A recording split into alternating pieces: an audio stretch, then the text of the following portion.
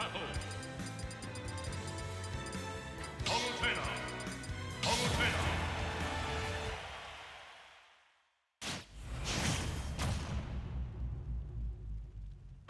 Three, two, one, go!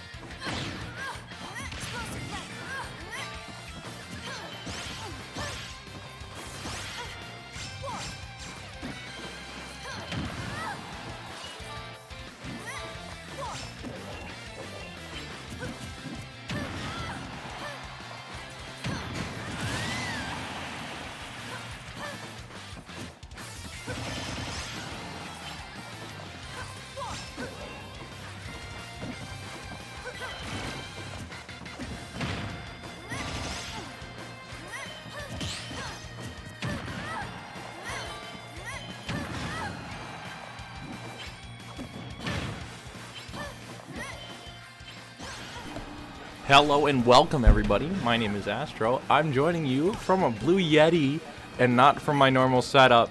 We're here with the North Strongest 2 today, so sit tight and give us a little bit. This is a live event and a live tournament, so things are going to move very, very slowly. We're going to be cruising. We're going to be streaming until 8 p.m. today, so you've got plenty of time to catch us, catch some of the games. And yeah, so stay tuned.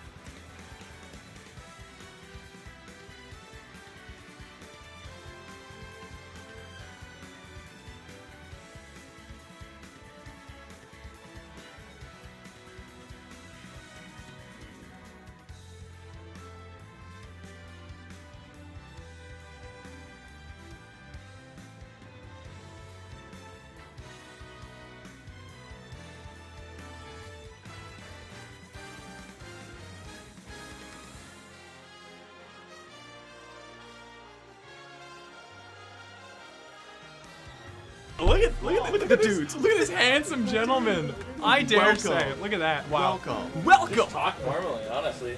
Give me No, a second. I gotta put on the caster voice. Welcome back to North's Strongest 2. Such a caster, but holy.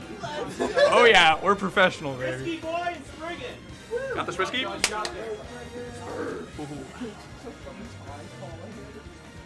Skip it, baby. You can see the levels there. Hey, why don't you guys Look at start that. talking about what you guys are expecting for like the North Strongest? Are we live? Yeah, you live. Oh, good gosh. Yeah, you guys are live. Love it. Showing Welcome up. back to North's Strongest 2. I should say welcome to North's Strongest 2. So excited to have everybody here today. I am Aquatic, joined by my fellow caster if he wants to introduce himself. I am Rotini Factor. It is nice to be here. It is nice to be here casting with Aquatic. It's my first time casting, and I'm excited for this lovely event we have going on today. How do you feel? I am feeling fantastic. We're going to start out with Ultimate Singles, the 1v1 full 3 out of 5, the entire bracket. This is going to be very exciting. It's going to be broken up into 2 pools. So we will start off with Pool 1, taking place now, and in about 2 hours we'll start Pool 2. Both of those, I believe the top 4 from each of those will feed into a top 8 bracket. And from there, it'll be the best of the best, fighting it out for the strongest. We are getting set just in a second here for the first game of pools. What are we expecting in pools? This is always an interesting time. What are we gonna see? What are we Well, you see, I've been looking at the matches. I've been scouring, analyzing, and there's another Incineroar player here. There I'm is not another. the only one. There is another. So, we're gonna see a lot of grapples. I saw some Nest players too. Yeah. I saw there is a wild J-Jaw. There's a wild I heard. J-Jaw. So we get to see the Kirby. The Kirby. The Kirby. I believe the best Kirby in the world at this tournament. Stick around for that. I believe that is that's Pool 2 if I'm not mistaken. They've changed up the pools a couple times. But yeah, a couple of some of the best players. We have an invasion here from a couple of different schools. One of them being Northwood.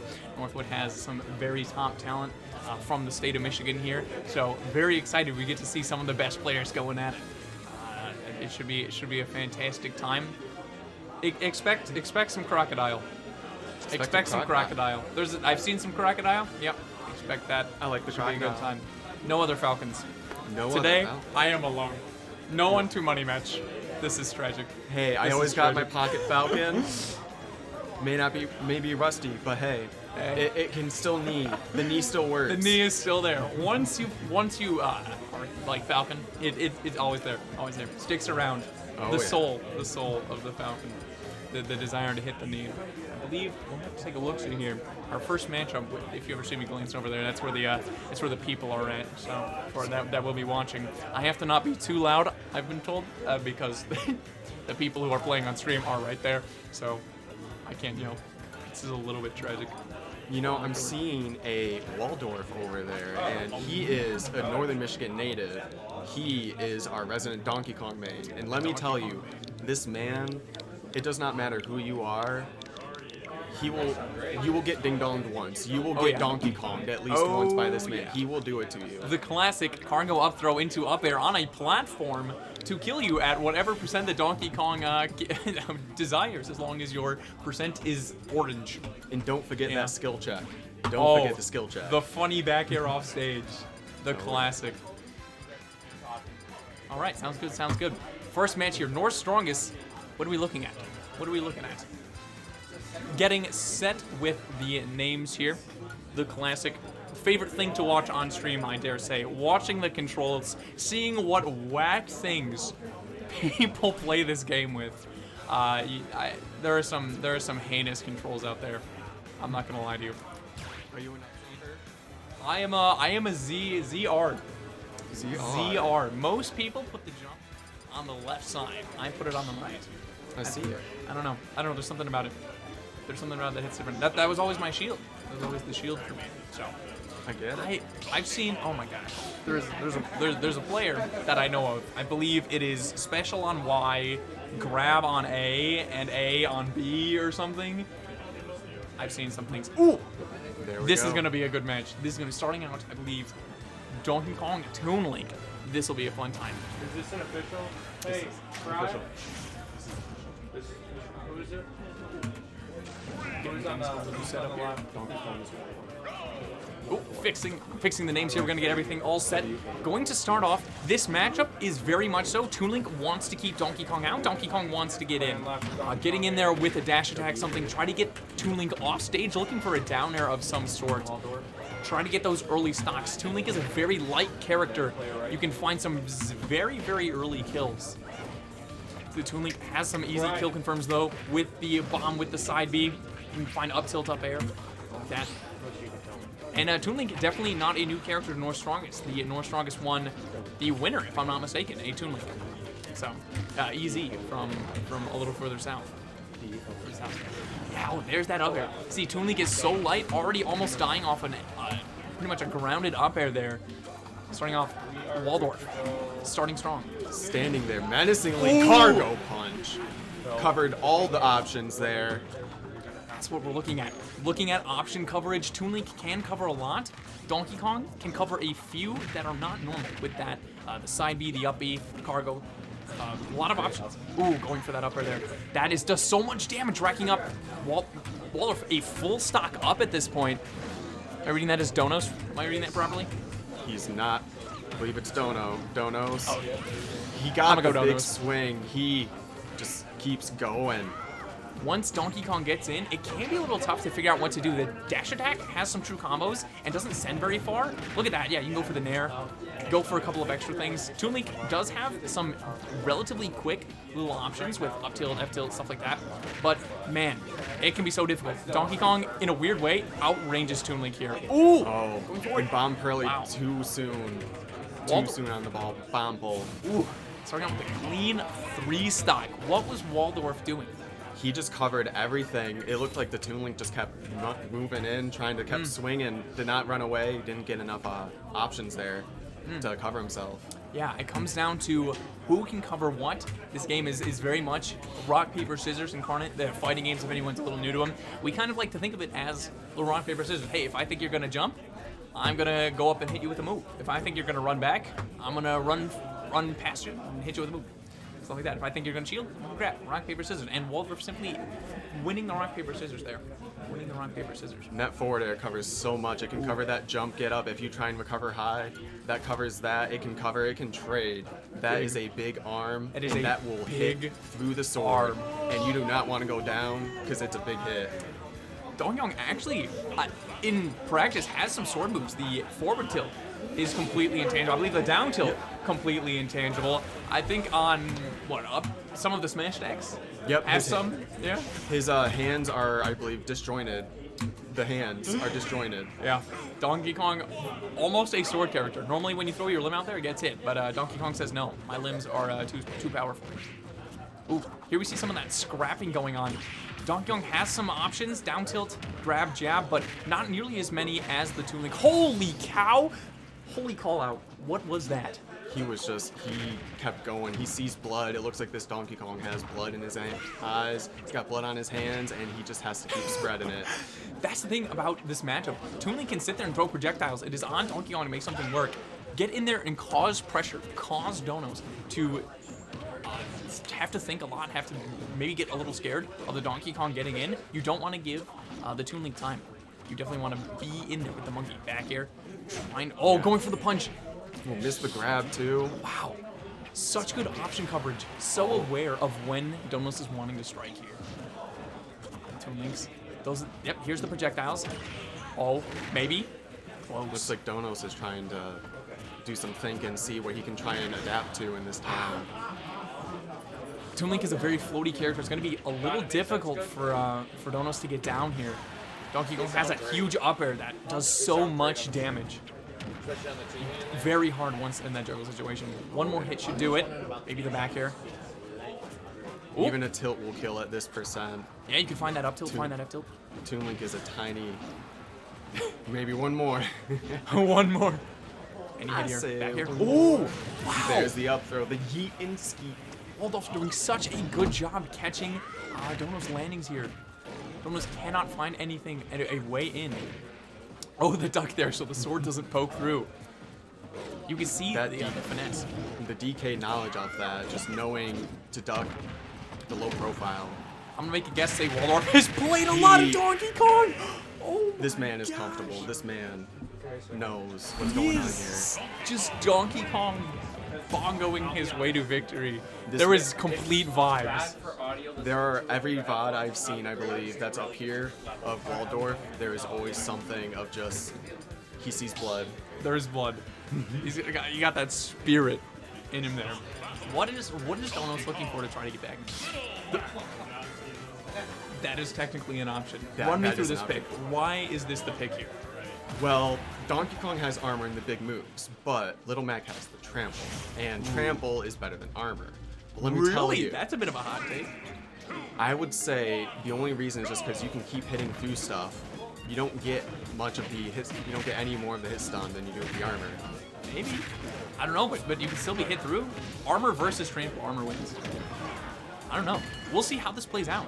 Waldorf, that is the issue with Little Mac. Little Mac can brawl very quick tilts. So if, Donos probably said, hey, Waldorf keeps getting in, I gotta do something to kind of counterpunch here.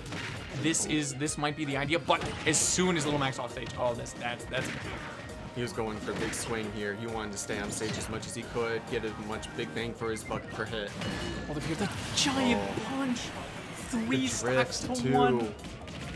Is this going to be the game? Do we see the triple freestyle?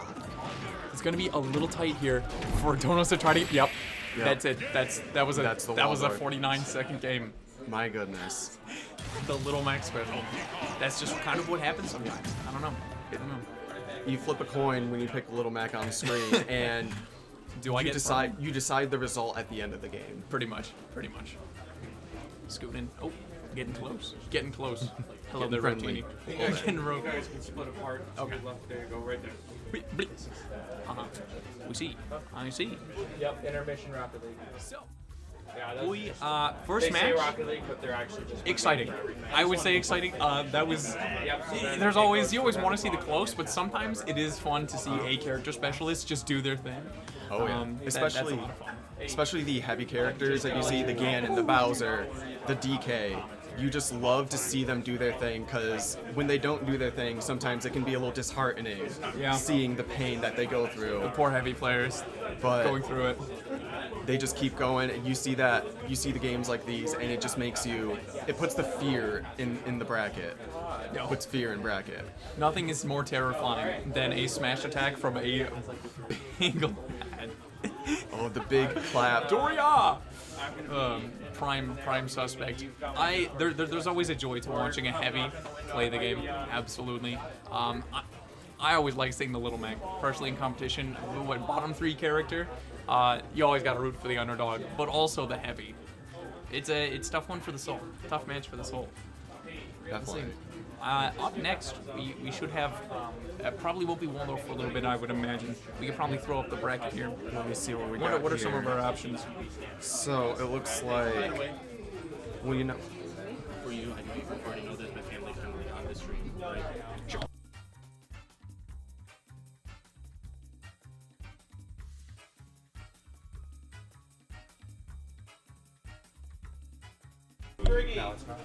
There it is. Now it is not flashing. Alright, I'm gonna go. Sounds good. Thank you.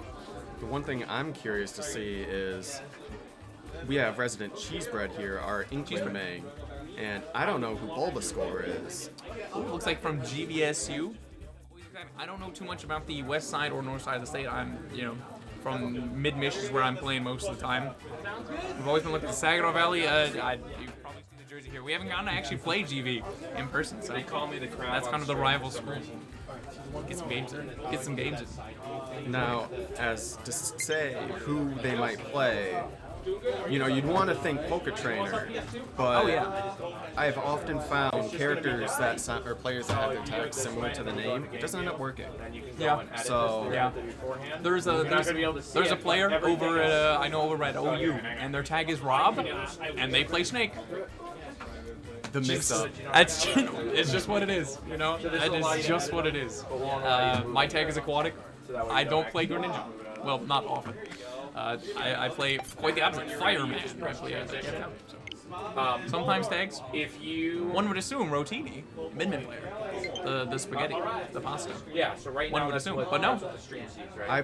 I do Funny the kitty. wrestling. And then this is I do the wrestling mindset with funny the kitty. the X factor, but Oh. you got the rotini factor. like, it's the that rotini, extra yeah. pasta, the extra spaghetti on top. The extra spaghetti. Yeah.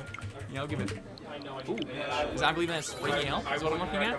We got a springy in chat. Over it, right? Just to get it pre-set up. And then transition, and then you hit the little. Springy L. What is the Get the names going. Yep. So not We right got now, the 'cause tournament otherwise bracket you won't pulled do up. the transition. So if you want to transition it over. So it looks like we have Springy L against and then you'll Moonlight hit that bar, take tonight. so It that is goes still on a 2 o'clock. It is So 2 it's easy o'clock. for them to Moonlight is out to shine now. Right, 'cause they don't have Oh. Interesting tag. It is fun to see what people put as their tags. Because, you know, most people will just put whatever they sign up for the bracket for. And then randomly you'll have somebody sign up and put their name completely different in game. You know, there's, I don't And know. that just I mean, my wanna take tag, it out, my go in-game low, tag so that way they have is a it. shout out to my cats at home because I love my cats. So when you see Furby on screen, At the cat name? it's for all 3 of my cats. It's the amalgamation of them. Yeah. Yeah. Oh, that'll do it. That'll do it. Oh, is it off a stock? You know the vibes. Way you're in line with the camera. Right now you're not even on. Springy L, a resident Sonic player from Michigan here. Sonic player. Well, we got one up here too. It's always nice seeing more of the zoners. I love to see some more otherwise, thought yeah. in the gameplay. I love to see some mashing. I love to see the hits. But I love more than anything else to see the brain working. Those gears turning, that's what gets me going in fighting games. Honestly, I'm gonna hot take here. There's something very satisfying about a Min just calculating the other person's game plan and never letting them get a hit. That's just me. That's me. So, I don't know. There's something satisfying about it. Like you see them, game is going, there's like 2 minutes left in the game, they only have 30% on their first stock. To me, I am seated and I am leaning. The Oh, yeah. gamer lean is initiated because No. I want to watch. There's some of the hypest clips are when 2 players are about to hit time and they're trying to get the last hit to get up percent. Oh, it's actually really hype. I'm not gonna lie. It's very hype. It's not a normal skill to be able to avoid hits like that we see. So it's interesting. It's something new. Alrighty though, so we got Cloud and Sonic here. What is this matchup like? What are we looking at? What are some of the game plans? Well, I know that back air from both of them is deadly. That Cloud back air is going to really be what I would say has to be his key move. Just being able to zone Sonic out whenever he tries to approach, and that's going to have to be how it is. Just trying to get those hit for hits. Yeah, no, trading hits. Sword is going to simply outrange a little bit, but big speed. Big speed. Right, jumping over, going high. Getting the extra. Oh, took his jump from the spring. Yeah, it's going to be one of the biggest issues here for Cloud is that spring. The recovery is not very good. Neutral, very solid. Advantage, very solid. Disadvantage can be a little dicey. Sonic, very different story. No flaws. Sonic can recover No for flaws. days. Can recover. Can get some solid chases. We're gonna see. This is a pretty aggressive match right off the start. Yeah. Not necessarily the normal strategy that we've seen in Sonic. It's an aggressive Sonic. You like to see it. I always like to think when you see a Sonic playing, there's like a flow chart between the time and like the percentages of stocks to see just how they need to pace that game. Yeah. Because you don't always need to time people out. You don't need to play that way. You can play with time in mind. But being able to know, hey, I can just clean this up in 2-3 minutes and just go at that pace, that flow chart, helps your tournament stand alone. Oh, yeah, no, 100%. That's a good point. That's a solid point. Oh, Moonlight here has down in percent, but up with that big funny move. Ooh. Not quite. 161. Any hit will take it at this point. Spring Yell just needs to. Oh, there it is. Spring. Ooh.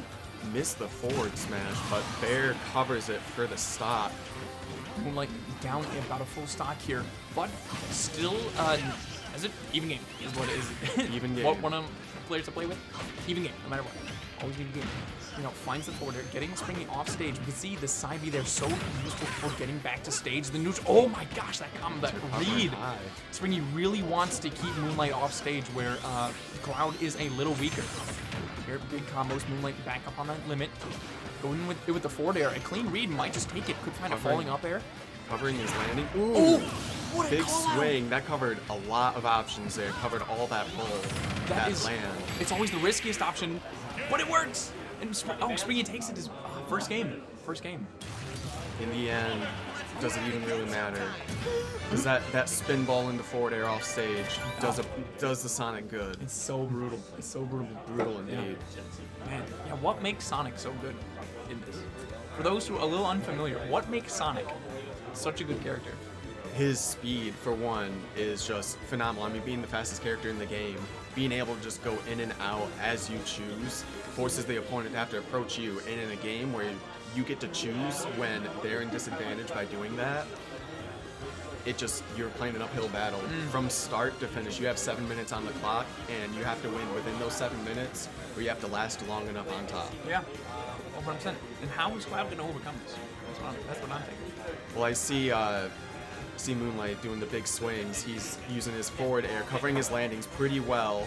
I saw some spacing at the end working out. He was adjusting that. And I have to say he's gonna have to be working a little better with his shield on those spin dashes. Yeah. That Sonics love to often do homing attack after they spin dash your shield, and that is a very parryable option. And whether you get up B, you get Climb Hazard, or you can get a bear after that parry, the world is your oyster as Cloud. Simply your oyster. Bit of a switch here onto a different skin. You know, there's always a little fun seeing what skin is chosen. Moonlight really saying, I don't want to play the distance game, I want to get in there. Don't want to let the Sonic move around. Can use that beam. That is one advantage that Cloud is going to have in this matchup. The, what is it called? Blade Beam? Blade Beam. Yeah, that thing could be the difference maker here.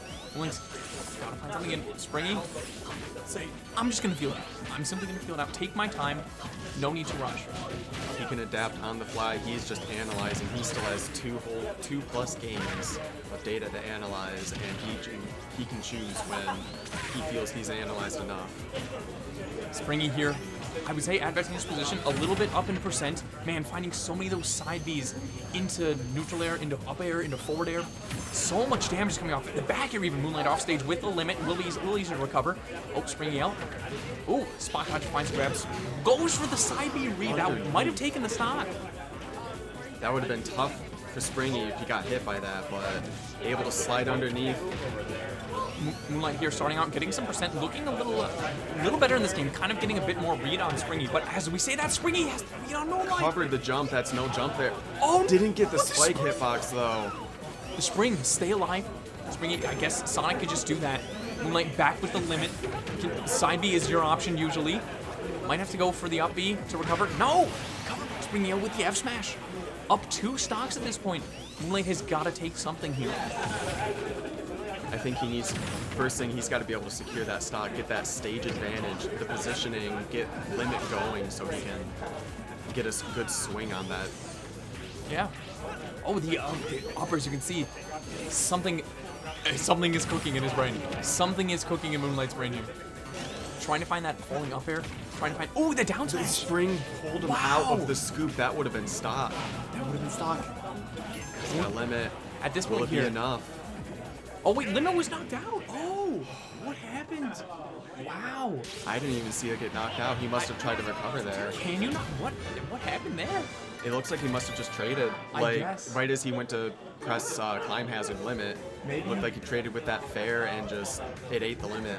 I've Yeah. seen it happen, and it's mad unfortunate. You get, like, that DK swing, you can eat the armor punch if you cover at startup. Yeah. And Oof.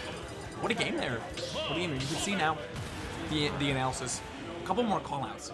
And we'll especially see this, I'd imagine, game 3 here, where both players have now gotten a feel for it. And, like, okay, I see that you always shield. You know, we're going to probably see more mind games, more things that we didn't see at the start. You know, some riskier options because they think they got the read. That's the assumption here. Getting in there with those. Moonlight, as you can see, is doing a better job staying in once the space is taken. Once Moonlight has Springy covered, doing a little better job keeping the advantage there. Finally taking a little bit of an advantage here, going for the hard read on the F smash. Got the limit, maybe. Going up there. Oh. And anything to take it. The limit's Ivy. Yep. Tries it, doesn't quite work. Manages to get out. Now Springy looking harder at this point. swing covering. Moonlight is finding some of these side beams, which is one of Cloud's better moves. Just covers so much space, and especially against a character like Sonic, a bunch of hits in a row can help to keep Sonic out there. Yeah, yeah. Springy keeps going for those F smashes, but we has found 1 or 2, so it can work. He's looking a little hungry for that stock. Ooh, both of them at a really high percent at this point. Bloodborne can't find these limits. It's so hard when Sonic is just so fast. That was a good stall there too, because that would have went right into the spring if he'd had an air dodge, and that could have forced him for scary climb hazard. But spring is just covering those stocks, but even game. Moonlight managing to keep it alive. That Springy was not ready for how quickly up smash ended. Yeah, still taking that first stock. Now both of these players up to mid percent. Moonlight's back at the limit. Can he get the read? Oh, the air dodge. It'll have to be limit climb hazard. Springy goes for the spike, takes it back, keeping Moonlight up in the air. At this point, you can see the dashing around, getting a bit better read. There's that. Yes, that is such a powerful tool for Sonic in this matchup. It reaches so low. It actually, I think, outranges the climb hazard a little bit. It does, especially when you're not close enough for to snap the ledge like Yeah. that. Catches you easy. Angle it down. It looks one of those weird. Can't remember those toys growing up. It's like the bendy arms. Oh my goodness. 3-0. That was honestly a good game. Good. Yeah, I mean. I'm speechless myself. I was not prepared to end like that. That was a bit quick. That was a bit out of nowhere. The options there were looking a lot cleaner there at the end for both players. We saw the dashing back and forth a little bit instead of just pressing side B. You know, trying to find other options. We saw the deepness of the game plan a little bit. Yeah. We saw Moonlight getting in there with a couple more options. Getting there with some F tilts, getting in there, trying to find some hard reads. Got the stocks. Hit a limit or two actually this time. I actually did manage to find a read or two. So. Using some of those safer options, a little less disadvantage in end lag. Yeah. You know, then like the up smash is whiffing, because that's a brutal homing attack into there. Oh, right yeah. there. Oh yeah. But solid games on that. Solid games. I think we will have what next? I think I heard Sean Sage and is that what I heard? Yeah, Pick Z and Shunned Sage. Is that what we're looking at? I believe that might be the case.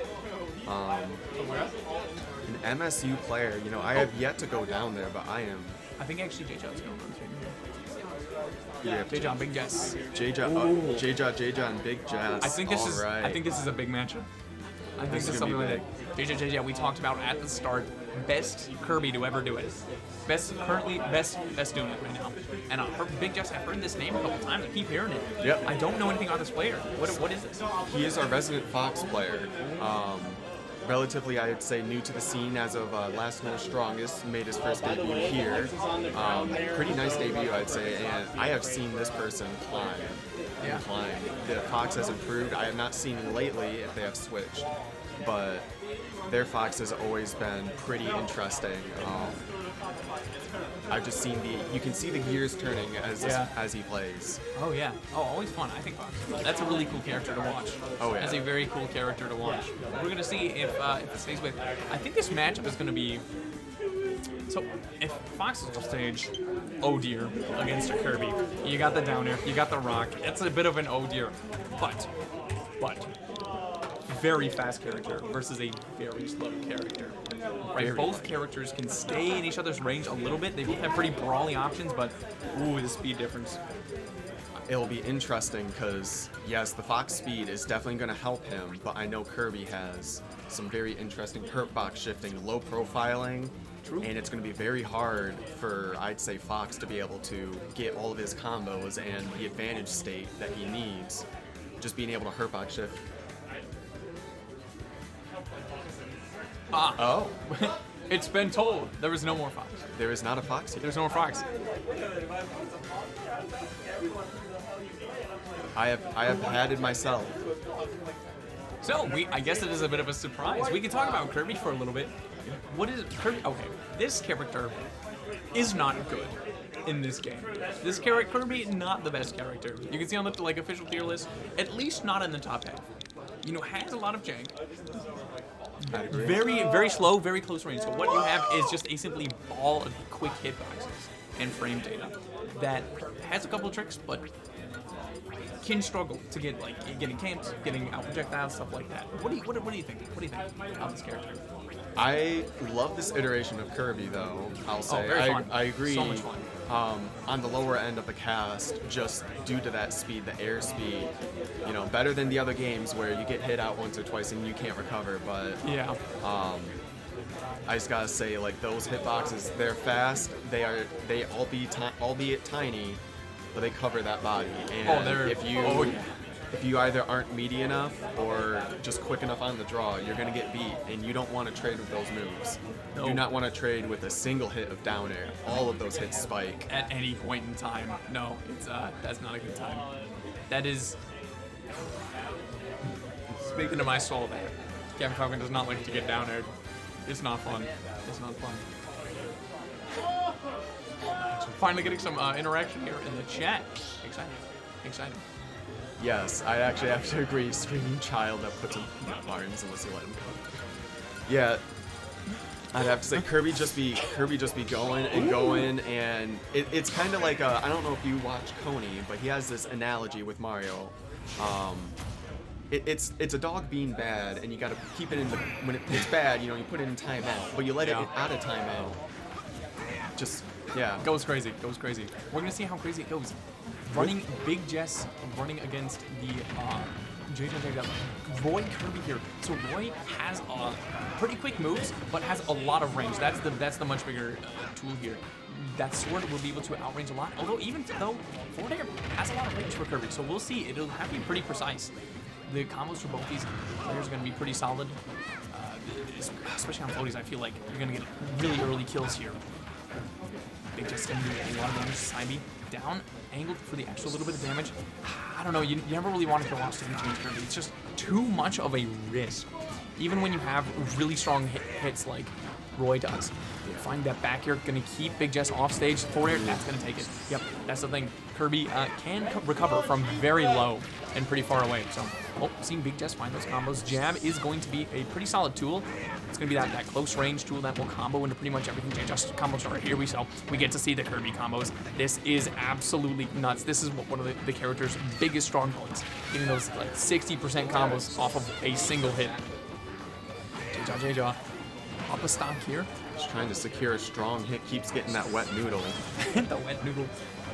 For anybody a little unfamiliar with Smash, Roy's sword is way stronger towards the hills, but down here is just stronger than any sword you could throw at it. That move is crazy. And Roy doesn't even matter at any percent at that point, just that low. You're just dead. Got the armor on the up B, but not in time to hit before the shield. Using the rock to recover, you really can't mess with that down B. It's punishable, but off stage can't do it. Find that first stock there. Big Jess looking to get some early percent. Try to find an early stock here is your big play. Because if you start trying to play slow, you're gonna trade hits. You're probably gonna lose. Gotta find some cheese. Nice recover low. Forward air here. You can see the spacing with the down tilt, the forward tilt, or the forward air. Man, such good options. Big hits though from, you can see the strength here. Even though no speed, the precision getting in there with the shield and the spacing, so good. No matter against even a swordy here, manages to find the hits. J-Judd finding some difficulty securing the stock. It looks like Big Jess has got a worker. Oh, I was just gonna say, was recovering. Commentators, Chris. What can I say? Man, that was good. Big Jess there. What are we looking at? I haven't seen. I don't believe I've seen the Roy yet, but that was a pretty good still match with Roy, I'd say. It's just trying to find the spacing with that, especially against Kirby. Even if you just got to get those strong hits, because you get the wet noodle and the weak hit, and that's just a traded nair. That's anything that you can get. Yeah, no, not what you want to be doing. I think you can't just stay in. You gotta swing and escape a little bit. Make the Kirby guess what's going on. Just like that. You can see JJ tries to punish the forward air, but gets side beat for it. This is, combos. It's really good DI there from Big Jess. Huge call out from JJ with the upbeat, keeping Big Jess off stage. Kirby is pretty good at keeping characters off the stage. Even though a little slow, those hitboxes, very hard to get around. Or there, maybe looking for an edge guard. Having all of those jumps too, Kirby can go as deep as he like. Kirby, I would say an edge guard character, despite what may seem, an edge guard character, big time. Also, dude, these ledge traps have been crazy. Catching all those jumps, finally Big Jess managed to make it back on the stage, get a combo started, get a little bit of percent. Ooh, the big reads. That is the thing, Kirby's an incredibly light character, so if Big Jess can find an F smash, even at this percent, you could find the kill. Good job keeping Big Jess in disadvantage for a lot of it, but boy, very fast, can get out of there. 147, this is tough. Oh my gosh, JJ almost dies from that. That is so strong. Side B is such a strong move. Oh, I guess. Wow. Roy's got that rage. He's angry. He sees that. He sees There we blood. go. Oh my goodness. That's Hybe there. If connecting the strong part of that could take the stock. Both these characters are honestly at the same percent in my eyes. With the one more of those, we'll take it. Even game here, taking their time. It's a minute half in the game, no stocks lost yet. Oh, just barely missing. I think that'll take it. Yeah. Up throw. Now this is one of the scariest parts. With rage and those combos, Kirby's going to, for one hit, take you to like 80. This is scary. Extra rage. Oh, Zach. almost finding that up you. That's so close. Going for that falling up air. A really solid option, very safe. If you can land it without getting punished. Those dash attacks are putting in a lot of work. That is one Kirby's like big surprise option. The one thing that has a lot of speed with Kirby, and that is the go forward with big dash attack. Both these characters now spent. There it is. I think even that was a wet noodle hit, and it still managed to do it. Yeah. Kirby is very light. Dies incredibly early. But so does a Roy, if down there. Oh yeah. And even without that jump, Roy can have a little difficult time recovering. And looks like Big Jess has some percent to work on to catch up here, but Or they're taking JJ up a full stock at this point. Chilling at ledge, say, hey, I'm up a stock, you have to come to me. If this goes to time, JJ's currently Big Jess there. and that's the issue. Having to try and approach this just giant moving hurt box. You know, you don't want the weak hit of your sword because you need to get the strong hit for combos and damage. But you need to space it out too so you don't get right in front of them. Covered that. What was that confirmed? I cannot believe. Yup. 2-0. 2-0. Too high to hit that counter, but Fast fell it just after the hit. Yeah. That was a clean covered the neutral get up, covered get up attack. I cannot That was- believe that worked. That was such a crazy option there. The full hop down in. That's nuts. Game 5 here. Looking a lot stronger here. Big Jess was finding some really solid hits. Stock 1 was looking good. Let's see. Let's see if the adaptation stays. Kirby is... You gotta use defensive options also. You gotta use stuff like shield. You gotta use spot dodge. Hope the opponent misses, and then you can get in your hit. Big Jess might need to go start doing some call-outs with grab, something like that. We'll see. I liked how last game Big Jess was starting to slow it down a bit and just more so when he was swinging, seeing what was going on as he was doing that against JJ. Yeah, there's so much like play, especially when you have that guaranteed 3 games minimum. You can spend so much time thinking about it. Oh, JJ going for that hard read there. Grabs the Roy neutral. I'm not sure how the user is going to be. You can now. You got that B reverse. That's going to be a solid option. Honestly, it might just be a fear thing. That movement is movement. In a game like this, being able to wave bounce, that can, even against Roy, that'd be the difference of a bear. True. Oh, very true. But just there. Oh, we can see it. Oh, debate. Not high Big Jess enough. ends up falling down there. So close. So close on that recovery. Very. Oh. JJ does lose the hat there. They're just trying to keep that ledge. This is still pretty even percent. One nice jab back air from Roy to even out the stock. That's what I'm saying. As soon as Kirby's above like 70%, it's just You're at kill percent versus Roy. 100%. Any strong move can kill at the ledge. Counter and uppy maybe. Dash attack, mixing up, man. Low angled F tilt. Oh yeah, extra damage. Oh, unfortunate. Yeah, that's really tough. Kirby is scary. You want to get off there and hit him, but you know he's tricky, so you want to make it speedy. I don't know. Just finds the side B there, cleaning up the place. I think this has been the story though. Most of these games. J-Job up 2 stocks to 1. 0-0. Doing Lots the of Kirby damage. combos. Yeah. 56 set and climbing. Good shield on that though. Ambiguous as to when that ends. There's so many hits to it. Good wait. Let's see what he can do. It's his last legs. Really trying to get in there and find a hit. The back air to jabs. All those moves. Ooh, almost That finds is the a- shield right. There's the down smash. I think he'll take it. He Can just you has make to it recover. back? Oh, does. Sword saves him. Big sword. That Down rage tilt. is going to go a long ways if he can use it to his advantage. Trying to find those hits. As finding a big hits, JJ at 100% at this point. It's not out of the woods. One side B can make this happen. Oh, he bounced. Didn't get the cancel.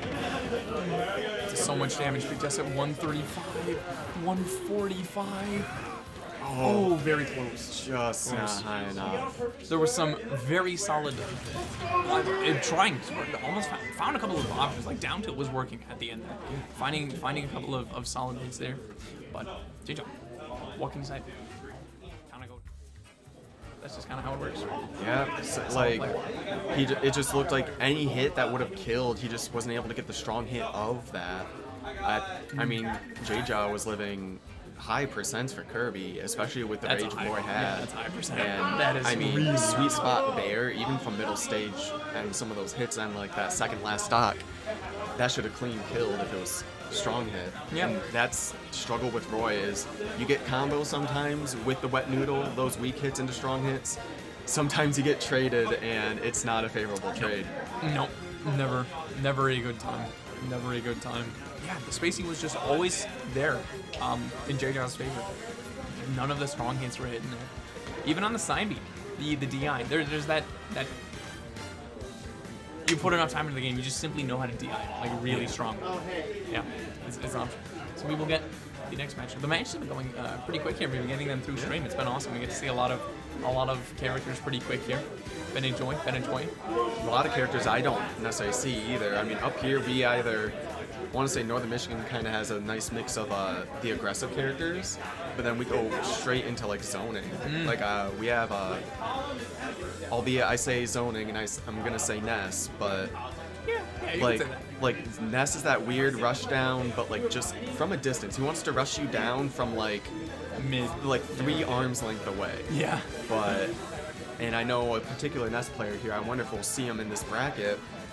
Wonderbread, I know he has been practicing climbing and he has been committed to, not to say timing people out, but he has been made aware that there's 7 minutes on the clock and, you know, Yeah.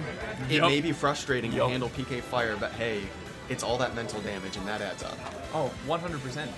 That's one of the biggest things about tournaments. There's yes, how well you play your character, but like your technical skill, but how much are you ready for the long tournaments, the characters you haven't played against that you find annoying, the playing for hours and hours and hours. It's really hard. It takes a lot of mental energy. And by the end, it's just like, oh, you're getting PK Fire.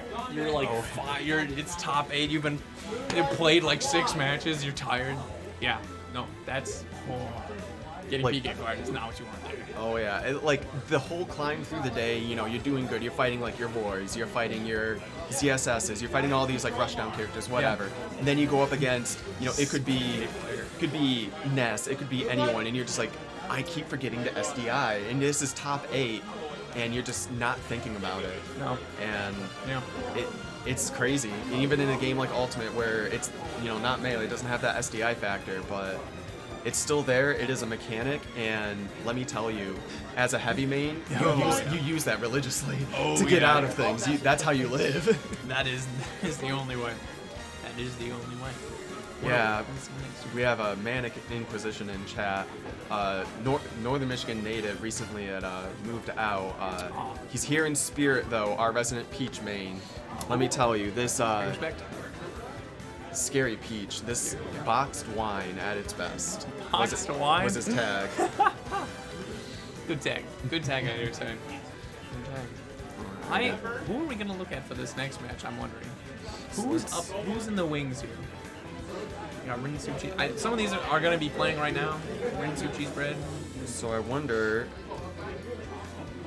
Alright, so it looks like we're still on winner. I believe we're on winner side of things still. Jewish sad boy maybe. Jewish. I've heard that name quite a bit, but you know, I'm a little unaware at the moment. Do you have any light on Jewish? I got this one. A MSU player from Michigan State University, I believe the best Palu in the state, I want to say. Good player, very good player. Palatena. Palatena, yes. They still exist. Palatena still exists. Much like Inklings. Occasionally you still find them. You can, Yeah. Well, a good character that not many people play anymore. How many people? Looks like. I don't know who other those people are. Let's see. I guess we will see.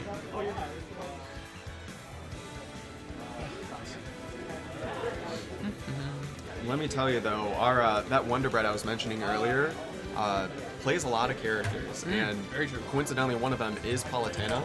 And Very true. Being a little bit of a practice buddy, when I play my Ganondorf, I feel the pain of Palatena. I feel the Nair train. The Nair. So it's going to be interesting seeing another Palatena at their finest, if that is the case here. Hey, that would be awesome. That would be Looks awesome. like- Honestly, there are some cool things with that character. Down air is a cool move. Catching things with up air is so cool. You can find these crazy calls with Palatena's movement. Up smash is funny. It's just funny. Ooh. Pillar of Denial. It is And that pivot grab too. But look, so yes, we have Snabe. Smabe and Ducks. Now, a little bit of a lore. I heard on the way up in the car ride, Ducks, I believe, was the best player in Michigan for a while. I think is Fox, I think. Something like that. Yeah. And is coming back here. Hasn't played too much lately or something like that. But used to be the number one. I remember a while back, this was around the end of COVID, maybe I think 2021 or so. Summertime at some point, yeah. Something like that. It's all a phase. I hosted a Pasta Bowl tournament up here, kind of trying to, yeah, yours truly. Pasta Bowl. Pasta Bowl, and had some invites just trying to see what we could do for a tournament up here, and Dux was one of those players, and seeing his Fox, seeing his Bowser back when I actually played Bowser, he the advantage state is insane, but the method to this man's gameplay, I am very eager to see Yeah. what happens here. Oh, big time. That's going to be cool. That's going to be a cool match. I always like seeing the Fox. We talked about Fox. We didn't get to see the Fox. Now we get to see a Fox. This is going to be fun. This is going to be a lot of fun. Show me the car Fox, right? Oh yeah, having a good time. We'll get ready and just like I don't know our other player. I don't know what we're gonna look at. I guess we will see in game. We could if we're wrong about another Fox player. I swear. If we are wrong about another one, oh good gravy. I mean, I take full blame on the first one. Yeah. that was our native, and I thought I had it right. But let me tell you what, Yeah. statistics show it do be like that sometimes. I just don't be knowing. It is simply there are those days. There are those days where it is not known. It is not known. I'm gonna say just hard call here. I don't know what we're gonna see. It's gonna be a good match. I think there are just more of those than there are not. I don't know what character we're gonna see. Going PS2, so this will be interesting. Let's take a second. Fox. Drum roll. Fox versus. Ooh. Rah. Oh This my is a very ultimate match right here. Just This is a very ultimate match. in my estimation. Both these characters do a lot of interesting things. Fox, very fast, very combo. Rob, everything, just everything. Rob can zone, Rob can box, Rob can combo, just big. That's the only issue here. Oh my gosh, we talked about the fast, we talked about the combos. Ducks showing that right at the start here. Easy 55% combo, keeping Ducks at stage. Oh my gosh, look at this. Wow. Oh, we see this. You can see it was a #1 player. The reactions are there. Just those jumps over the little Beyblade. The consistency with the kill confirms here. Got gyro in hand. This is not what you want. Let's see what Smabe will be able to do here with Rob. You know, down some percent, but he doesn't need much. Big on the cash. And I say that even though stock is gone, though. It's still Rob. All he needs is that side B off stage, some berry moves. Got that berry mechanic is really going to help being able to force your opponent to have to mash and or just eat a smash attack. Yeah, I was talking about off stage there. Really rough for Fox to get back here. You can see huge moves. That downer is probably going to catch at some point. Down tilt. Yeah, this is not the best. Fox is probably used to being able to outbox his opponents, but Rob, man. That down tilt is absolutely crazy. Dash attack on shield though, not. Looks like that's gonna take that stock though off smash. Ducks keeping Smabe at ledge. And I'm sure you're gonna get. There's the jab. You can see just keeping the advantage here for Ducks. This is where Fox wants to be. A very advantage state heavy character. Off stage, a little rough. Getting juggled, a little rough. But man, when you find those hits, keeping the corner of the ledge with back air and whatnot, very difficult for any character. And these hard calls with up air, trying to kill Rob off the top. Back airs. Oh my gosh, the chase downs. We cannot find a way out of this. So close. They're just stuck in shield. Oh, This is just as I say. back air city at this point. One will take it. I mean, honestly, for either character. Oh, an up air, maybe. Wow, Ducks. These traps. Smabe is scared. I would be too. This is terrifying. Oh, there's that berry. Ooh, that mash though, that was pretty quick. That's a top Even player for that mash. percent. Ooh, Oh, can you do it again though? There we go. another? Do it again. Do another. Huge back air there's going to take that stock. Ducks. Gyro leaving at the sign. Maybe said I probably can't make use of it. The downers here on shield. Smabe is trying to keep out. You can see with the back airs trying to space, but Fox is so fast, but not fast enough to get away. That up air is huge. Don't care how fast you are, you can't escape that thing. Now it's pretty even. Smabe in the corner. Ducks where they want to be. Finding the downers. Fox really can't go off stage. The recovery is too predictable, too easy to deal with. So you got to stay on stage, but man, you can still keep opponents at the corner. These up airs are absolutely nuts. Smabe cannot escape. The grab, the tomahawk is absolutely crazy. The up smash. He traded with that. Nair. That No trades way. with Nair. You're kidding me. That was, I almost want to say that was a speed run. Wow. A speed run, yeah. That's exactly what that was. Very fast there. The rush down, the callouts with Fox, the waiting. You associate Rob with being able to land for free with that Nair. Could it happen that match? What is Rob looking to do to get back in this? What is Smabe looking for? Well, I know a lot of dash dance and help slide may not be fast, but all you need is enough space to get that down tilt, kind of help auto space, or just say this is my space that you can't approach. It looks like I would have to say some more Nair maybe. Just gotta cover their hitboxes more often. Yeah, a little down to a little Nair. Those are some of Rob's most infamous, useful tools. We should see a little more. Smabe is finding themselves in shield a lot. Now, granted, against Fox, Fox doesn't have much of a grab game, so you can afford to shield a decent amount, but too much shield is still gonna get grabbed eventually. Still gonna get grabbed.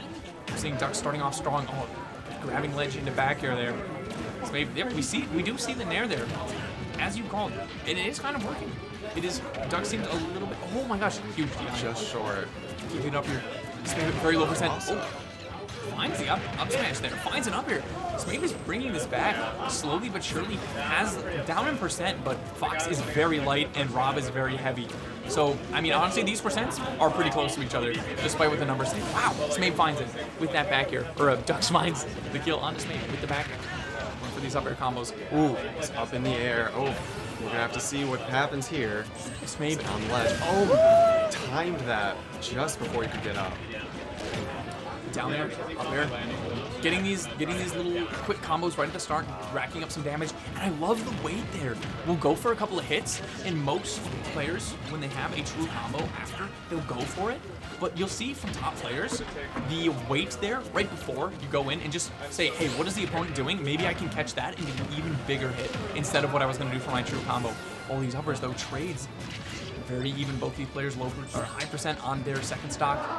Smabe trying to find these tricky ledge traps. Rob is a very tricky character to get back on the ledge. That gyro can do some weird stuff. Dux is mashing out of these so hard, so good at getting out of that thumb throw, finding the laser, trying to find the gyro. Oh, here we see the issues with Fox recovery. Getting back on stage, shield. Dux can't find it. Smabe is keeping in the ledge. Woo! Made it. Oh, Big back here there. Massive. Trading. just threw it out. Hey, Just do it. just do it. Sometimes, yeah, you're in a tough spot. You just get hit by some stuff. I love seeing the way Dux is playing so patient despite being a rushdown character. You know, everyone, people just tend to want to mash and hold forward, but seeing, like you were saying, that weight, seeing that patience there, really getting those resets helps get those kill confirms, gets better percents right there. Tech reading. Dux finding this though. This is looking very Dux right now.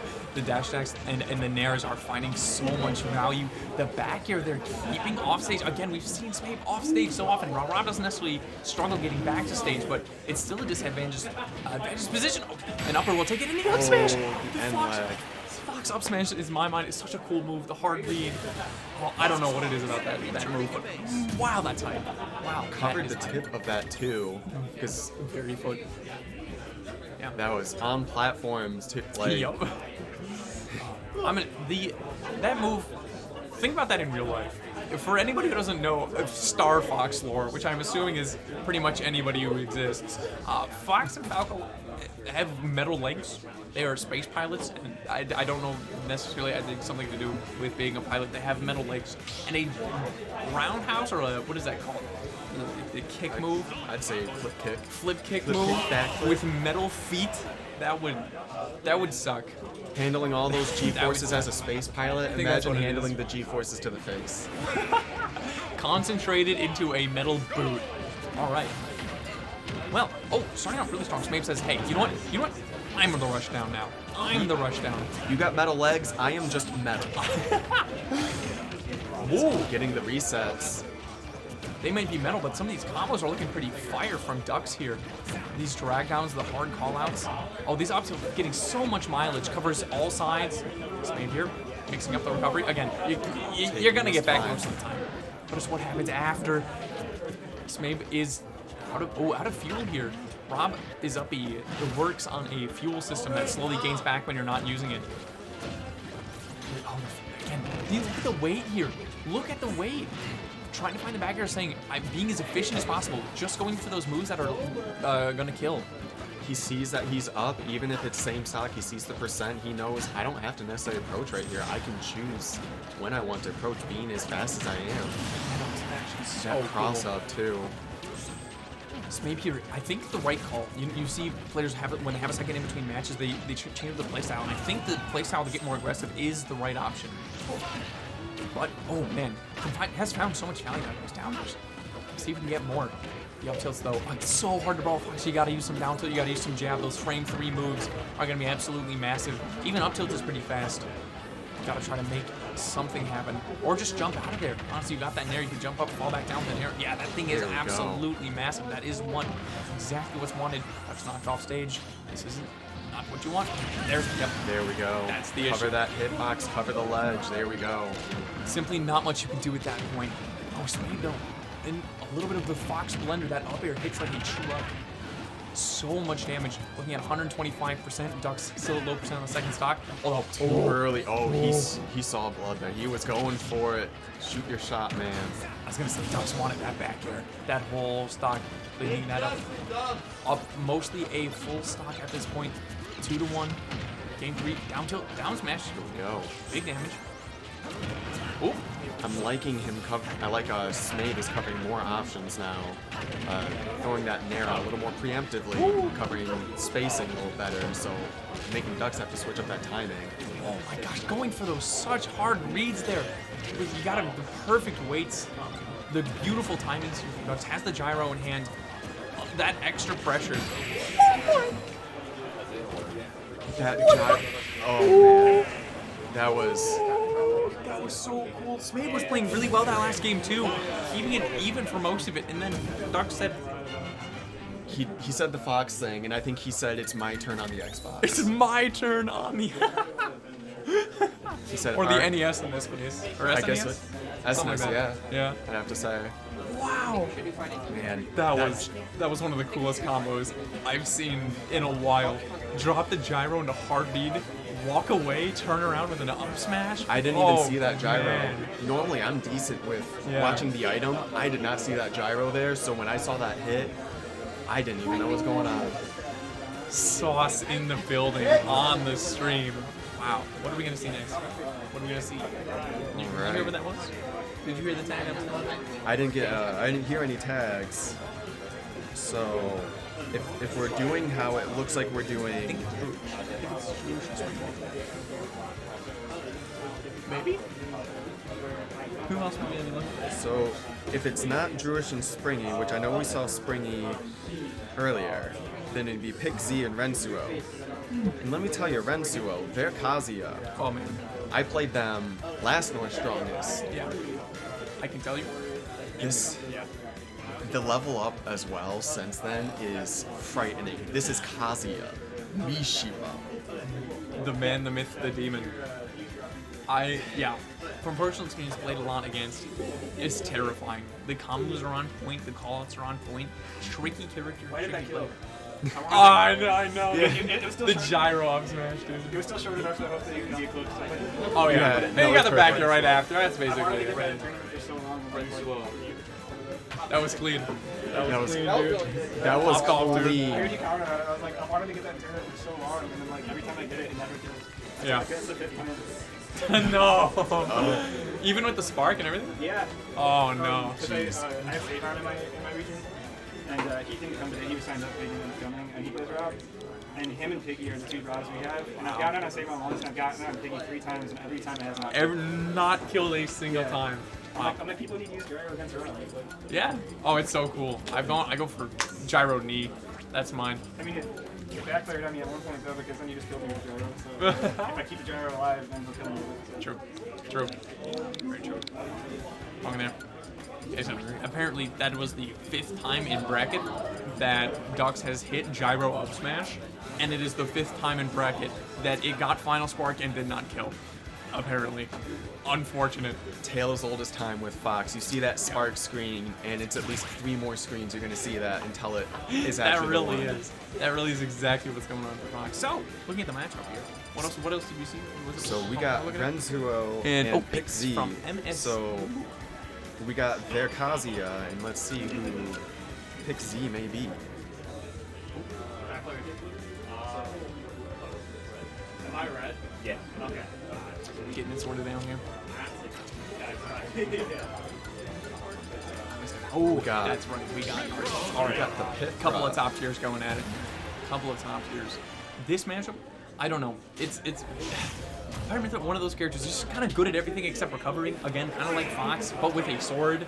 And I don't know. In theory, should do really well on the costume. But costume, Blue Man Crew. You know what I'm saying? Lots of intangibility on the moves. Mike can just kind of go through the sword.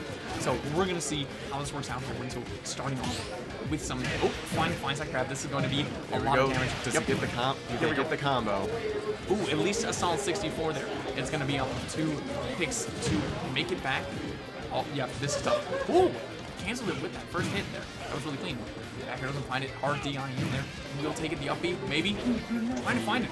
Pix finally getting everything. I still think Kazuya is getting so much more damage per hit. They've hit each other about the same amount of times, but Rents was just confronting so much extra damage here. Here's the laser. The side B. Switching over to Pyra. Ooh, down. Ooh, going for another one. I like the options. Thinking we might see a little bit more of Pyra in this matchup, considering although Mythra has that frame data, you need those strong hitboxes against Kazuya armor. Yeah, at this point the trades are just going to work out better if you hit a little bit harder, and a little bit longer of a sword can space a little harder. Might just be the option. Switching back to Mythra though, again, you have that get out of jail free card with Foresight if you time your dodge at the right time, so this also very useful, that defensive utility. Very tough for Kazuya to deal with. Finding the hits here picks up. Got that Rage Art. It's going to be a clean 40% if they get it off. Here, once a stock, you just get a big move as Kazuya. Once you get up to 100%, very tough to deal with. Pix finds it. Oh, hard read on the up air. Finds it. There we go. He's not even game so far. 2 stocks, 2-2. 0%, 0%. 1-2 is definitely looking to get in here. I think Pix can play a little more speed, so can play a little chill, right? There's that Foresight you were talking about. Here it is. That is, I think, if you time your dodge early, or as a move is hitting you, puts the other person in lag. It's a little Mythra-specific thing that you get to do. Makes it a lot harder to combo you. Oh, down there, back here. Interesting, I've never seen it into back here. Both these characters, they're just dead even right now. Mid-percent. Oh, but it's a Kazuya combo. And it's a Kazuya. Yep, dead at 44. That's just what happens sometimes. In theory, yeah, the neutral is going to work out a lot better here for Mythra, but as you can see, one hit can... Oh my gosh. Oh, this is... Oh, he gets the air dodge read. Not able to confirm it, though. So close. Rensuro, you can see kind of in the cook mode here. Pix is in on the back foot, trying to find these hits, but ended up, all of the counter hits are working out in Rensuro's favor right now. As it's kind of evening it up, though. 5%, 5%. Rensuro still have the stock. The Foresight, very clean. You gotta kill it. It's not, you're just not gonna find the kill here. Yep, there goes Pyra. Trying to find it down here. Trying to find a big move. Wow, even with the spacing. You saw the micro spacing on the back here too, on the shield. Drifted back a little bit, landing as far away as possible. But Kazuya too fast there with that was side B to take that stock there. Wow, really solid. That Rage Art grab does so much. A lot of people really don't like it. I mean, 40% off a command grab, basically like Incineroar Alolan Whip, but I mean, a lot more knockback. That's more knockback and armor, if I believe. Oh, definitely. On that Rage Art, so you got that armor is up there with Bowser's. Yeah, that thing is nuts. Now, I'm gonna throw a shot in the dark here. I want to say, in theory, this is a Pyra Mythra matchup all the way. But in practice, wow, is it difficult to play. You have to play so precise. I think in theory, Pyra Mythra's winning this every time.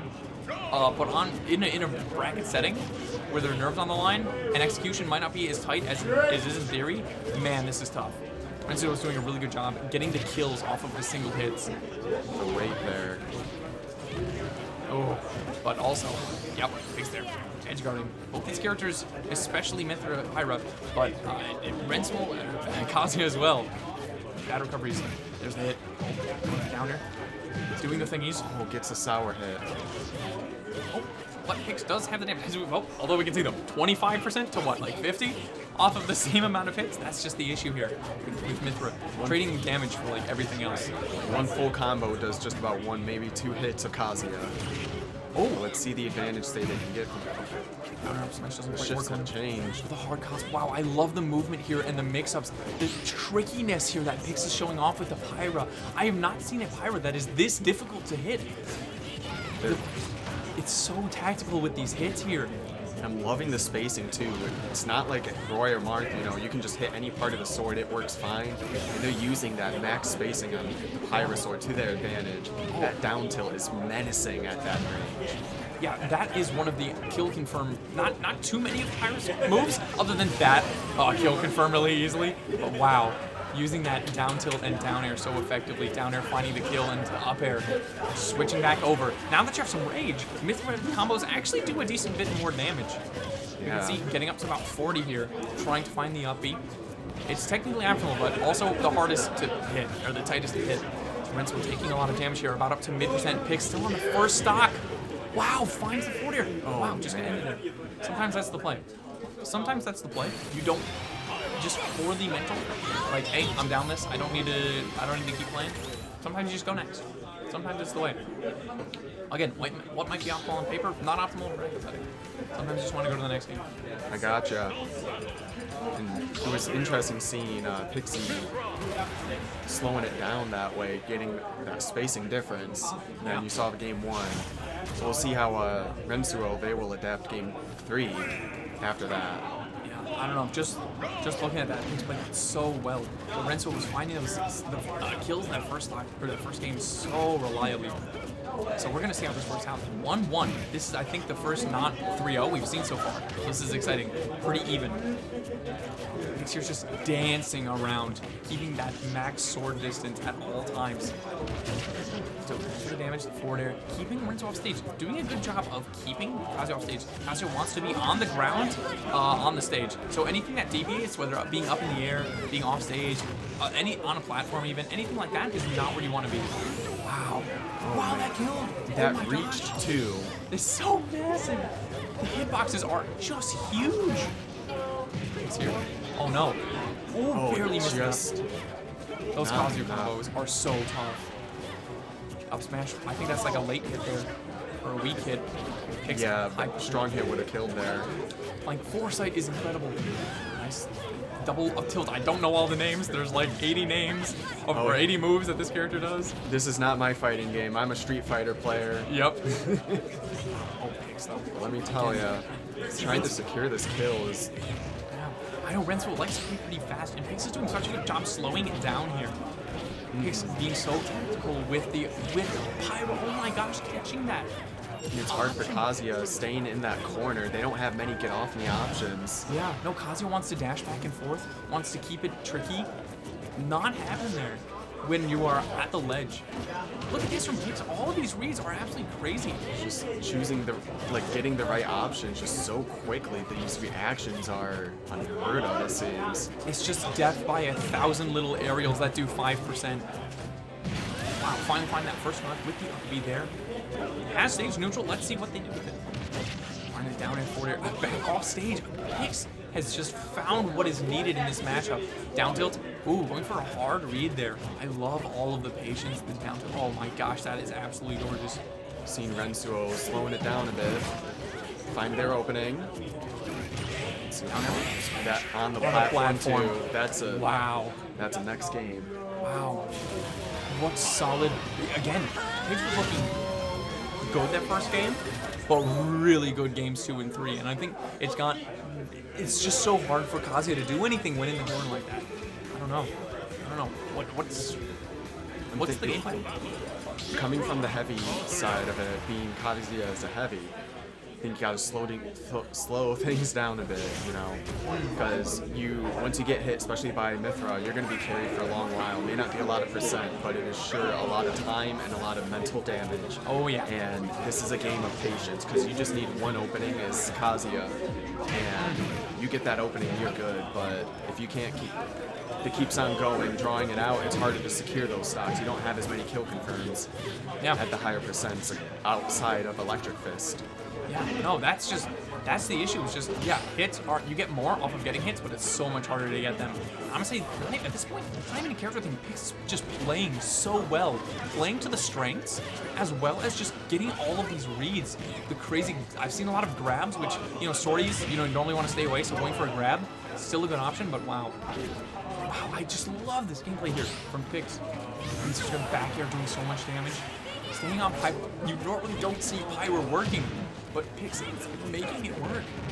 I'm telling you, in a game like this, Kazuya is not all that fast, so when you just need to go hit for hit, you don't need all that speed when you can trade the same pain.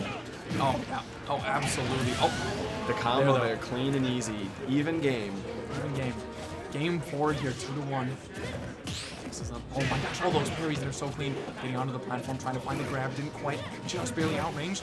This is Renz was finding the hits now. Getting in, has got the lock, has understanding the flowchart a little bit better. Pix is struggling to stay away. Renz was finding the hits. Ooh. Oh, goes for the down air.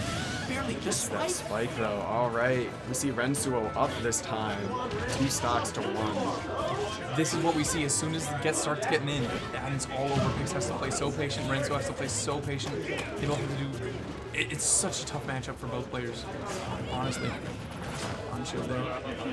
Pyro just can't. Shield and all that too.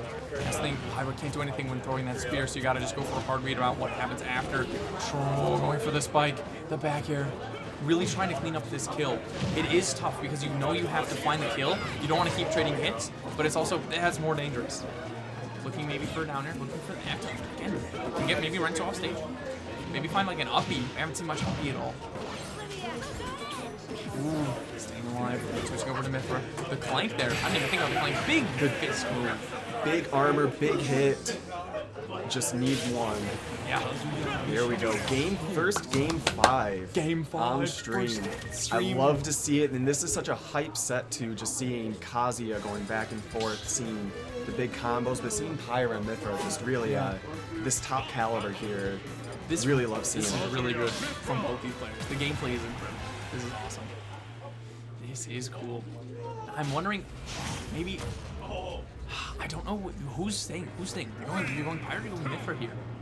Like we've seen just from the gameplay perspective, Mythra is finding a lot of the hits, but honestly so is Pyra. I don't know, especially those kills have been just crazy. I don't know. Rincewill though starting off with a combo, getting 40% early. Pix is playing a little more aggressive here, saying, hey, I'm gonna get in your face. You haven't been ready for it. I've been playing patient. That's death. That's over. Yep, that's simply how that works. Rincewill up almost a full stock at this point, only 20% on the first. Pix has got to make something happen. Oop, so there we go. Finding, again, that opening. There we go. Down B. Yep. Oh, another one, the Got the hard read reads. again, but went off stage. Hell, off the plan. Renzo was going so in right now. He's Fishing for that bear. so many hits. The grab there, the back throw, probably gonna go for laser. Barely misses, very solid aim. Oh, that's so hard. Gotta find it again. Yeah, you gotta find an early stock here. You gotta bring it back. You're down so much of this percent picks. You gotta find maybe Renzo can kind of just play patient or continue to apply the pressure. We see not letting picks have a moment to breathe here. There's the laser. Can't find a clean hit though to secure this stock. Grab is gonna do it though. You gotta watch out for that air grab. Hasn't thrown that out all this set though. No. Saved it till game 5. That's one of those things. Sometimes if you think you can win the set, or like that current game, you can just save tricks that you find.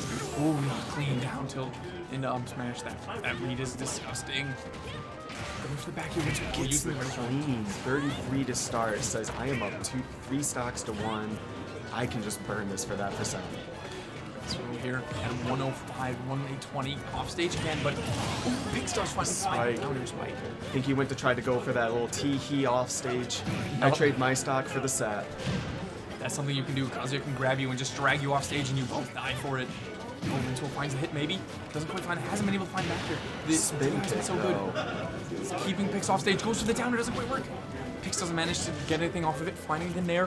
Rincewill is so much extra time to burn. Maybe can't find the forward air. Does find another electric. Can't find the back here. The jab. Spin That'll do it. kick is gonna take it. That jab reset into that. Wow. Takes My that. goodness. That was What such a a set. polarizing difference seen from games 2 and 3. I think you find a Tio man. I think. Randall should be around or Yeah, something Bri. like that. Or wait, Rentu. I think that stays and you bring those up. Yes. Yeah, Yes. I think you take the cards up. Yeah. Retreat. Man, wow, that was a clean set. That was a very clean set. That was a nail biter. Scene just, I could not believe the change of pace though. Game 5, that was fast and just furious. Yeah.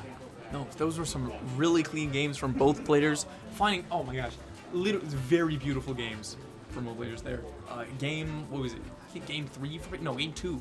Pix, we got that first win. Oh, the spacing was clean. And Renzo at the end there. Wow, some of those reads were absolutely insane. Getting those kills on the scramble on the platform, absolutely beautiful. It looked like he just saw all that spacing and said, "It doesn't matter. I am Kazuya Mishima. I will wave dash through your sword. Yeah. It doesn't matter." And just swung for 80, swung for a stock. Yeah, and found those stocks. That's one of those big things. You gotta works so hard with Pyramithra sometimes to find kills. Even like you say, yeah, Pyra hits really hard, but honestly, a lot of Pyra's moves, they don't kill. Like forward air, up air, they get you really close to dying at like 100, but they don't kill until like 120. So I don't know. The good kill confirms, but not by themselves. It's not like Ganon or even Kazi, honestly, where straight hits, you just need one. Yeah, the knockback scaling just isn't enough there. What are we potentially looking at there? So I think if we're going in this bracket the way we are, so looks like we'll finally get to Druish and seeing Springy back on stream. Are they already going? I think they're already going. Oh, they are going. Yeah, maybe at the top there. So it looks like we'll either see Rensuo. And the winner of And- J-Jaw and Cage. We've got Siege and J-Jaw playing right now, and looks Druish like and Springy versus whoever wins Druish Springy versus Ducks. so we got Kazuya, we got Fox, we got potentially the Kirby, and a Sonic. Interesting. I don't know how that would go. Top of the pools. Interesting mix of characters, I'd say. Yeah. We might take a break here. I don't think we have a match particularly on lock for just a second. Yeah. I was gonna say if you want to get some We might water, take I a know quick you've break been. here. Yeah. We've been going at it for a second. We'll take a solid moment if we want to wait. If you want to stare at this lovely screen that we got here, we're gonna take a quick break from the stream and be back when the next match is. It should be in just in a minute or two. So thank you very much. All right. Thank you for tuning in.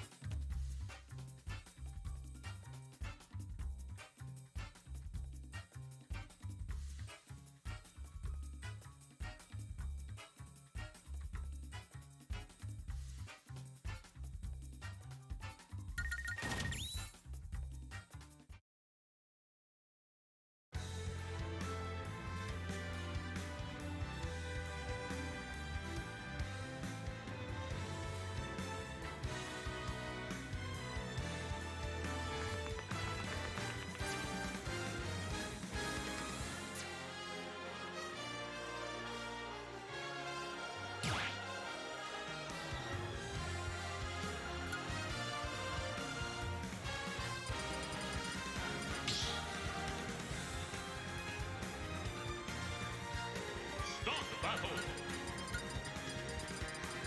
Fox. Palutena.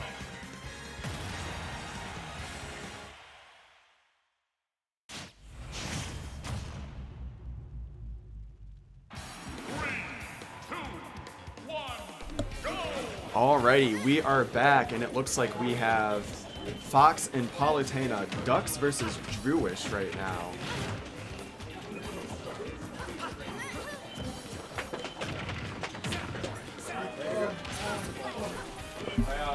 Love how you got some tabs up top. And we're back. Apologies there for a second. We are already into this match. We got, what is this? Ducks versus I can't quite see. We got Ducks and Drewish here. Ducks and Get Drewish. that Palutena we were talking about. Talking about a little bit earlier, so this is going to be tight. Now, yeah, you really got to be careful here for both players.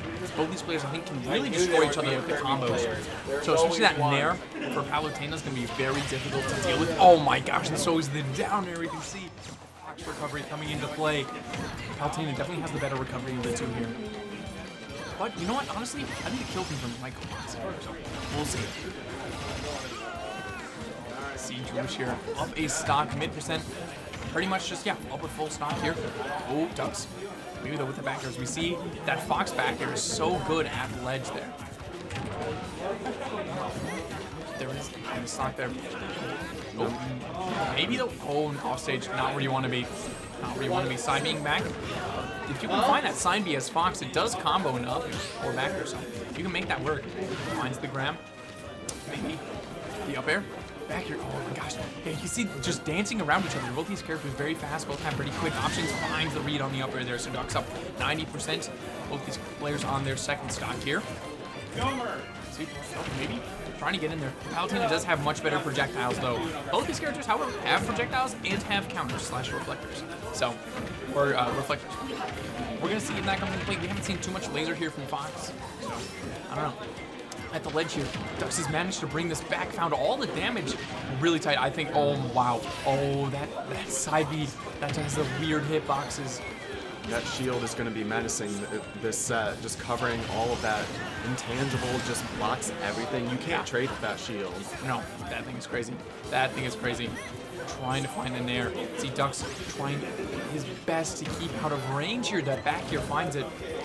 Some damage. Got to clean up the stock at some point. Not getting too aggressive. Don't want to get hit by that Nair. I can't see. There we go. Back air attrition 140%. If Ducks can manage to find that back air, or the classics, the Fox up smash does so much damage there. We'll see, trying to find a down air, maybe get those combos started. We've seen some really crazy combos here from Ducks, the drag downs and the reads and whatnot, the tech chases. Up tilt, another up tilt, going shield, try to find something out of the shield. Both mid% here. Ducks is a little bit more. Oh, these uppers catching so many disadvantage so much. Oh my gosh, Drewish just needs one hit at this point. Fox is one of the lightest characters in the game, actually. The up smash, big laser pointer. Covers any aggression. So large. That is crazy. So, takes game one, Drewish. What are we looking at? That's interesting. I mean, that Palutena was covering so many options. And the disadvantage Fox is in, like, you're a fast faller, but you don't have much air drift. No. That mobility is not there, so it is hard to get out of those up airs. But Fox just has that speed, so even with that shield, you can still space around it, outspeed it with punish for days. Yeah. We're gonna see, I think, yeah, as you mentioned, I think with punish is probably going to be the way here. Getting those dash attacks, finding those clean back airs, getting up airs, I think is going to be one of the biggest things. Because Pavel doesn't struggle to land, but you definitely can catch a Pavel. And that's exactly what Fox wants to do too, is catch either just your landing or your after option.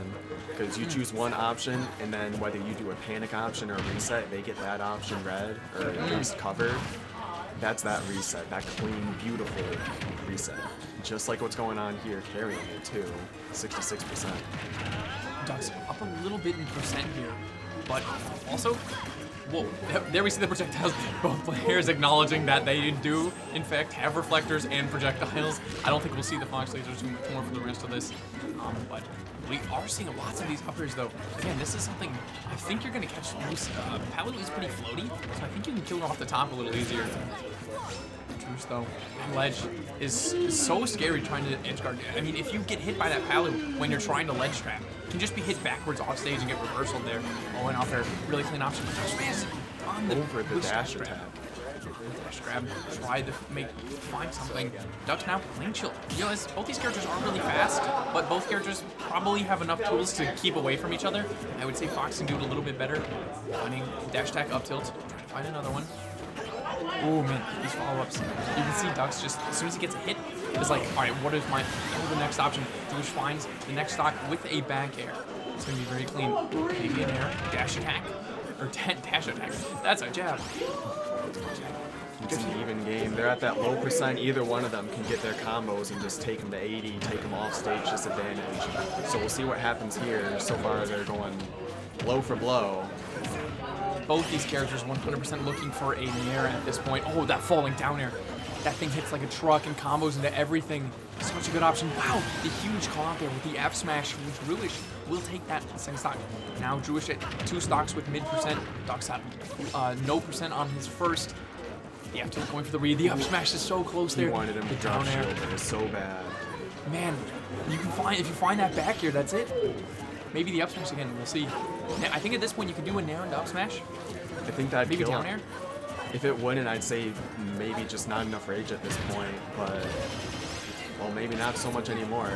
Oh, He's getting very close to this rage percent, but also to himself getting that kill percent for Druish. Jewish here at 120. If Fox finds an up air, that's definitely a stock. Up smash is 100% a stock. Maybe even something like a down smash. Wow. Covers that with the 2 frame.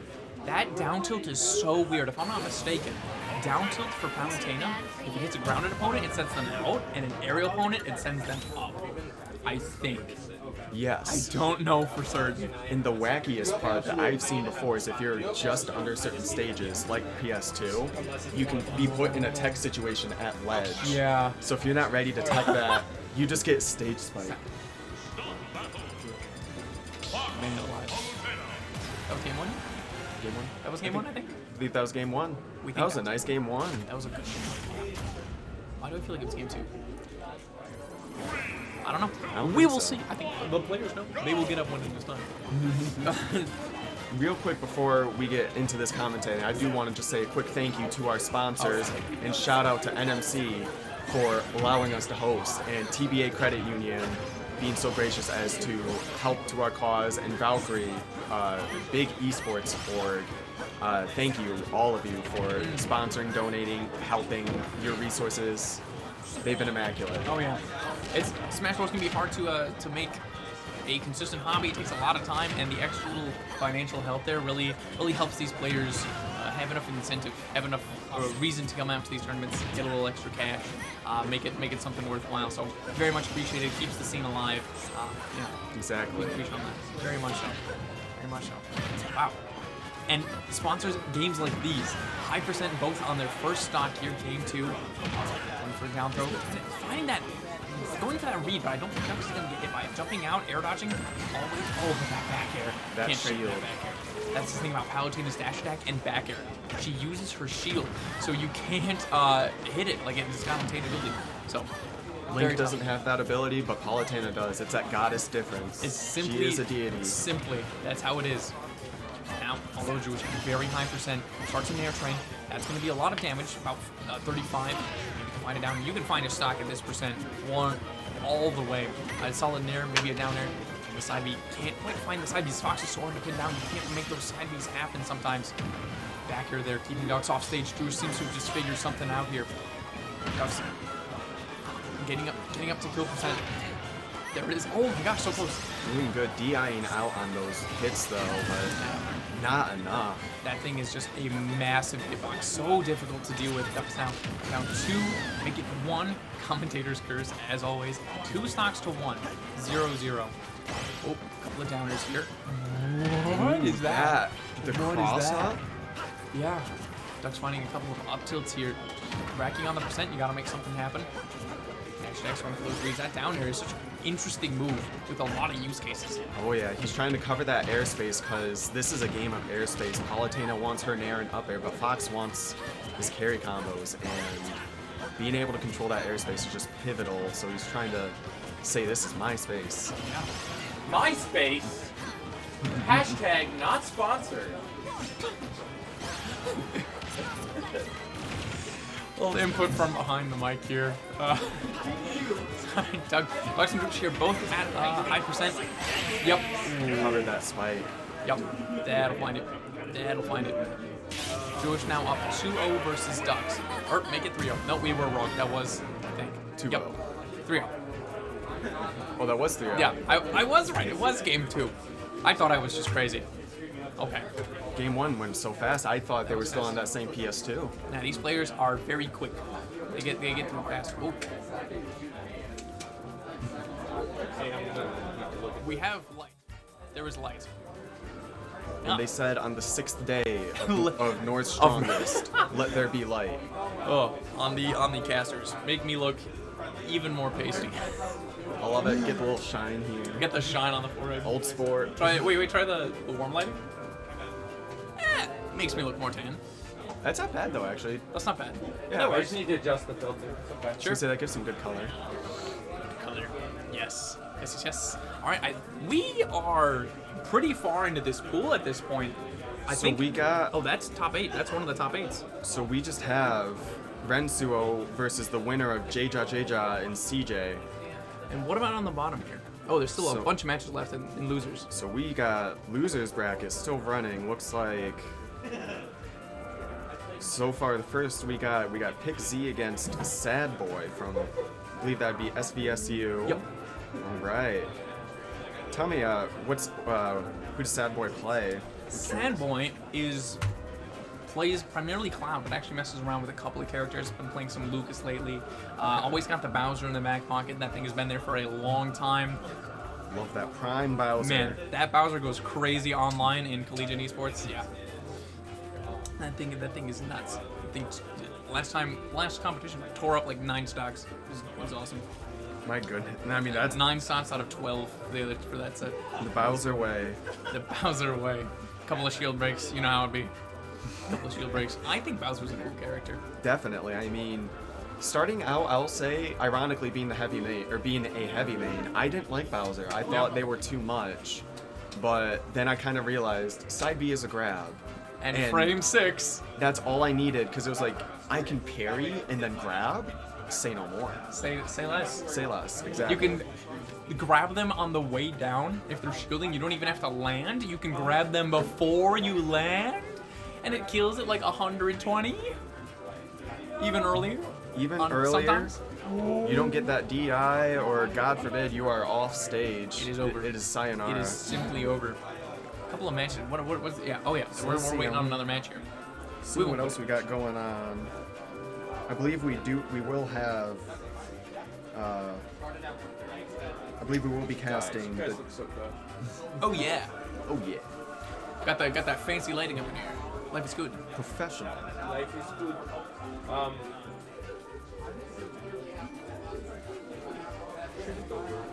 There you go. Yeah, just remember at all times, watch your, try to pay attention because Stay you there. guys do shift around We do shift. occasionally. We do shift. Fair enough. So Figuring out just some make sure you're extreme looking stuff. at your camera in the right corner or Yeah. whatever. Just occasionally check. Figuring out some stream stuff. Yeah. Extra You stream guys doing stuff. awesome. Big preach. Thank you. Sound great. Oh yeah. So I'm curious though, who's gonna have to go against Rensuo in winter semis of this first pool here? Because I believe that's what we're gonna be casting. Is it gonna be Jeja or is it gonna be CJ? Let's look at the rest of the match. Does CJ take any games or beating Big Jess 3-0? Or no, Siege. That beat Gomer 2-3. Okay. 2-3 started winners round 2, so Ooh, only got on their that vibe. second game. I don't know. Somebody we could probably go 5. We will have someone on in just a moment. We're just waiting for a loser side match to complete Sure. somewhere so we can bring people. Sure. Waiting on a little bit. I have a question. We can get some chat interaction here. So, right, you're think back. You're in kindergarten. What are you learning? You're learning your ABCs. You're learning your colors. You're learning your numbers. Around that time, you pick a favorite color. Sometimes you go later on. I'm a math major. I like favorite numbers or something that I hear about. It's uncommon, but it's possible. Why does no one have a favorite letter? And what is yours? I'm not sure what my favorite letter would be, but I do love a good T. A good T. That's a good letter. because I am T for torn on what my favorite letter would be. Yeah. But through that, I think it may be T.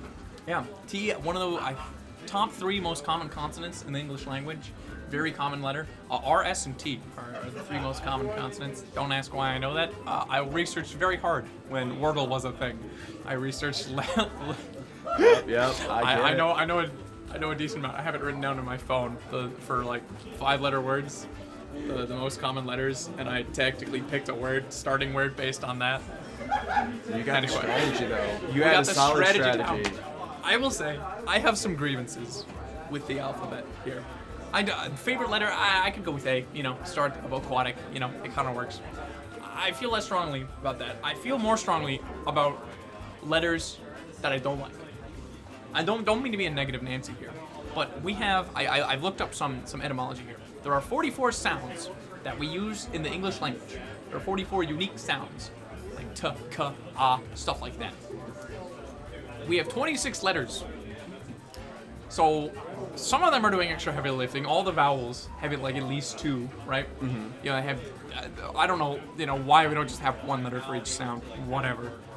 But some letters, not only are not having extra, but they don't even carry their own weight. The letter C makes a k and a s, but we already have K and S. It is simply leeching off of 2 other letters. It's just there first. It got born first above K and S. Dude, I don't know. No. So it gets that privilege. I know at least in the Greek alphabet, they're using a lot for math. Kappa looks like a K, and there was no C. They just used that for C. Is Q. Think of the word like quack. That should just be K-W-A-K. Quack.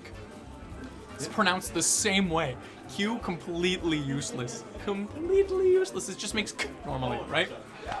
It's that unique extra little spice though. It's spicy Q. It's or like spicy K. because if you're a solo main, then yeah, K is the way to go. Yeah. But duos, like if you're doing doubles, you're running your partners, Q is amazing because it always comes with you. Almost always comes with you.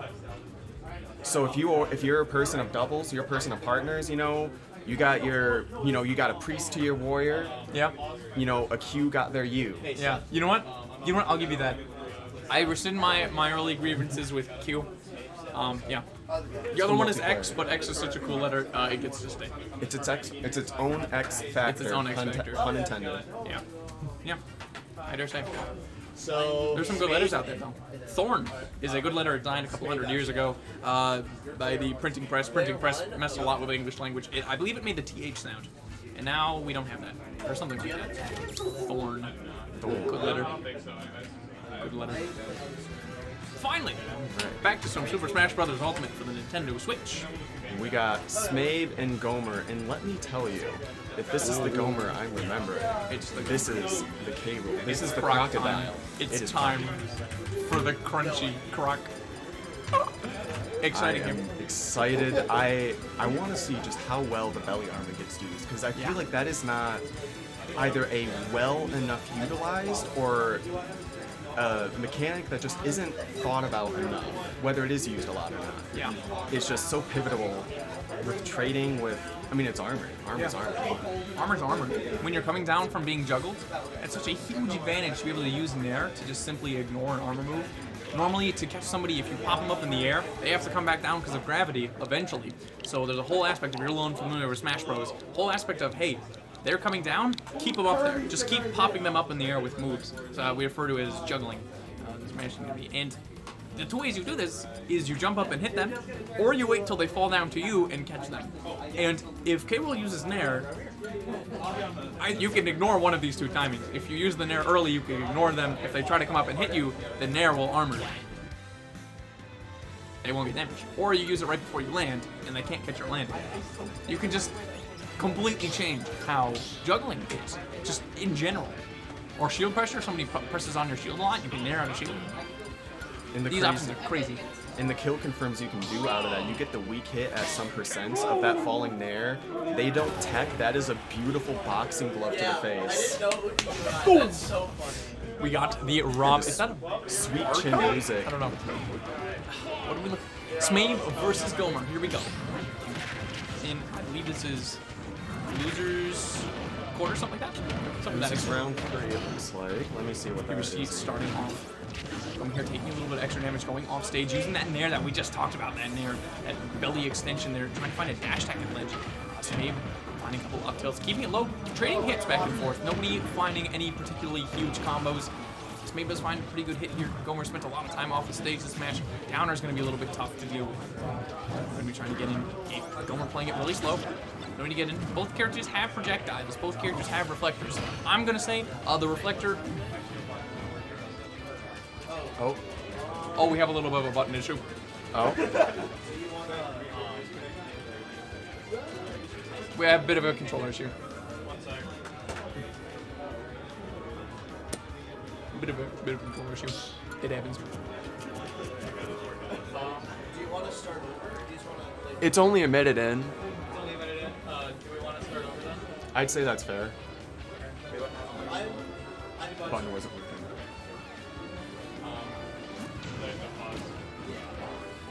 So, update for stream here. Shield button was, well, there was a little button broke, and the players decided to go for the restart. Very home slice from Smabe. Very homey. And being early on in the game too, not much had happened, but that was a kind of pivotal moment there. So I think that's a very fair call to just kind of even Stevens it. Even Stevens. Keep everything. You know, there's a lot about, like, what is it called? There's a, you know, we're all here. We all play Smash. We all want to see the scene thrive. So, like, it's very heartwarming to see things like that. You know, technically, you'd have to, what is it? They usually just have to live with it by the rules, but everybody here wants to be nice. Go for the restart. Very cash money from Smabe. And we support that, and that is part of the Nomi way as well, is we want quality games, and if the button's not working, then it's not a fair game. It's not a good game. That's not a good game. Yeah, 100%. So, getting back into it here. Smabe and Gomer kind of back roughly where we left off, pretty low percent here. With damage, Smabe trying to get those, because again, both these are really big-bodied characters, so both can combo each other pretty hard, especially Rob. K. Rool has a couple of combos, but it's usually call-outs and hard reads and big hits. Rob, though, has some crazy combos. And if I'm not mistaken, I saw Smabe in friendlies doing some crazy combos. So that is to be expected. Gomer here going for the ledge trap. See, with that blunderbuss, that is such a damaging move. Here's Smabe, though, out of shield. Gets that hurt box shift. I think that bear would have hit if he didn't crown there. But ooh, the combo into up air. That kill confirm is so clean. Return Crown is, I would say, one of K. Rool's best options. It really completes the character. Without Crown, it would have been so difficult for K. Rool to really exist. It gives so much extra pressure. It's a kill confirm. You know, K. Rool really struggles to land the big hits because they're kind of slow. So that Crown really puts together K. Rool's game plan. And they buffed that too. It used to be worse. Oh, yeah. And they really chose. I think he needs it though. I thought he needed it, but he really did get a buff on that crown. Got a lot more armor, so he's gonna tank a lot more damage and hits. Oh, it's like the entire move. It's crazy, and it lasts. It's so long to. I think you can only hit it, for example, Cap Falcon will go through the. It's a lot. So we got Summer, though, back thrown off stage, just barely managing to live 120%, keeping Rob off the stage. Counter hits, though. Gomer getting up to higher percent himself here. Very low. See all that armor through the up air. So insane. And time to shield after. So there, Rob does like to keep characters at ledge with the gyro, the backer, those really big hits. Trying to find something to work. The down tilt grabs. Ooh, goes for the stop. Dash, take it. Big hitbox just covered everything there. See, Gomer off the stock here. Smabe got to find a kill. Up smash out of shield to take it. Latch stock 20-0. Smabe has a little bit of damage, but again, these characters are so massive, it's not going to matter too terribly much. They kill each other anyway at really high percent. Good damage. Smabe's kind of bringing it back here, getting a little extra damage. Gomer's got to try something. Work goes for the crown. Always a really solid option. The nair. Ooh, down there, almost finds something from ledge. Summer's kind of making back up the distance. It's close here, a bit of a tie game. Evened up. Back on ledge. Both of these, this game has been at the ledge for like at least a half of the timer. It's been so much at that offstage pressure, that ledge trapping.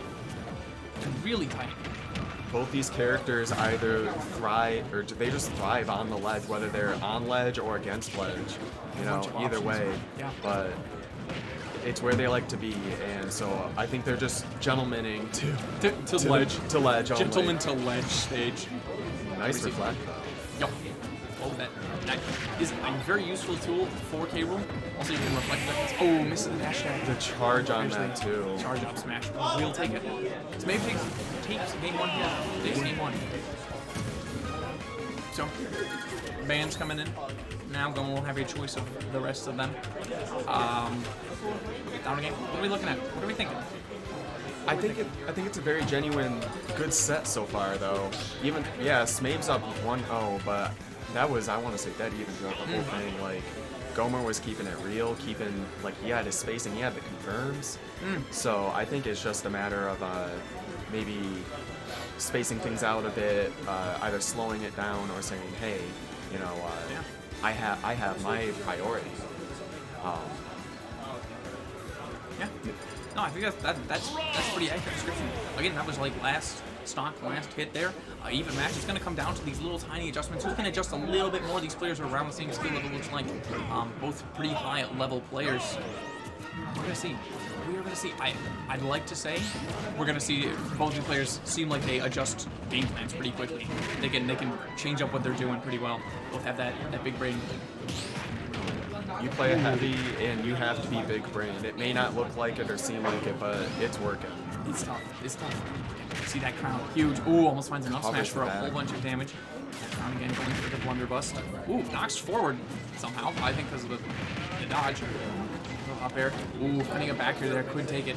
That's the thing. Both these characters are very heavy, but also have huge moves. So it's kind of like percent is normal. Yeah, like this is their starting percent. If this was against Joker or Pyra, you know, this is where they start their percent. Absolutely. So this is normal for par for course, honestly. Blunderbuss there. Ooh, could always go for the side beat. Traded with that blunderbuss. I love how he did that. Otherwise, that would have been a scary hit there. That's the thing. Projectiles, as long as your hit is close enough, you can just trade with it and knock it out of the sky. That up throw on the back of the battlefield there wasn't ready. Ooh, the back there want to take it. Even it up 0-0 here. Oh, this is really close. Blunderbuss. You see, the huge patience from Smabe does not have to get up anytime soon. Has to wait for something to happen. 5.5 seconds or 6.5 seconds runs out. Smabe has to re-grab ledge. It's tight. It's tight. Both these players know exactly what's happening at ledge. Neither of them need to do anything. Just chilling. Just relaxing. Going to try to find a grab. Ooh. Trying to maybe find a combo starter here. Spacing out with forward air. Let's find one. A jab lock. Oh, hard beat with the down smash, evening up the percents. Getting close, going down for a nair. It is always difficult. Doesn't matter the character. Very difficult to deal with that raw nair. I'm trying to find it back here. Wait for the blunderbuss. Ooh, gyro there. That's really clean from ledge play there from Smabe. I like they're slowing it down a bit. Reflector there. They're saying we have our projectiles. We don't have to brawl this whole time. Ooh, up tilt, up here, might take it. Oh, there we go. Yeah, that's a hard match being a big body. Yeah. Oh, that is so difficult. Especially because at the end there, you don't know which way the up air's gonna go. Ooh, dash attack almost takes it. Gomer's doing a really good job keeping it even, not letting Smabe keep this percent lead. Going for the big moves. Keeping his position very well too. Smell him Doing back his best not getting. Ooh, Did not let up that corner. Spot touch up air, such a good option. Oh, low percent last stock. He's been even all game. All set, it's been so even. Now out of shield there. Smabe. Ooh, gets grabbed. Gets the confirm. What do we get follow up for here? That nair. Wow, that's absolutely insane. These players are both reading each other and getting crazy reads. It's absolutely nuts. The dashing back and forth is so clean there. Smabe trying to keep Gomer in the corner. Grab the gyro. Grab the crown. K-Rool's not used to having the crown. Normally has to pick it up. Now has an item. Loses the gyro. Goes back. There it is. The back air. Ooh! Ooh, that's tight. Both high percent at this point. Oh my gosh. You can see some nerves racking up here. It's always really tight. It's close. It's a bracket set. Can try to find a down or try to find a back air. The down smash, the hard read, the shot hitbox keeps him safe. He's still back up. Still in the Gomer's at 120. Smabe's at 90. At the ledge. Neither of them need to do anything. There's the gyro. Gets off of ledge. The crown. Keeping it. One big hit. The dash attack almost takes it. It's so close. Both playing so safe, so meticulous. Just any mistake could be the game. They're playing so well through it. Oh my gosh, Gomer's at 160, Smabe's at 120. Oh, the up air! What was that? My goodness! What a call out. He waited so specifically. That could have been a tech. That could have been a non-tech.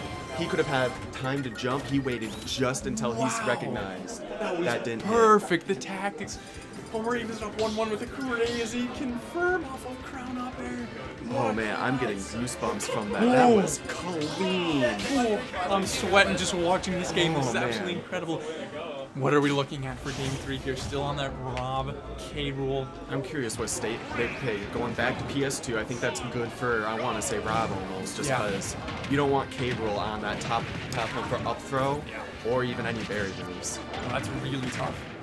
Especially you don't want living that up air. I think Battlefield's a pretty tall stage. I think PS2 might be a little small vertically. So Gomer here starting off taking a lot of damage. Smabe is doing a really good job at the start here. Going down there, will find Smabe barely taking any damage here. It's going to be up to Gomer to make it back. Playing slow. Ooh, going for some gyro combos. Oh, Smabe is cooking. Smabe is cooking. Going for the down air. These nairs so hard to deal with. Gomer, ooh, Advantage state. hard F smash there. Got The combo. gyro combo, the Rob. They have It's just like that, folks. Sometimes it happens. Smabe has taken a single hit, taken 2 stocks though. Although, I mean, hey, 1 back here takes a stock here from. Wow, these callouts are absolutely incredible here from Smabe, taking the stocks off of Gomer. Scary thing though, even with heavies is like this, the game is still even. It is, I love to say that. You're a heavy player, the game is always even. You only need a couple of hits for that stock. It really is. And the hits sometimes are not even that hard to hit. Like, moves that seem like they're super slow and punishable, sometimes just hit way more often than they should. So like Rob back here, I see hits so often. See, got the gyro, goes for the throw. Ooh, up space read. For the up smash. So clean. So clean. Smabe now lost a little bit. Not Gomer's at mid% on the second. Although it's going to rack up. You got to find some crazy confirms. You got to find some combos. So you got to make Smabe scared. Going for that up air. Finds the grab. Dash attack. Ooh, goes for blunderbuss. A little extra damage. Ooh, going for something crazy there. I love the carefulness that Gomer seems to be adapting this set, and realizing too that he was down 3-1 and he has a mission. Game is not done yet. Set count does not say 3 in his favor, so he has to make this in his favor. Gomer here, about 100%. Both these characters at 100%. Ooh, that back here will take it. Really good patience. Gomer staying in shield, not getting mixed up, relaxing. Both these players play pretty patient. Ooh, that after would have taken that stock. Angle up at full goes the other direction, doesn't quite take it. 120 for both players. Smabe still up with stock. 150 for Gomer. Down there, looking for it, trying to maybe a back here. Anything could happen. Either these players find a grab, the stock goes down. The stock goes down. Blunderbuss could also take it. And everybody's going for the reflector. Probably up tilt there. All right, Gomer, 150. Last stock. Rage is terrifying. This is an angry crocodile. Ooh, so close there. Mix up, So but it wasn't close. enough. And you know, I thought that down air was gonna actually hurt bot shift over the up smash. I didn't think anything was gonna hit, but I thought that up smash was still gonna miss. Yeah. Oh, that was such So a good set. I like the afterthought. I was love that thought. Such a good set. Smabe up 2-1 here. Did I hear Battlefield Hall of Bastion were the hands? I think. See where we're gonna go. Town and city. You know, I like this kind of mixing up, forcing Rob to have to deal with all of Blunderbuss and Crown, but Yeah. still getting the beauty of some platforms. Oh, yeah. As I know they both benefit, but I feel like I want to say Cable can kind of benefit from platforms a bit more with that up throw. I would say so, yeah. Rob has some stuff to pressure, but I don't know. I feel Campbell's good. You know, also got that down there through platform. Ooh, True. Gomer says, hey, let's start off with something a little unique. Let's try to counter that stuff. You know, normally it's just more efficient to jump over, but sometimes going for the counter is the way. So find the down there. There's the Nair. Huge Nair. That Nair is such an important tool. The more you use it, I say, the better. Honestly. Absolutely. And you know, he's using his tools, he's not spamming necessarily any of his tools, but it's a nice reminder of, hey, I have these tools. You have to, like that reflector again, hey, I have this move. You have to respect me having this move. Oh, that's the whole thing. Reflectors at the top level of gameplay, like kind of what we're seeing now. Reflectors don't often get used or even get hit, but like just the fact that it's there, and if you show a single time that you're willing to use it, it just changes the game plan entirely. Whoever's using the projectile has to be so much more careful with when to try and find that back. Ooh, catches that up smash and lives. Cable's so thick. DI to save that Thick. too. Can't find that downer. Just can't find it. Oh, down to ooh, Too much percent to lead into a fair there. Back air there. Ooh, huge read there from Gomer, realizing that he'll get past the back air. 150 and 160. This is absolutely huge. Ooh, almost finds the up with the back air. Oh my gosh, more than 160 on this stock. Is this where we find it down? No! Oh, the helicopter hitbox. Oh my gosh, Jumped 170. over the laser too. The nair. Oh my gosh, Gomer is dodging every is- single hitbox. He is surviving. That is massive. Ooh. Ooh, this, I know it's only the first stop, but there we go. I thought that was going to be a DVC moment with that was that? laser. Oh man. What just happened? I don't even see That it. blunderbuss traveled or just enough distance. He thought the laser was going to work against it. Man, Here's all the projectiles. 100%. It is. Ooh, Oh yeah. that just Gotta happens. attack those. Smabe here. Gomer's 3%. Smabe is just a few percent on him. Pretty much an even game. And space for that forward air. That forward air is also such a good move for K-Rool. It's just huge and hits like an absolute freight train. Here comes the jab. Maybe if you could find that back air. Yeah, trying to go for that hard read for the back air. Here's the back air. Smabe evening it up. Trying to find the dares, the nair, the back air. It's so difficult. K-Rool is being so careful with those moves. It's absolutely insane. I gotta say the spacing too, just immaculate. I mean, he's throwing out these moves that, like, they are punishable. They can be punishable, depending, but he's throwing them out so well spaced that it's hard for a nair, a fair, anything. Any move, if it is, oh my gosh, the tech there. Oh, you can see Gomer wants it. Gomer wants a kill. I smell it. I Wants smell it. He wants it so bad, but he's patient for it. He knows when he can pounce when he can. Going kill mode, it's not like, for these players, it's different. It's not like you go and try to find these kills. It's, I'm going to wait. I'm still trying to find the kill, but I'm going to wait. Oh, that back air. The stage to save him. The up tilt takes it. There we go. 0 second stock. Or last stock here, 0-0. Again. We keep going to Another this game. moment. Oh, misses the combo. Oh no, unfortunately, misses the Z drop. The back air stays Gets off the ledge. tech, though. There's How's he maybe on gas? going for the other. Is there enough gas? Is there enough gas? There's enough gas. The dash attack is Does full he of have stage. gas? Oh, he's got. Oh no! Barely misses. Makes it back. Goes up to 60. Smabe's up to 8, 20. Close. The shield. Oh, with the down smash. Yeah, up to 40%. Oh my gosh. The downer. Oh, this is close. For so both of them. There's a Smabe. Trying to find back the and forth. They're not giving anyone a chance to breathe. Gomer here. Low percent. The up smash could take it for both characters. Oh, the down smash. down Oh my smash gosh. over the Literally grab. one hit for either of these characters. This could be it. Does it go to game 5? Trying to find the back air. The gyro keeps finding so much value. That gyro from ledge. we get Down the throw. very Maybe. aces up? Oh, barely Oh, misses the no. up smash. 110. Both players still in it. Both players still playing patient. You can see the weight goes for the up air, but he doesn't quite hit it. The back air is so close. Oh my gosh. What are they gonna? Just They waiting, just- using crown. Oh, oh. Oh no! He had to pick up the crown. There's the laser. 150 Gomer's at. Goes forward. Is there enough? No! Gyro doesn't hit! The backer doesn't hit! They're still alive! They're both still alive! I can't believe this. Laser. Blocks laser. Max Rage King K rule too. This is an angry croc. This thing does so much damage. Any hit it's gonna kill.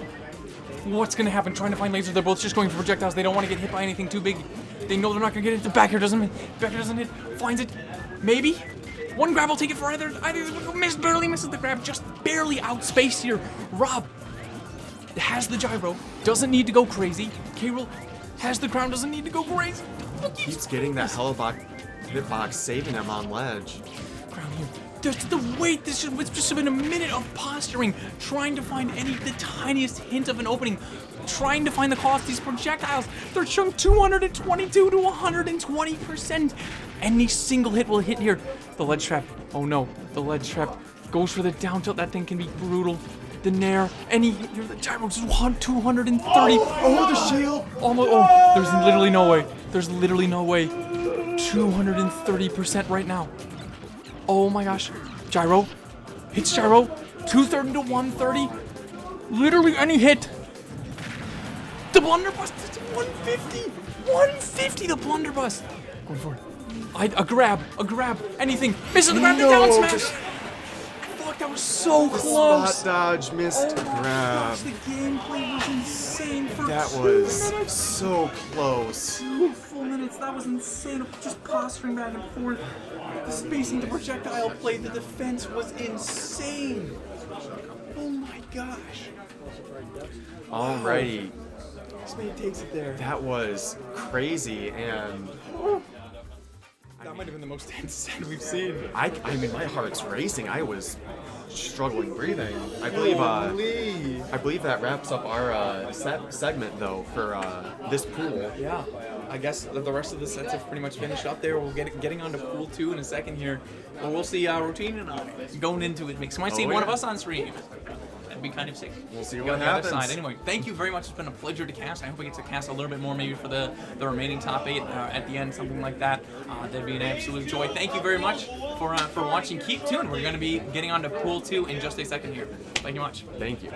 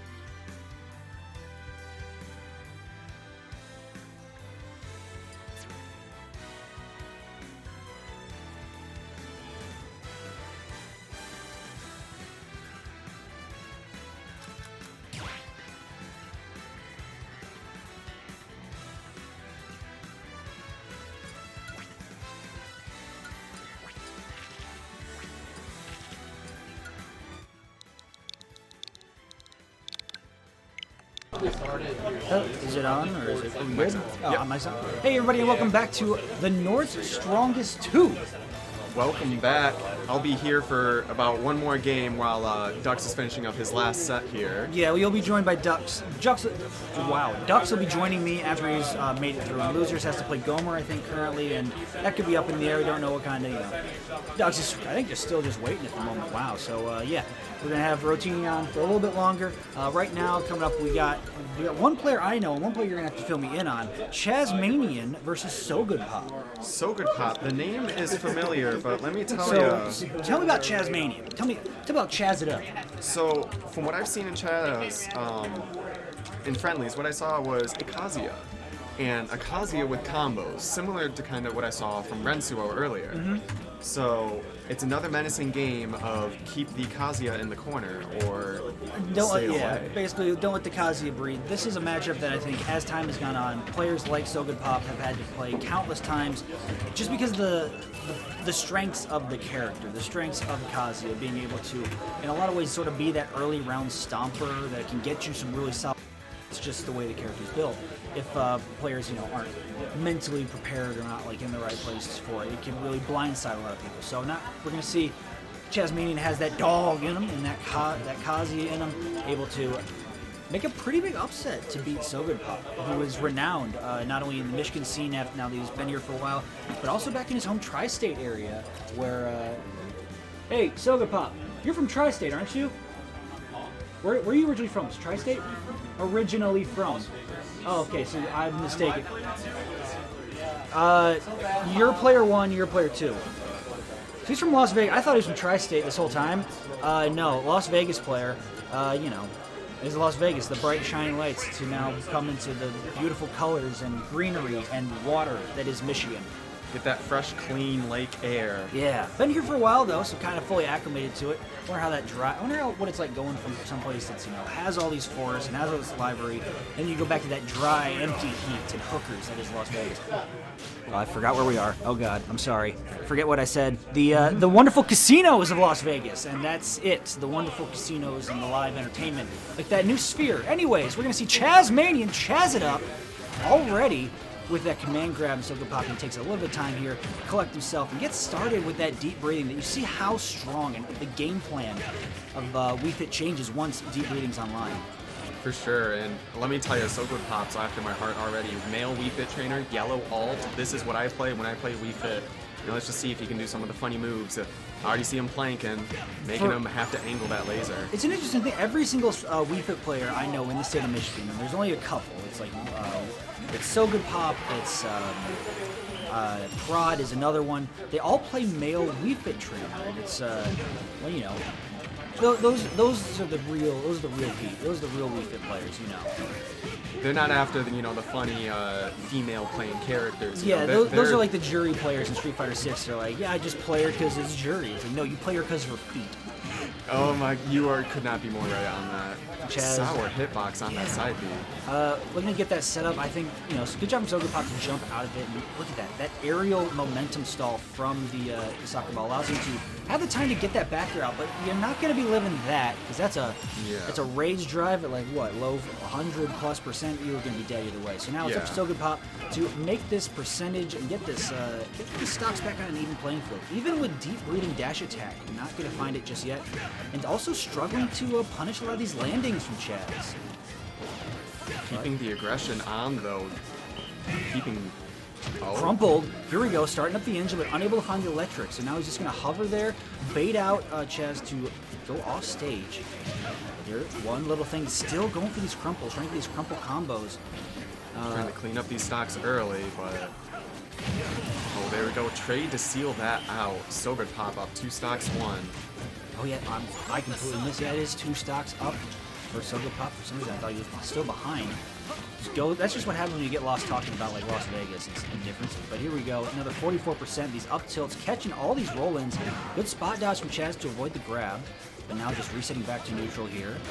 Some more falling up airs that Chaz is struggling to kind of get through, except when you can just big man out of it with the command grab too. And oh my goodness gracious! The hit confirm laser on the soccer ball. Can you believe it, folks? Yeah, laser hits soccer balls, returns to sender, and takes Soga Pop's second stock. So now back. This is, a lot of people would say this is an even game, even because now Kazi has Rage Drive, but it doesn't matter when you got the stomp to the dome. Man, let me tell you, that was some, I want to say some clean gameplay from both, but So Good Pop was really showing the skinny hitboxes of Wii Fit, but the strong hits from deep breathing. Yeah, there's so many odd hitboxes that exist within Wii Fit. We've all seen, you know, the frame data of like her Nair and her even the soccer ball and stuff that allows for all those unique setups. So making the knowing what every single hitbox does and making the most of all of them, especially your strong hitboxes like that spike at the end, just shows like a next level like knowledge of your character. So we're gonna see here going into small battlefield for game number 2, and So Good Pop is already starting out pretty strong with a couple aerials. Right. What do you think about Chaz? Do you think Chaz has to like really make a difference here for this game number 2, and specifically going forward? Well, I'm really liking the stage pick here. I assume FD was immediately banned against Kazuya, Town and FD gone. So if he's able to do any of these platform combos, or even just confirms off the platform, that up smash and reach through those platforms, that will be an early stock security. I think he has to play a little more careful around the hitboxes. So Good Pop is really just kind of waiting his time for when he can pounce. Yeah, and still got a crumple, but traded it with the Sun Salutation. So still has Rage Drive online, and now it's your turn to play Kazuya's game, where he's just going to dash around at ledge, try and force you an option, force an unsafe get-up recovery, force you into the corner there still, but not letting the Rage Drive rip. And now there you go, one unfortunate soccer ball bounce, and you have lost Rage Drive. Side being still, it's an unsafe thing from ledge, but So Good Pop's just sort of letting him get away with it. I think it's just one of those moves where it can be a little ambiguous as when he's safe or when he's unsafe after the move, and that's a trade at that percent he's not willing to want to risk for an up tilt or an F tilt. Wow, 183 still living the forward throw. Good morning, America. Good morning, Michigan. Sun Salutations takes a stock. Oh, come on. If you're going to do it, you got to hit it like Robert Williams. You know, the Good Morning, Michigan. Let's still look at this percent climbing on Chaz, and So Good Pop still hanging on the first stock. This is the part where it's like, how much extra credit can you get on Kazi? Because it's a big body, heavy body, very comboable, especially for a character like Wii Fit. But, bang! The big grab. Hell's Gate. The Rage Drive, grab him by the back of his neck and have him eat the dirt. That's what's going to happen. But, you know, try stretching a little bit, Kazi, and maybe you can land a back air like that. Like Wii Fit always says, you know, let's stretch those legs. Ooh. Oh, and Cat still traded Scary. down. Yeah, Spike landed. But you still have Wii Fit at ledge, but that's going to be brutal. If you get caught by the wrong hitbox in the wrong place, takes your jump, and now you have no room to recover. Game 2 again goes to So Good Pop, but a little closer I want to say than Game 1. Chazmanian was adapting, doing a little better with his spacing, getting his confirms back more than where he needed them. Yeah, there were still, you know, times where he got that initial electric wind, got your opponent off stage. That we see time and time again, you know, it's electric, or I forget if it's dual pistons, whatever. Get your opponent up in the air off stage, and then you just nair him. You just bonk him on the top of the head.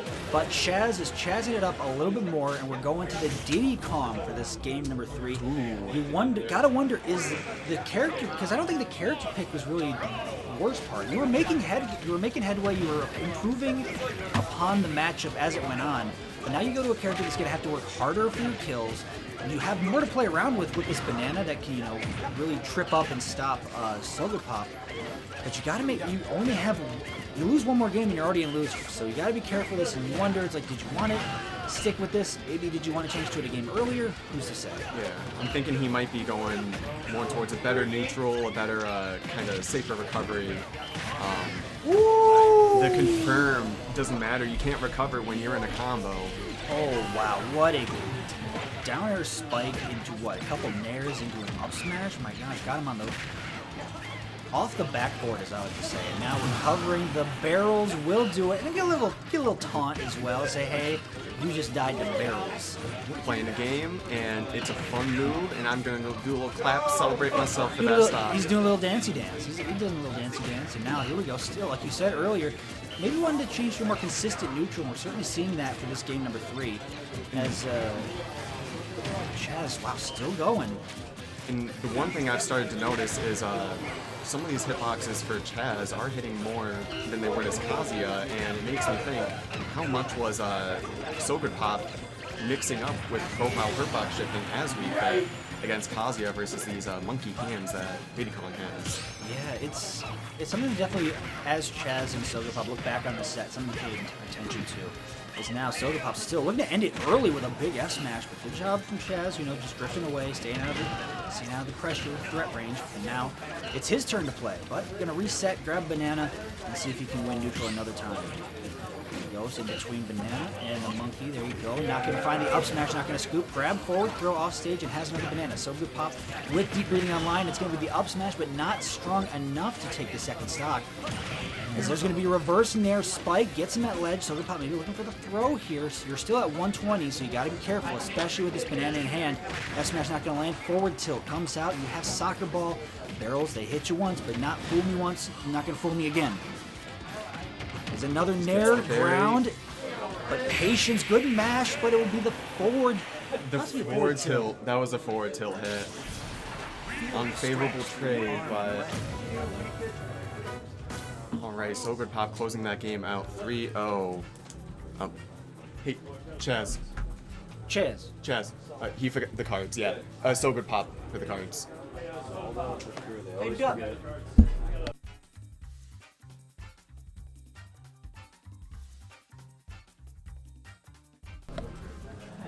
Might have to.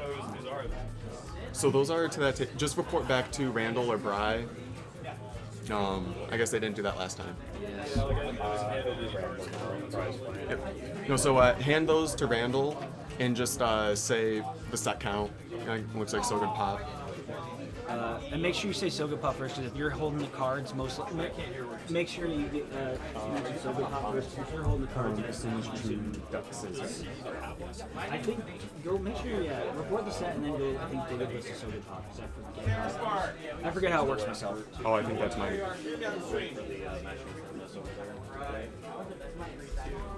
Bobble and Terra Spark are up next. Oh wait, what's mine?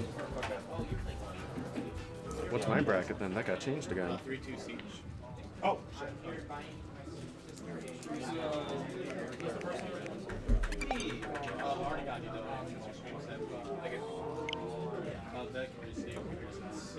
Bracket changed again.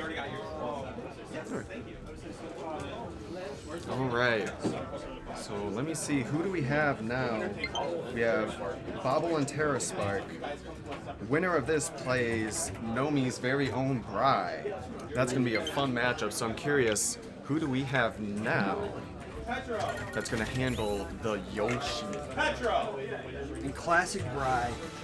Running an amazing event here in Nomi. I mean, I'm just going to call it Northern Michigan. It's a wonderful acronym we all got. But Classic Bry running a great event here, but still has to enter. Basically building a tournament to make sure, hey, I can get PR points.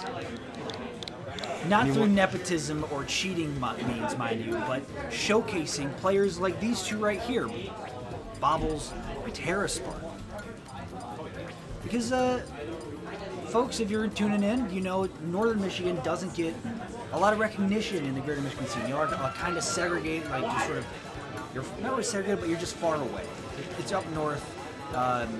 Even from West Michigan, hop on I-131, it was still like a 2-hour drive from Grand Rapids. No, Traverse City, we're tucked in this beautiful corner for tourism, but for the way Smash is in Michigan, you either got the UP or you got like Lansing, Grand Rapids kind of area. Or you're comfortable driving like multiple like 4+ hours.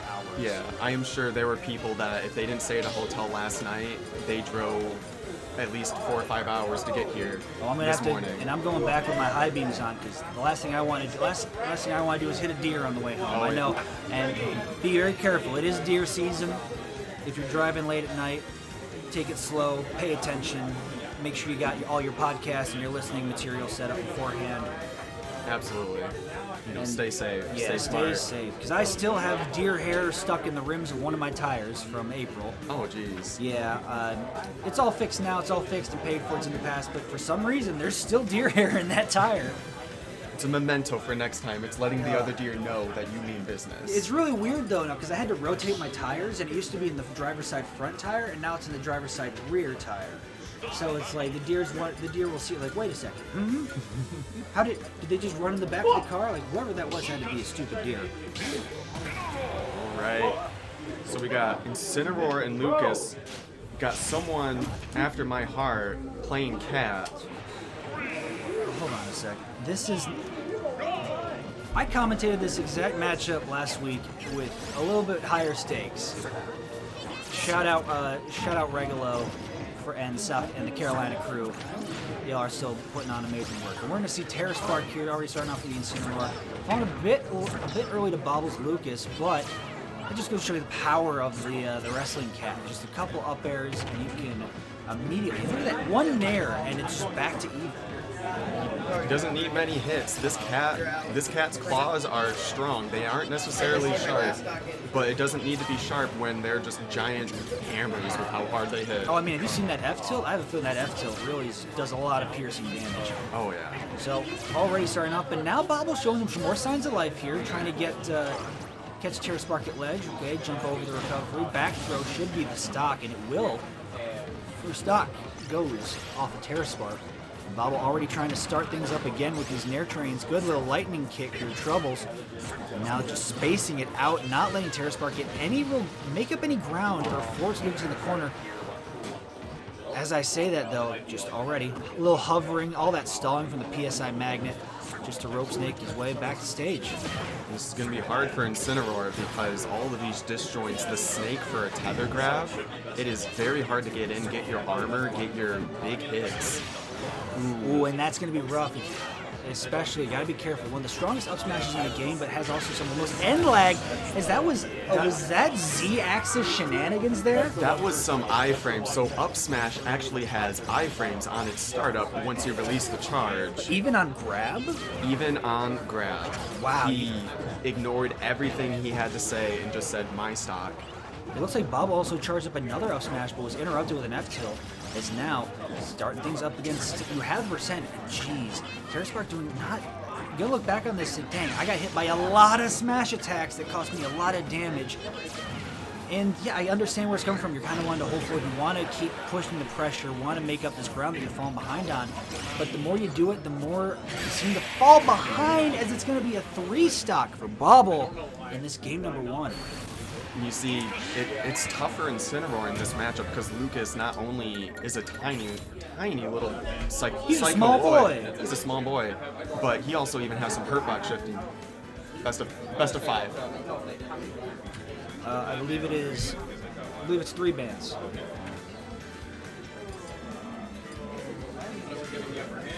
So, dominant start. Yes, should be Unified Michigan. Should be the Unified Midwest rule set, which includes 3 bands, no DSR for counter picking. Yep. So. Yep. No, we do keep the same Michigan rule set. We try to keep as conform to everyone as possible, just to make it easy. Yep, big house rule set, Unified Michigan rules. You know what you love it. It's spreading across the nation. Seems like the only players that aren't running it these days are, your West Coasts. So Terra maybe looking for a bit of a switch up here.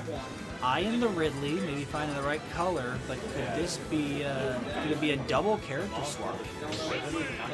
Covering Bobble? No, we're just going back to the Lucas, but we are getting a Ridley from Terra Spark. Terra Spark seems to really like these bigger-bodied characters. But it's curious, because how do you think the Ridley matchup is going to do against the Lucas? Well, it's going to be interesting because he has bigger hurt boxes, some more disjoints with those wings. But let me tell you, he's a bigger body, and he has that fireball that, I mean, Lucas can absorb, and he has to be very careful off stage because that forward-facing magnet will heal a lot. It's going to be better recovery overall, I think, from the Ridley, but you have to make the most of your advantage cases. There it goes. Gets lost a bit in the PSI magnet. So it's going to be first stack lost, actually, for Bobble in this set. Off a little missed input. Okay, TerraSpark's starting to feel it. Maybe hit Lucas with the. I got hit by a lot of your smash attacks, and you're going to get hit with a lot of mine. Already recovering the stage, making it below. A little risky down smash there. He's going to eat a lightning kick for it as well, and TerraSpark's going to lose his first stock. Down tilts with all of that negated by the Lucas Nair. Dash back, dash in, retreat here. Still keep your opponent at bay with these PK fires, trying to PSI magnet as much as their fireballs as you can. I like the pace change from game one. Both decided to slow it down a bit, deciding they didn't need to necessarily run in and just keep pressing buttons against each other. They realize they have their zones, but it doesn't even matter. Just runs up and gets that up smash free. Something I think Terra should probably look at a bit more is the really command grab. You know, if your opponent is just sort of in this dash in, dash back game with all these, and taking the time to charge these smash attacks, especially if they're going to let swing the stick and it's going to whiff, probably have enough time to land something like that. Your either your strong dash attack or your command grab. Your opponent's you're gonna force your opponent to mash out.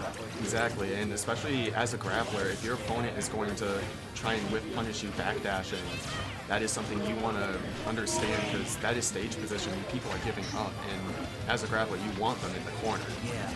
Although I don't think I would necessarily define Ridley as a grappler. I think the way Ridley's played these days is sort of like that pseudo, in-your-face brawler zoner type style. Not really reliant on the command grab, even though it is a very strong move that requires a very heavy match to make it out of.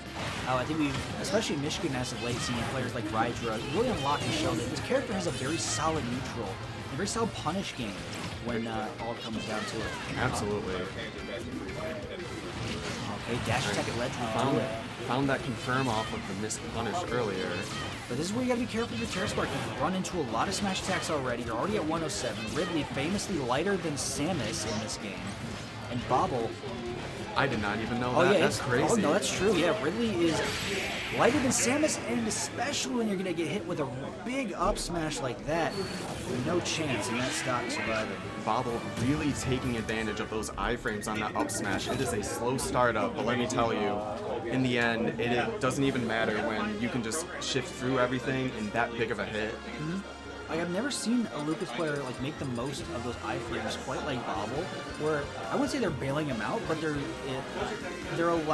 basically baiting the opponent into thinking they can do something. Exactly. It's you see that as soon as he lets it go, it seems like TerraSpark is throwing out some option that is not landing, or being completely immune to it, and then just falling in and eating that massive up smash. He's almost conditioning TerraSpark to try and say, hey, it's your turn to approach, either whether you're down or not, you have to approach me. But then he commands the space with that up smash and says, but you're going to approach here while I do this, and you can't touch me. Mm-hmm. You have to respect it. Gotta respect the game, and certainly already that's sort of the game that Ridley players are adopting more. This offstage pressure with back air and Nair. Gets the bounce to save him. Enough. And yeah, run off Nair, going to do a great job at snuffing approaches, and that one of the fastest, I think Ridley's fastest smash attack, up smash, covers. In case like that, covers the entire platform. It covers neutral get up attack, all that stuff. Roll in, roll out. You're no chance. You've got nowhere to go. The spacing is correct from the Ridley. So once again, another Nair starting things going. Good parry, but not going to find the back air return. Forward air still. We want to see if we can get TerraSpark, get a couple more tech reads on platforms for that up smash. It's that tech roll in. There you go. He's going to have that slow neutral get up punish quite well by the Ridley dash attack, and he's going to be the stock. So TerraSpark looking pretty good in this game number 3. And now Bobble's turn to try and turn it around here. The smash attacks are still working, even in game number 3. So Bobble sees the end in sight. Oh, that's a deep down there, but used his jump. You had to save him. Yeah. ultimately would have been the stock, but good job from Terra to get in the line of damage in order to be saved by your opponent. But still, that's 2 up smashes in a row, uncontested. Seems to be the story of this match between the two. It's just the up smashes keep landing, a move that we've seen time and time again Lucas struggle or get punished by. Bobble's having no problem with it today. It looks like he's just conditioned Terraspark just to exactly almost what he wants to do. We have Terraspark keeps trying to approach from aerial. He wants to get his air game going, but Bobble's forcing airspace, no fly zone. Yeah, and there's 2 nairs and a little soft hit wizard kick. Still gonna land that down smash. 50% built pretty quickly against Terraspark, but going deep here, do you have the angles for the recovery? Yes, you do. Excellent job, Bobble. There's a little trip into the rollback, catches the roll in, but doesn't get the up smash. Bobble still keeping things going. And now a dash attack from Terra is going to send Bobble off stage, sitting at 150, still living though. Oh, that was the time to land that back air and punish. Let you stand out a bit too early. Maybe drops, no drop zone ideas either. Just gonna go for the rapid jet, build more percent. Eventually something will kill, like this dash, like a dash attack, a side B, all of them on the table for Terraspark. I want to say even a back throw almost anywhere on the stage at this point. But oh no, it's gonna be freeze. The mash wasn't good enough. That mash on freeze is hard too. Especially at that percent. Oh yeah. Hold on to it. Take it to a TL in 40 seconds. So excellent job from Bobble there. The Lucas putting in the work and putting in the time. Truly showing that Lucas loves to beat up on those heavies. He may be small, but those disjoints, those magic hits cover all of his body, and it makes it hard to try and trade with those hits. Those bigger bodies that time and time again, you know, end up being combo food for a lot of people. We're gonna swap for you off, so we can have you play your set. I'm gonna jump off. All right, cool. So thank you very much, Rotini, for those couple sets. Thank you for having me. Good luck me. in bracket today, my friend. Thank you, and it was great to be on here. I'll see everyone either back on stream or you'll see me in the game. I gotta read Later. Y'all stuck with me.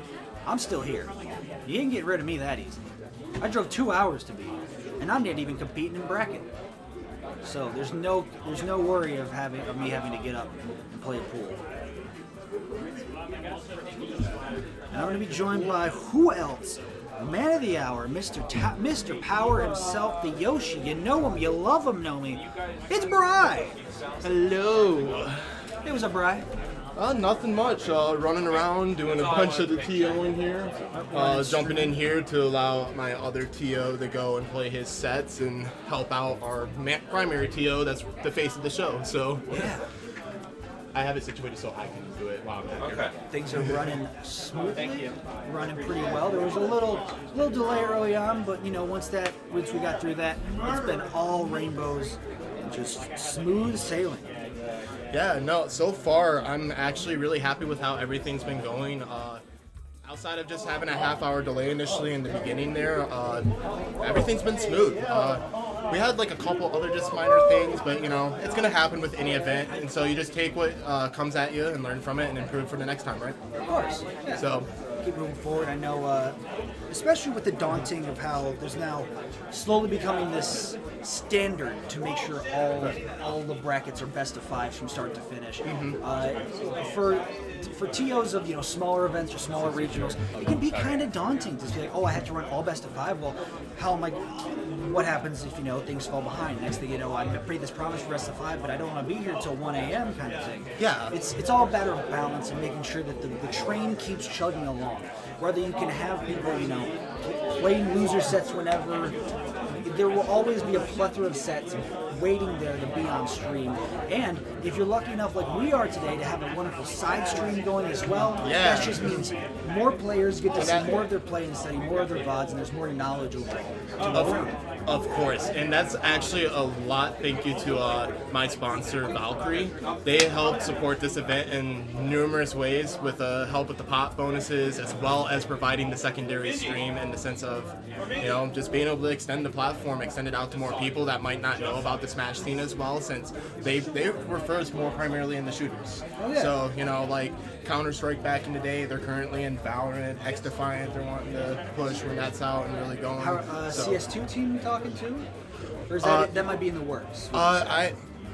I don't know about Counter-Strike. I just know that we have Apex, we have Valorant, and then X-Defiant right now on our rosters. Wonderful, wonderful. But yeah, they've been awesome. They've been helping out with like a bunch of the graphics that went out for all the player announcements. You know, like I said, some of the pop bonus money, and then just the secondary stream, which you could view if you want at Valkyrie LLC here on Twitch as well. But if you want to chill with us and keep hearing some wonderful commentary from myself and then Max, we're gonna have a set coming on here soon, which. Real quick, is that cool too? I will let you know which one we can put up. Let's put Copal and Atla. So we'll bring Copal and Atla onto stream. How do you say that second name? Atwa. So, Atwa. Yep. And so Atwa is actually a Northern Michigan player here at NMC. So this is actually really cool to have. He plays a plethora of different characters, but Rob is one of the ones I've seen primarily, and that's going to be interesting because Copal knows that to a T. Yeah, this is going to be a tall task for Atwa. You know, everybody knows Copal. Copal, the Joy-Con, Oh, is he? Never mind. Oh, never mind. We're going to have somebody else go. By the way, shout out, folks. Haven't noticed, I do have a poppy in my hat. I paid $1 at a Walmart in Cadillac to some veterans, and they gave me this cool little homemade poppy thing. It's paid $1. I gave money to the VA. Happy Veterans Day. Salute to y'all. Yeah, actually, I forgot. It is Veterans Day. It is Veterans Day. So yeah, salute to all the veterans out there. Thank you for your service. Thank you for your service. Thank you for keeping us safe and protecting the homestand. The sets that I keep looking at, my other TO has Doesn't already matter get him what- going. He's been on top of things right Oh now. yeah, doesn't matter. So, That's one more little thing about Veterans Day. Doesn't matter what branch of the military you're in. Thank you for your Hey. service, whether it's back at home in the Coast Guard or on the front lines in the Navy SEALs. hi. You keep us safe at home and allow us to live the freedoms that we should have every single day. Because I was going to have protein. And maybe unlock That more works. secrets. That's Yeah, good. potty. That's why All I'm not there right, yet. cool. So that's what we're You're a gonna have. dad, aren't you? I just wanted to. No. Nope. Wow, I'm you're a just. Chad. I've That's never Gramps, though. Yeah, I'm He's Grandpa. still Gramps. I've never heard a person that's not a father say potty. Oh, I say it at work to like cut back swearing. Oh, so I I embarrass gotcha. myself to like not swear. Mental, Yeah. I like that. Yeah. So what we're gonna have, and this is 100% set now, we're gonna have Rotini Factor and Minji on stream. After this set that's going to be playing, then you'll be on the circus. Because that is your opponent right there. That's So, yeah, sorry about that. My other TO, RSR2, or Grandpa Dorf, if you remember him from back in Smash 4 when he Grandpa used that tag, he's been running the show for me since I did a lot of the behind-the-scenes stuff. He's the face of the show basically here. He's who I had to come help me since, you know, being the main Northern Michigan person here, people are gonna expect me to be playing. You know, they Yeah. want to see me playing at the rep Northern Michigan. You, So you have to. You are one of the North Strongest. So if Yeah, you don't so- compete at North Strongest, can you really say the strongest North players competed? yeah, and so that's where it's like that weird middle ground. So, but the cool thing is that RSR2 is the OGTO for Northern Michigan. He is the reason why there's even a scene up here to be. Yeah, RSR2 didn't. Wasn't RSR2 a part of? Was it Ice Storm? Yep, Ice Storm Gaming back in the day. I remember. Killer jerseys. Yeah. And that's actually where I got picked up, is through working with RSR2 up here with different events, and that's where I learned how to do what I'm doing here right now. So, you know, it all stems somewhere, and he's the OG. He's the Gramps. Exactly. He's Grandpa. He's my grandpa. And if you want to get more involved in your local scene, find the people, talk to your local TOs, make friends, make those connections, and heck, volunteer for your local events. Make them be the change you want to see in the world. I know that's what happened to me. That's how I ended up where I am today, sitting in front of this microphone talking to you people. I just want to say, hey, I'll try this commentary thing and see where it takes me. And then that led me down a whole avenue to making so many wonderful friends and being so entrenched in the community. Anybody can do it. You just got to put yourself out there, and all it takes is one little step. Unless, you know, you're Rensuo, and then you point at me and you call me old, and then I point at you back and I call you a furry. And then you go, no, I'm not a furry. Oh. And then I'll be like, hey, get a new joke, Rensuo. You've been doing the same one for like Rotini. for like a year. You're gonna be on stream. Yeah, I'm going to. Oh, gotcha. But be the change you want to see in the world. Yeah. Especially in your local communities. So yeah, I 100% agree with that. Then it just involves any esports. Like get connected with people. You know, just have fun, see who's out there, play different games with people, see what local scenes are around you, and then just volunteer to do stuff. You know, see what you can do and help, and then that's how you learn, how you get better at, learning how to do different things and be more knowledgeable. That's what I did. Like, I literally knew nothing up here when I started, wanting to learn how to run stuff. So I went to RSR2 because I knew that I could learn from him because Ice Storm already had their brand up here. They had Battle at the Bay, which was a bi-weekly that was up here, so it happened every other week.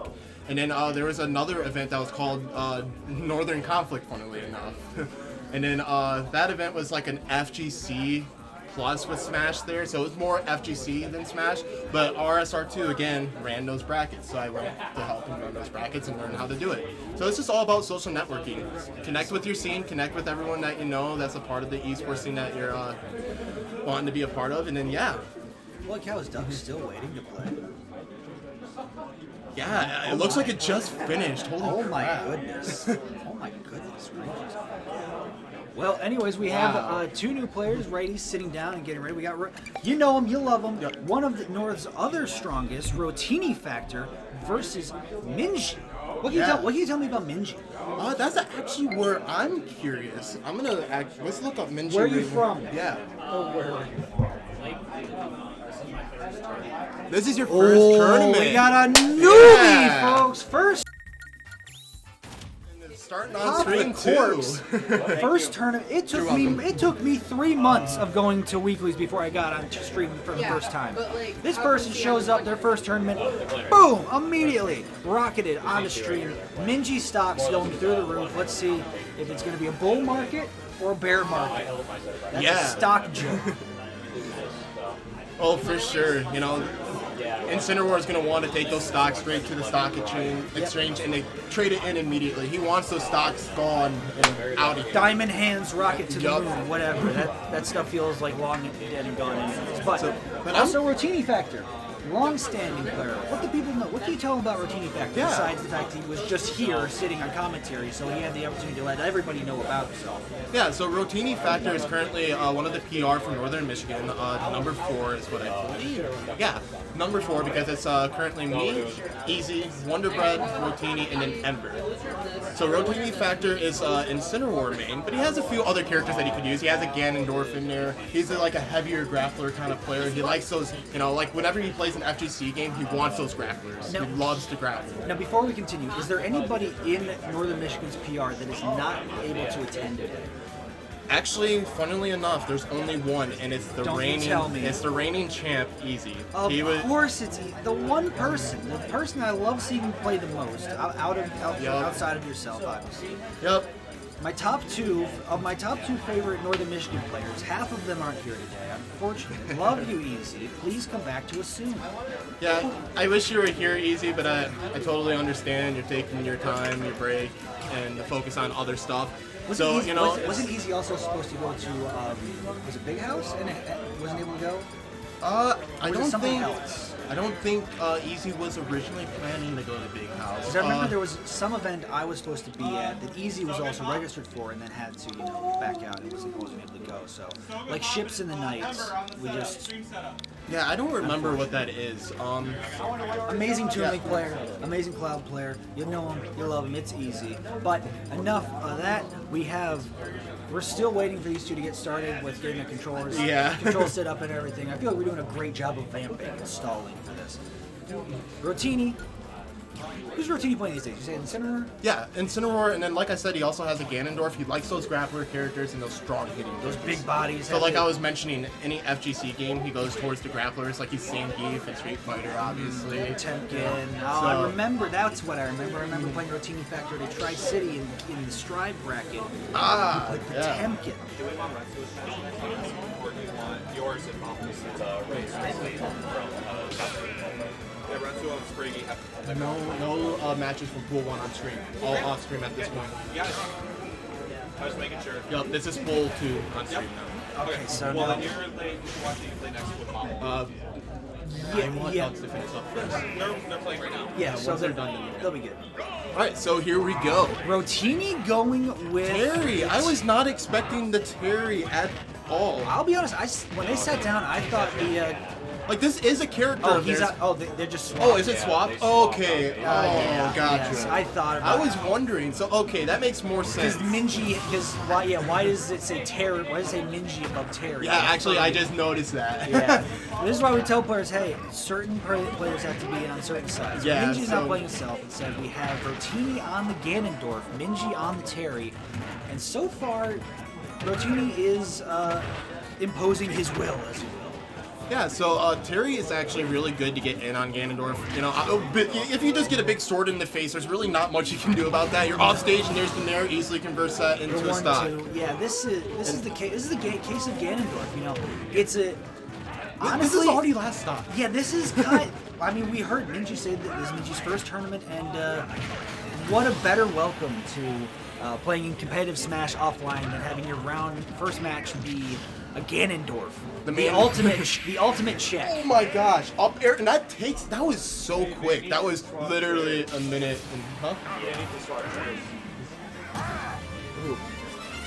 Yeah. They already got it. They already got. Hey, Oh, they already got it yeah. switched. They already got it switched. We're good. You are good. No, I Don't worry meant about for it. the. Oh, Switch yeah, the switch names, the but did chairs. you Yeah, swap- switch the chairs. You So guys it just swap matches. chairs, or- yeah. Yeah, so yeah, it's just- yeah. Yeah. Yeah, no, you're good. So Which, this- by the way, whoever sits on the left side over there is player one going forward. Left player one. You have to think about it like they are. The camera for them, they are physically looking at you from the screen. So right. But anyways, yeah, so Rotini Factor was doing really good Yeah, so covering like stuff. if Like I- if the I rolls, face covering them with down smash there, easily calling out the side B to do the up air to get that stock in that last game. So we're sitting here with Rotini Factor up a game. This is it's kind of. We've all been in this case. We've all been in this scenario. Unfortunately, a lot of times these are off stream that you know. Rotini, you're player 2. Yeah, we swapped your chairs, so we didn't have to swap that.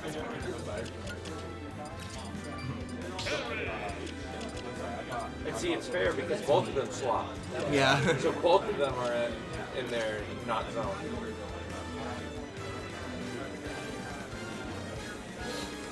So Minji, you're good to go. Yeah.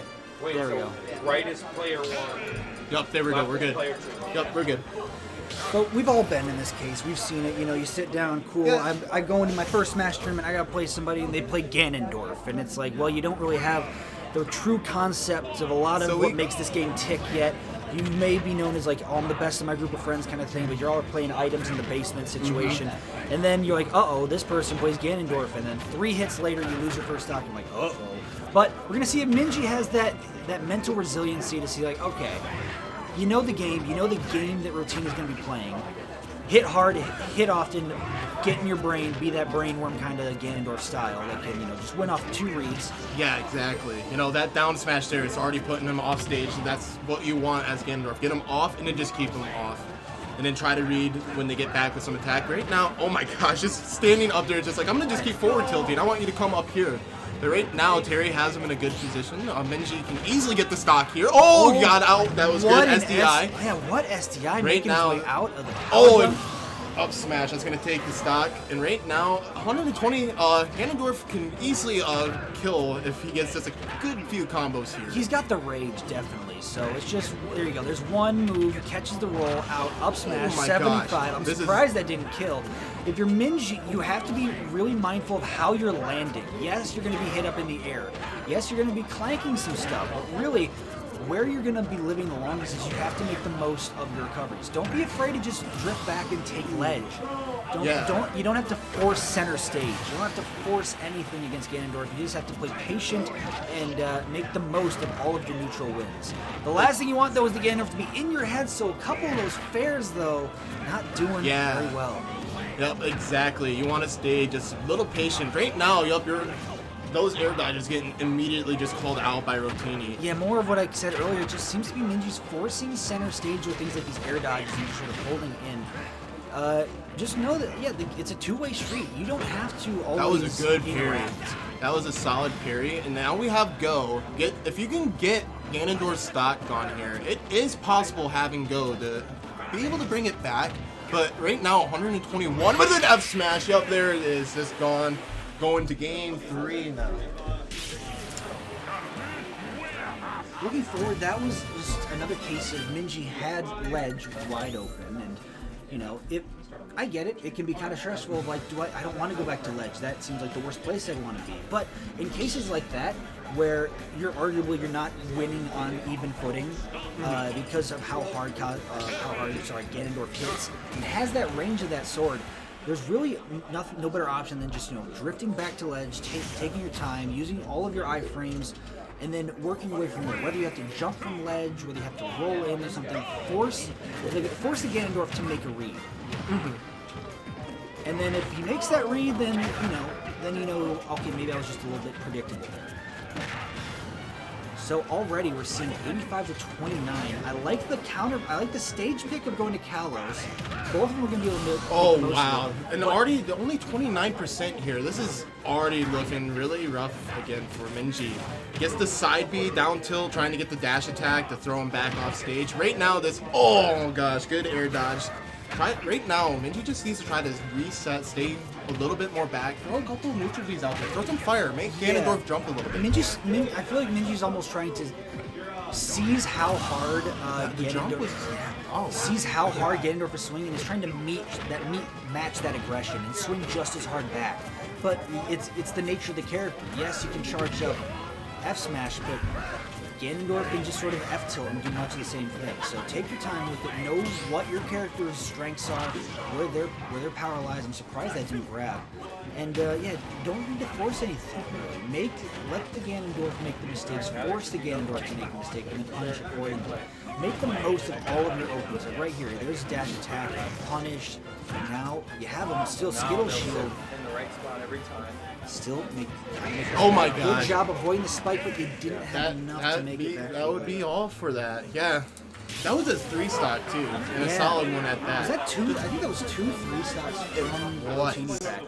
Yeah, and that was just really well done.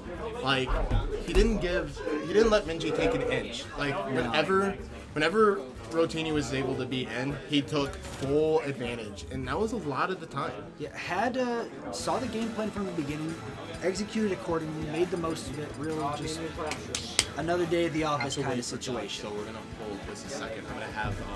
Can you go grab my other TO RSR2, the one that we can go over there? We can go on a little break if you have to. If you get set up and then.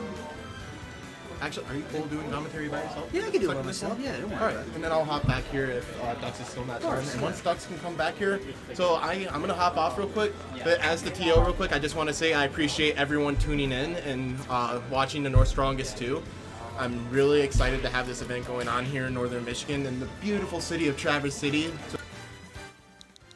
Stone's throw from the bay. Yeah, awesome. It's really good. Their colors are in full bloom. They're not in full bloom. I mean, they're in mid-fall. So you got all these beautiful ambers and browns and reds. Yeah, we're going to in just a second. Yep. Wait, so yeah, you already won 3-0. Oh, Randall was looking on stream with Hal. We're not gonna have you go on stream a second time in a row. Yeah, that would be 2 in a row, and I don't want to put someone twice in a row like that. So, yep, you're good. So, anyways, yeah, I want to just say I appreciate, especially you coming up here, Max. Like, I love your commentary. I love, the passion that you have for this game. And, I would cross the bridge for you, Bri. I would drive across the Mackinac Bridge to the Sioux. I would do a UP event if you were running it, whatever you wanted, wherever you want me. Anything for you, Bri. This man is a treasure. Hold him dear. And by the way, hire him. I'm a free agent. He's going to be over in North Carolina, right? Is that where? No, well, eventually? Possibly. I went down there. I did a wonderful event called Rock the Hill 2. Thank you, CJ, for the wonderful opportunity, and thank you, Ritual, for doing a fantastic job with me. I'm still Michigan-based, though. If you're looking for, if any organization is looking for an up-and-coming Michigan commentator, I do Ultimate, I do a little bit of Melee, I do NASB 2 now. I do hire me. I want to get on the ground level for NASB 2 commentary, please. I will go anywhere. If there's Hire this NASB 2 man. tournaments, Hire please. him. He's right here. He is him. He is the one. Let's get this man out there. Trust me, you won't hear any better commentary. This man absolutely rocks Dallas when he's in there. You flatter me, Bri. Thank you very much. I Good luck in appreciate it. bracket. And wonderful person, Bri. Top to bottom. Puts his heart in everything he does. Drives all over the state to bring the Yoshi to the people. And just like how I do to bring my voice to the people. Right now, coming up, you're going to see the dichotomy between Bri's commentary and his gameplay. Both of them extremely high level. As we're going to have Bri versus Bobbles on stream next. Bobbles, can you hear me when I talk like this? How clearly can you hear me? How clearly can you hear me if I talk like this? You sound great. You just keep doing whatever you've been doing, and you sound great. Nice poppy, by the way. Nice poppy. So we're going to get into this one right here. Two players that one of them arguably is North's strongest, and the other one an up-and-coming Lucas, little strong boy. They've been putting sponsors on. Yeah, they've been putting sponsors on. Bri versus Bobbles.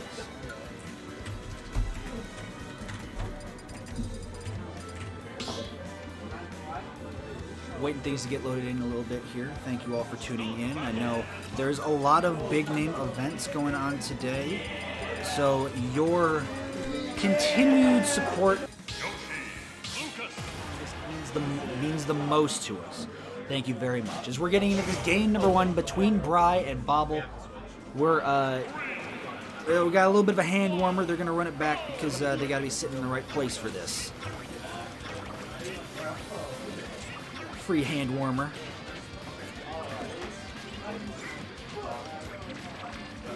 And if you are tuning in, I want to give folks a little bit of an update on things such as Port Priority 8. Wonderful, wonderful event. Let's see, what do we got here? In the ways of upsets, shout out Chase DeWitt, the real Booker DeWitt. We got Snickledorf over Small FT. Small FT out at 193. Xavier, the Wii Fit trainer. Upsets Peebnut, the king of South Carolina, the king of the Carolinas, Peebnut. Upset in winners in a Game 5 set. Wow. And then you have Frog, the Bayonetta from Las Vegas, taking out a Tata in winners, 3-1. My goodness. Port Priority 8, another fantastic event going on this weekend. If you do, make sure you have that on a second monitor. But we are primary viewing here, folks, as we get into this game number one between Bri and Bobble. We're going to PS2, has the best games, the gentleman starter. You know it, you love it. And already we're getting that spacing game going early. Neither one of these characters is going to want to overextend because they know the opponent's combos are punishing. And Bri, with these double jump cancels on the Yoshi, starting things off early. A little egg throw, gonna miss and gonna have to eat that nair, but he's gonna be a little too scared of that spike and just throws out a down B. Rough start for Bri, but you know what? Some would say he don't need it, as there's another fair deep off stage. Bobble just sort of floating here, looking like a little Guitar Hero piece, but doesn't have the proper angle. So an interesting start from both these players. Both of them are kind of messing up their recoveries. Back to even footing. I'm telling you, we're playing Smash 4 here with that 2 stock. A game that I actually never played competitively. For good reason. And that reason is Bayonetta. Bri, though, already, look at that. Fair's landing. Does Bobble have the angle this time? Does, but he's going to eat another egg into a fair spike. Still making it back, though, low enough percent that it wasn't a death spike. But there you go, back throw. Egg's going to land again. Another egg up high. Still putting in the work. Bri, look at this offstage pressure. 2 jabs. Doesn't force a tech. But it's going to be a down B looking for that shield breaker setup. Doesn't get it, and now Bobble's going to slow things down a little bit, shoot out some projectiles, try and force the spacing. Uh-oh, but the rope snake's going to get caught with a down air, still making it back because he has that angles. This kid studies geometry and uses the iframes of up smash to land it. And now pretty much an even game here again, even though Bry started hot at the start, but it's going to be the Nair out of shield, that unique Yoshi shield. The egg is going to do it. Second stock gone from Bobble, but if you're Bobble, you don't want to be too up smash crazy here. What a tech follow up here, gets the down air, still falling, puts a lot of pressure on 76% here, and practically untouched on since coming back is Bry, falling out deep. Is that the angle from Bobble? Still has it. Both players make it back, but it's going to be a risky, unfortunate air dodge. Doesn't have the distance from Bry. Last stock situation, but Bobble sitting at 106. Has to play perfect here. A little kid with a dream. And a dead mother. Rope Snake going to make it back to get the recovery here still. Underneath that platform, living under it like a house. Down tilt. Bry, though, living in the walls. Nair, deep Nair off stage from the double jump is going to give game number 1 to none other than Bry. I can maybe help.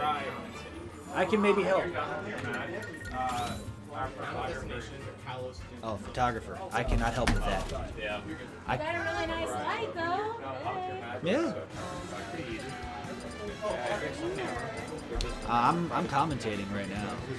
Yeah, I talk about the game. Yeah. Currently going out live to the wonderful interwebs, Twitch. So mic and everything. Little hole. I always get self-conscious though when it's just me right here and there's the players right there. Like, I say stuff. How much do they hear that would then be considered mid-set coaching or whatever? But you got to be careful about it. It's crazy. I do this, get paid as a hobby, and looking back at my college life, I probably should have gone for sports broadcasting.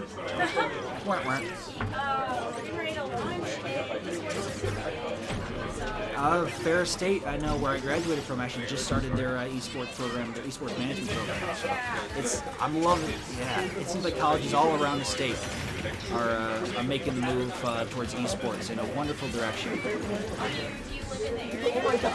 I'm Grand Rapids based. Yeah. I drove by myself. Yeah, just to do this. Yeah. Probably, I don't know, but hey, it's it's pools. It's not like it's the end of the bracket where everything's super tense. You have a Bry here doing what Bry does against Bobble. These two players, wonderful people. So yeah. Nice to meet you. Yes.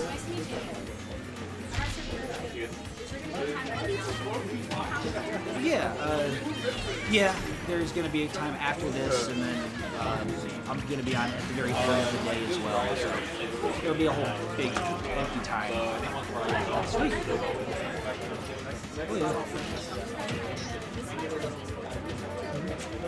This light though will probably be staying here as to be used for the commentators when it doesn't come back to us, because we have a little webcam up there as well.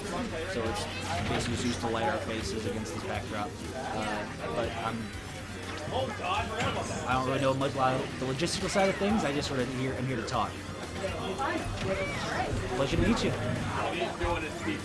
Sorry about that, folks. We're now getting still into this Bobble, sitting on last stock here. It's going to be the fair, but not going to be the spike off the stage. Still alive. Bry down B, not going to connect. Down air, maybe off the backboard himself. Rope Snake not putting in, not long enough. Dash attack sends up high. And now Bry can just impose his will deep off stage. Use the power of fear, but what a recovery from Bobble. And Bry's going to miss the air dodge.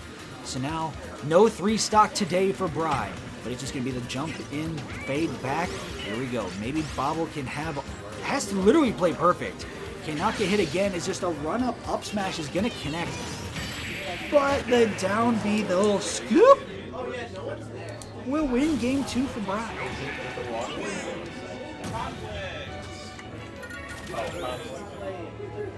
Hey, Randall, the guarantee of conflict's on here. What's up? The guarantee of Oh, yeah. who all the scores probably going to be with.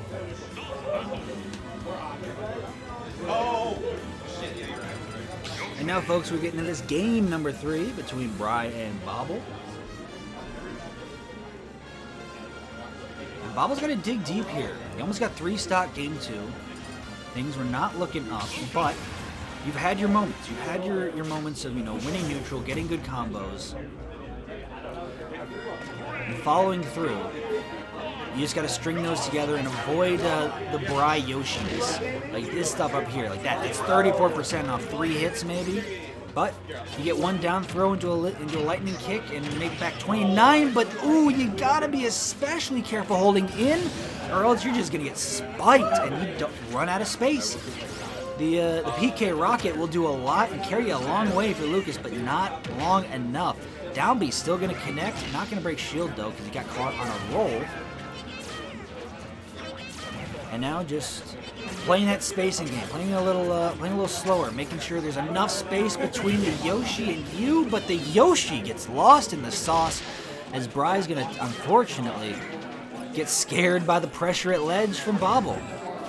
Back to 2 stocks apiece, but one little jab into a nair. Nice slick waveland from Bry. Bobble's gonna retreat back to ledge here and now slowly work his way back to center. A nair out of shield from Bry, still living here, and now the pressure is on Bobble at ledge, but Bry's just going to back up and give him space to work with. That was a risky option from Bobble. It gets punished accordingly from Bry. No kill yet, but the down B not going to follow through. Sends him up high, 109 to 11. Gotta be careful for Bobble. Oh, but the down air and an air dodge at off stage. Going to be out of time, out of space.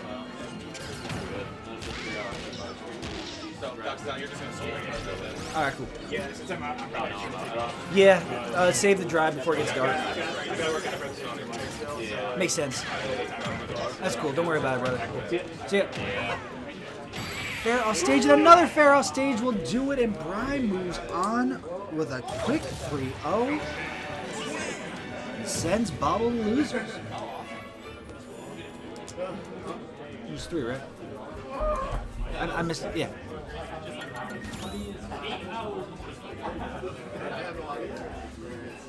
Unfortunately, folks, my original co-commentator Dux is unable to continue today. Gonna probably do one of the smarter things. Who? No, Dux is leaving. Oh, he's leaving. Yeah, he just walked by. Yeah. Like Gomer? Is it Gomer? No, he's not. Who? Oh. Okay. What did you say? Mystery. Oh.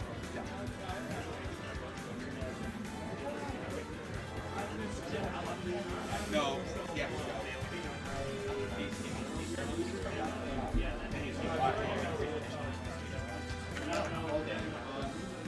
I will do commentary. I don't think y'all want to hear my commentary. I could do it with anybody. Like, yo, he did a thing. Wow, that back end was kind of sick.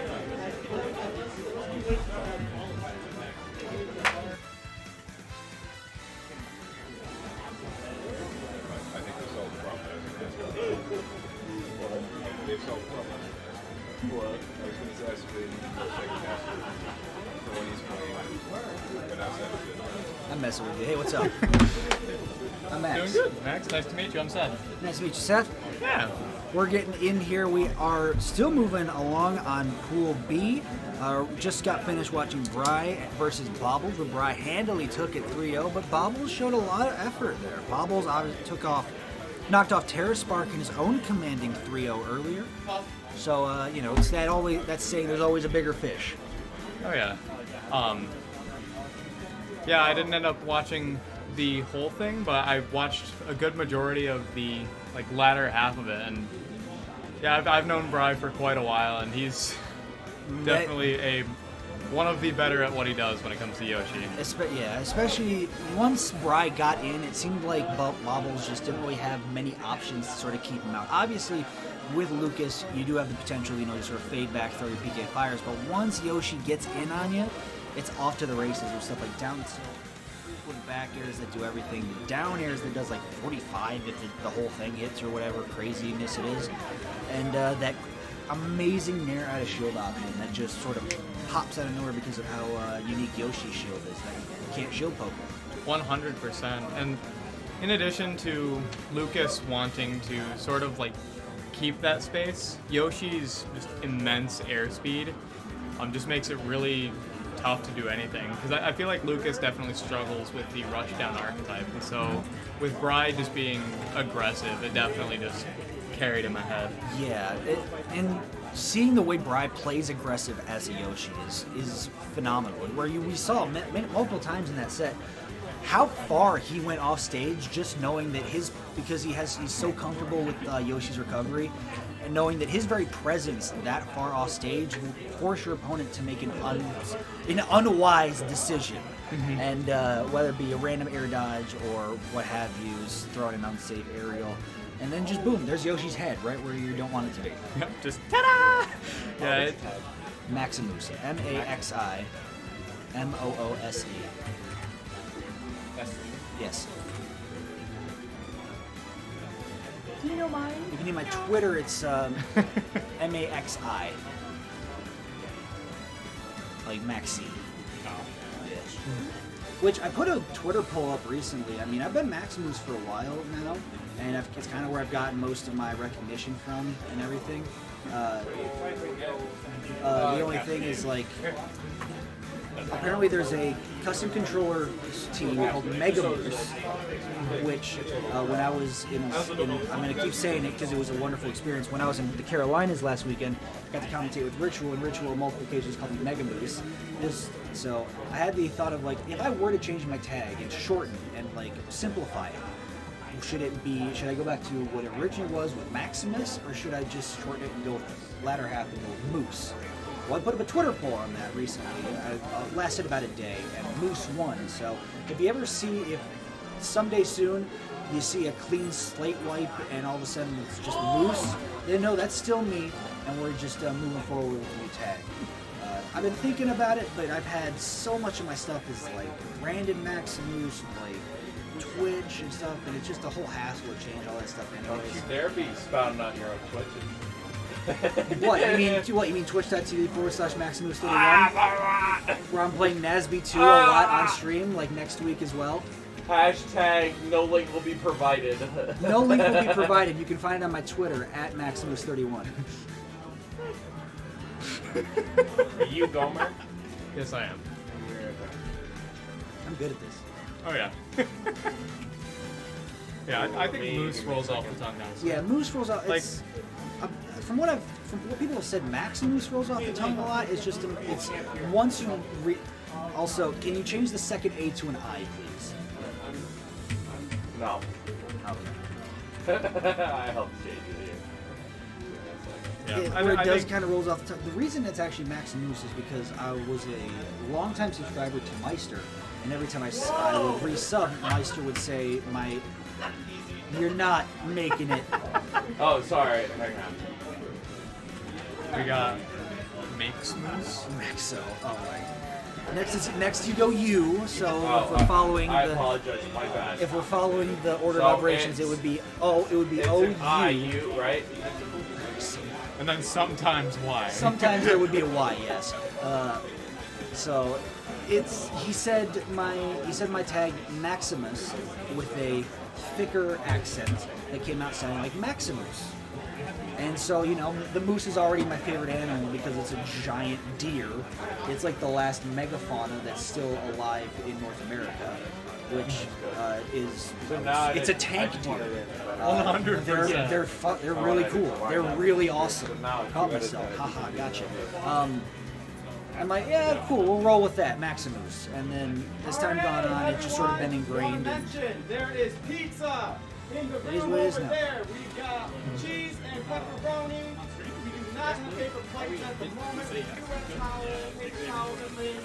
You are allowed 2 per person, and they are for registered competitors only.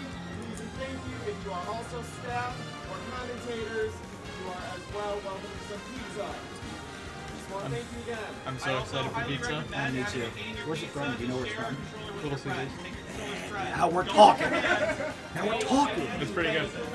Time and time again, it's been Domino's. And Domino's doesn't hold a candle to Little Caesars. Hey, Bri. How much time do we have to our next setup? Ready.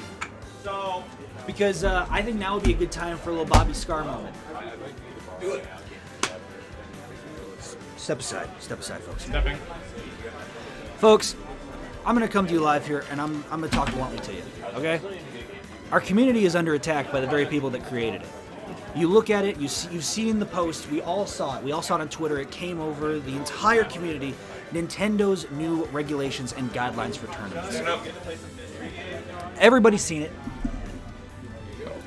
And it caused a shockwave through our community. It was like, wait a second, can we still do what we love to do? Will we still be able to have the brackets and tournaments we want to have? We've seen already events from Lansing, like Pantheon has been postponed. We've had Arcadians, monthlies, tournaments, one after another are just going on hiatus. There's this level of unsuredness, like nobody knows what the future will hold for us. Will we continue to exist a year from now? Will we still have a game to play? Will we still have tournaments to go to? Will it just be playing at weeklies until we have a major or something? Will we be sent back into another dark ages like we were after MLG? And I will tell you right now, folks, no. We will not. We will keep running tournaments like this one now, like Pantheon, like your regionals that you've been going to for months in, months out, that are run by wonderful people, your wonderful regional TOs, from your bookers to your CJ Frozens in the Carolinas to your Hazmats, all of us. We're not giving up. We're not giving in. We're going to keep doing this, and you're going to have to take my controller from my cold, dead hands. You will have to cut these off and cut the tongue out of my mouth if you want me to stop driving hours and hours to talk about this game I love and support the community I love. I ain't going nowhere. We're not going nowhere. Nintendo, Shuntaro Furukawa, yes, you, bigwig CEO at the top. We are the creator of your creation. We are the cockroach you cannot kill. We live under your fridge, and we play Smash Ultimate, Smash Melee, P+, PM, Brawl, everything you've made with a fiery passion that esports devs today only wish they could achieve. And yet, we have it here in spades, and you continue to just beat us down and pigeonhole us and not allow us to do the things we want. We have things in America called game of skill laws. You have made a game of skill. This is not regulated by gambling. This is not gambling in any sense of the word. This is a game of skill of your creation that we will continue to drive hours for menial pop bonuses, for sponsors and stuff, because we love it, because it's what we do. Because no matter time in and whatever every year when you try and kill us, when you just find that new can of Raid bug spray or whatever and you shoot it underneath the fridge, like, oh cool, it's that time of year again. They're trying to get rid of us. But you know what we do? We hunker down, we come together as a community, and we live. There's a famous story here of the wrestling company TNA, Total Nonstop Action.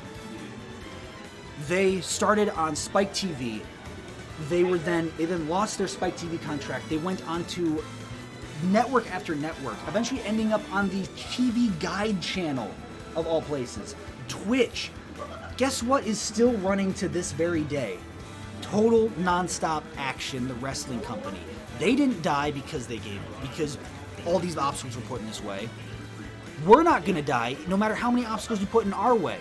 Mango said it best, we will play this game for $20 behind a 7-Eleven, no shirt on, sweaty, and we will love it.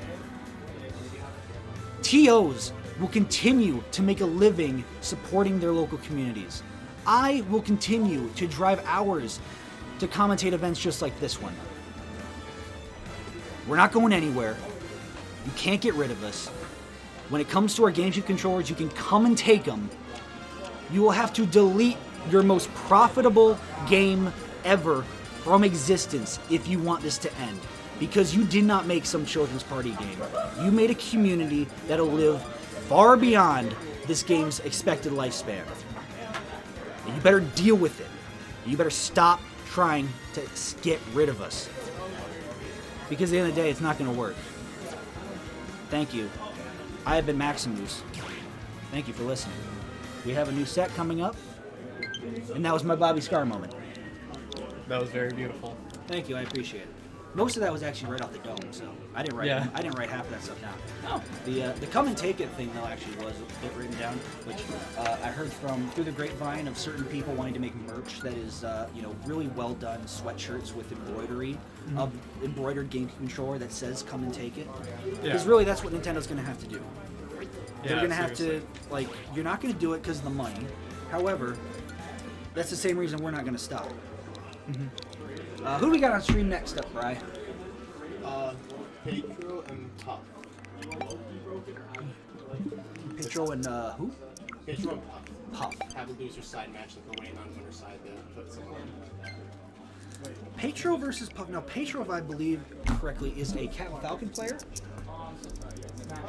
Mario, Captain Falcon, if I'm remembering correctly. And if Puff doesn't It's been play a little bit Puff- since I played some of the That's correct. Yep, so... Yeah. And then Puff is very enigmatic. All Mario now. So By the way, if anybody has the capabilities, please screen record my Bobby Scar rant, my Joker moment. Please, I would love to. I would love to watch it back and see just how coherent it really was, or if it was just the ramblings of some insane person. Cool. Thank you. Thank you for your time. I thought it was very well articulated. I hope so. I hope so. Yeah. I lose every debate I've ever been in with my parents or my coworkers. So having a moment where I can just say my piece, Or maybe it's just fully, the difference of last time means a lot. tactics So and everything was Yeah. plus it was great for stalling as we everything were laid out and vamping as we wait for this current set to come up. Absolutely. Yeah. So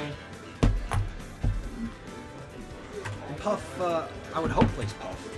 So, funny enough, Puff does not play Puff.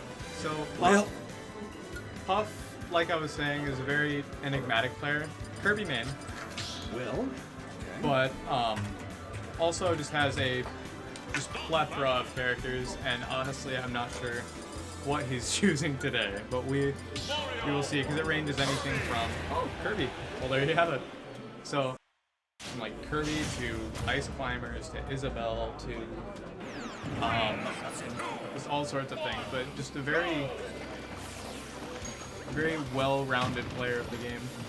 Very well-rounded indeed. Right now, we're going to see how Puff does against the Petro Mario. Petro already starting to get that builder thing, that builder outfit on.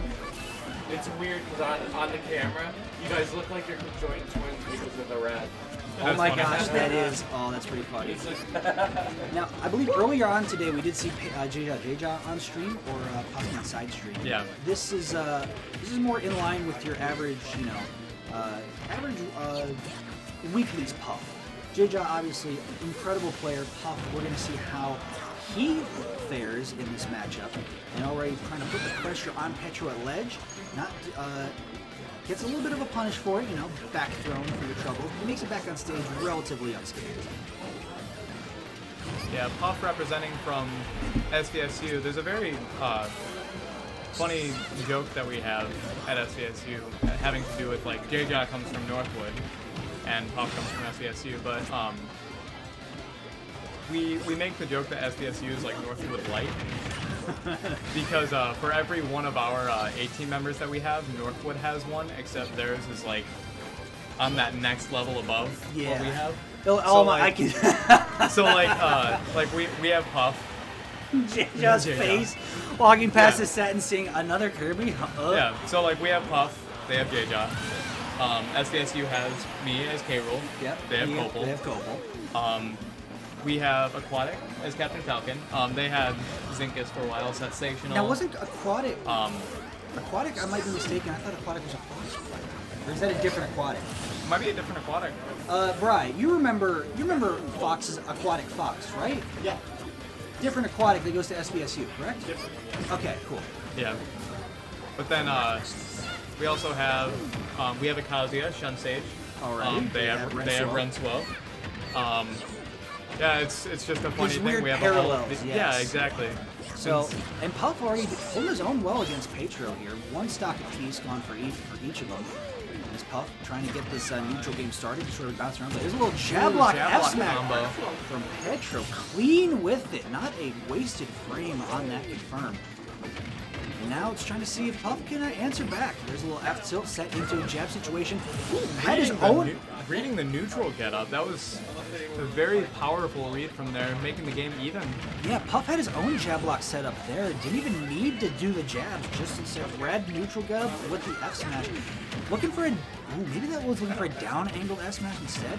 There we go, a little potentially to catch the up B, but or to catch a neutral get up. I know he's doing a lot of just F smash like hard reads. And now you just kind of see this. This is the game that like we see JJ do time and time again. That like doesn't really approach in these situations. Sort of forces your opponent to. If you do have this kind of percent lead, you don't really need to. Like, you can sort of sit at ledge and just bait things like, oh, am I gonna hit you with the cheat at or whatever? But now Petro catch that dash attack. Still good nair from Puff to counteract. One up tilt and now he's walking. Slowing down the tempo of the game to near a halt. He's sort of sitting there, doing his own thing, working, just sort of waving his arms, but now Petro is like, no, we got a game to play here, son. I think he tried setting up another tech situation. Up smash, barely not working into the down B, wow. Yeah, I think towards the end of that, Petro was trying to set up another tech situation, or the tech situation for the jab lock, because Mario definitely tries to go for those a lot of the time. So curious that within one season, we get one of the best. We get the best Kirby in North America, JJ. And now, first time seeing Puff, and now I hear about the mirror that is SVSU to Northwood University, and it's like, wow.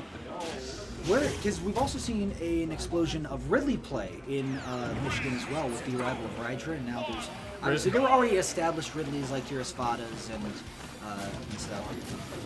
Yeah, no, it was Puff. So it's curious to see these characters that are rarely seen in other places, and we just have multiples of them in Michigan.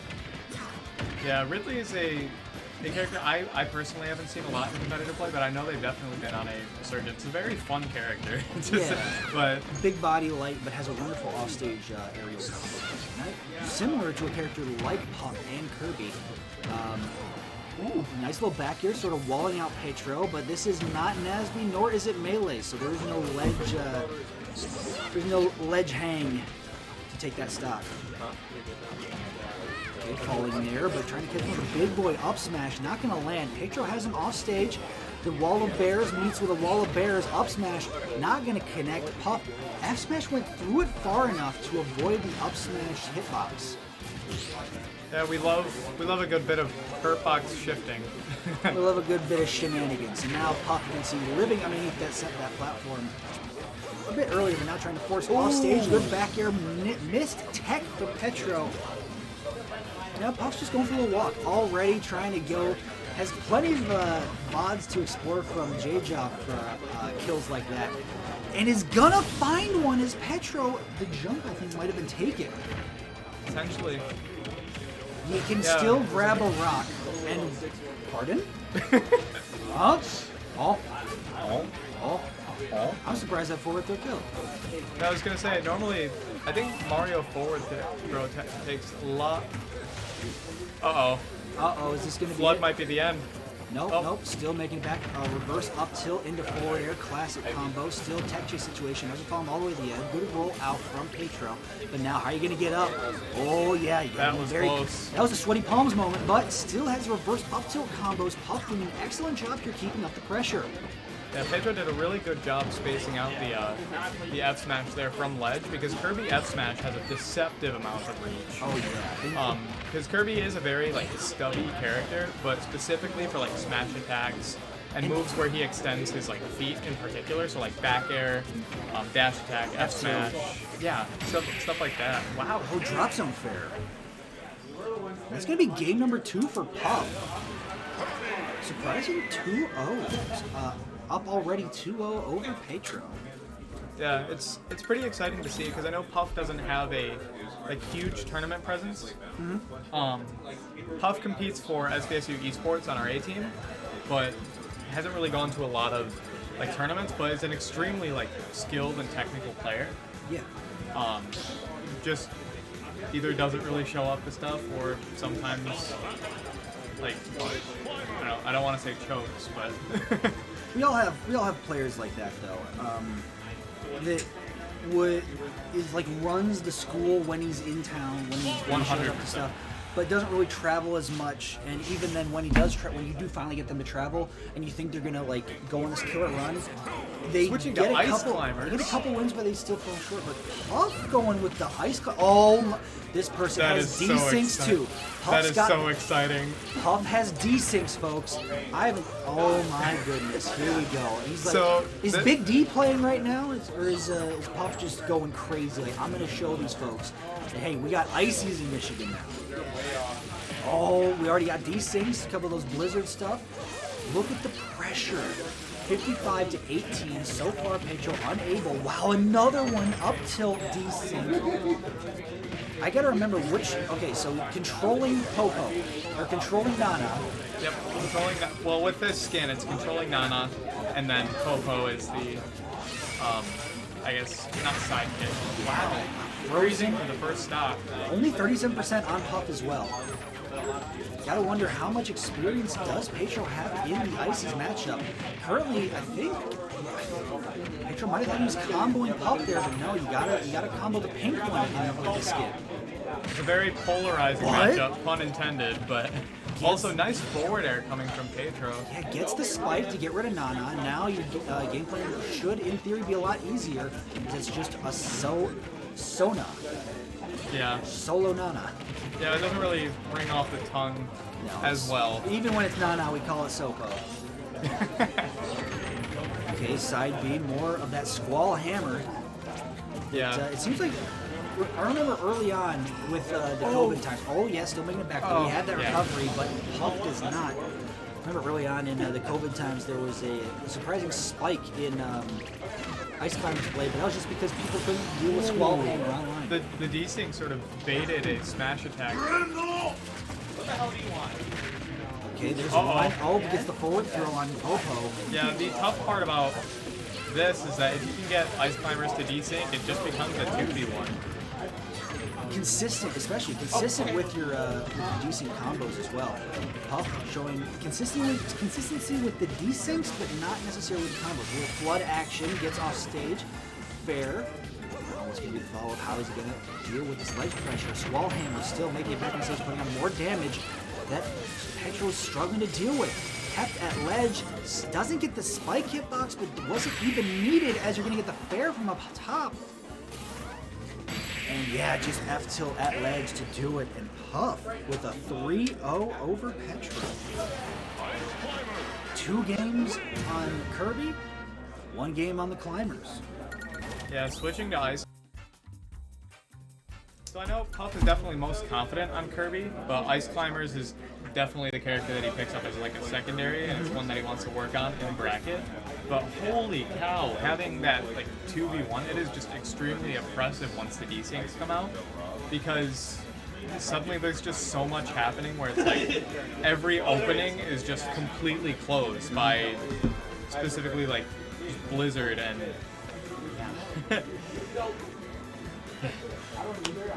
Those are 2 characters that if you pull them out, like if you character swap from a Kirby that already won a game to an Ice Climbers, I feel like the mental damage due to your opponent is like, what am I doing? Who is this person? What am I dealing with here? Because those are 2 very polar opposite characters. Kirby getting in tight, well, from a technicality standpoint. Kirby, obviously, they're both going to want to get in close and throw hands. Ooh, that'll be good. Friend who? Cool.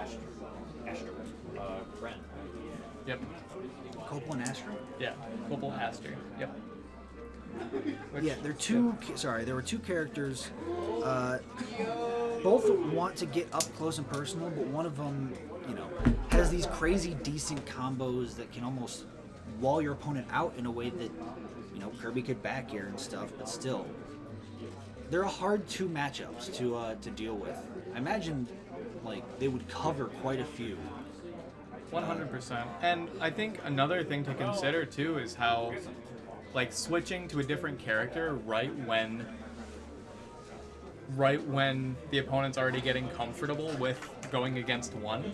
So like, he was already getting comfortable going against Kirby, and then suddenly Pop is like, oh yeah, I'm just gonna switch to Ice Climbers. That sudden shift just completely messes with your psyche as well. But can you even say that they were getting comfortable against the Kirby? Because I believe Game 2 was also quite commanding or dominant from Puff. So it's just a case of like, okay, I'm already winning. Let's see how the like if you win, you're up 2 games in a best of 5, and I feel like that character swap just sort of feels like stunting at that point, like hot dog. Like, okay, let's see if the Ice Climbers, if the hands are there to play Ice Climbers today, and they certainly were. Mm-hmm. Yeah, and Pedro did do well. There was a lot of like patience with Mario, but I feel like Puff was definitely just setting tempo, and I feel like Mario definitely struggles to like get in when tempo is set that fast, while there's also just so many so many walls being put. Mm-hmm. Yeah, I like Pedro's use of back air as well.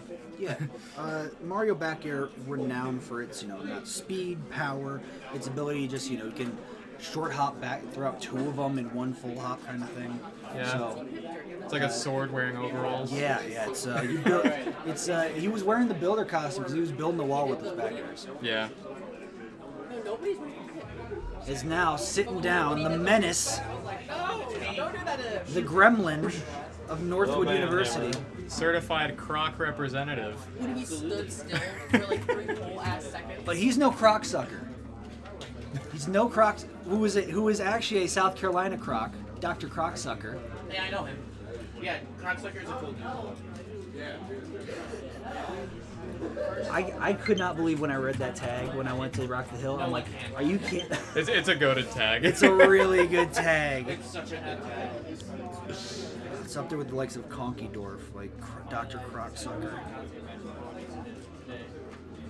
Whew. But we're gonna have Cobble versus Aster. Yeah, this is gonna be very fun. Because it's gonna be King K Greninja, I believe, right? Ooh, okay, some Greninja play. Yeah, reptile battle. Reptile actually, versus Amphibian. Yeah, Amphibian. Yeah, I was gonna say. It's gonna be our Reptile versus a wet reptile. Yeah. See, that's how they get you. That's how they get you. Oh, I really hope the camera I really hope the mic picked that up. Cobble just saying. Do it now. I'm pretty sure. Where's Aster? I put in my name. I don't know where Aster is. I think they're eating. They're greasing up.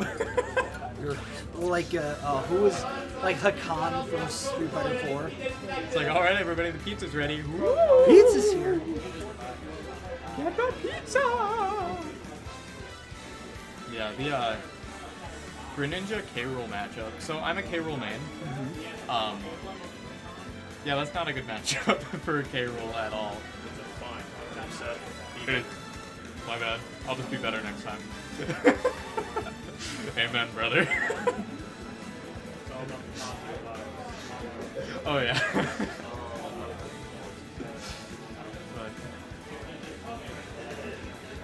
How do you spell Esk? E-S-Q-U-E?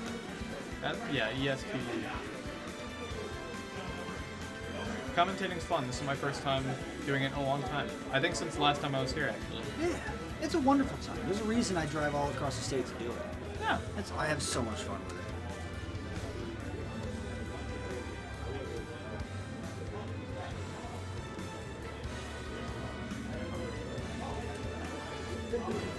He's been degreased. I've been degreased. Deep pizza. Yeah. Yeah. At some point, we need to find time to go up and grab pizza. Yeah, I think after our blocks. Okay.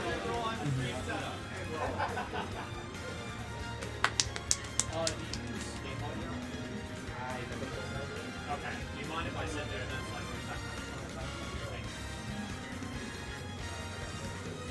So that means we have to switch around this. So.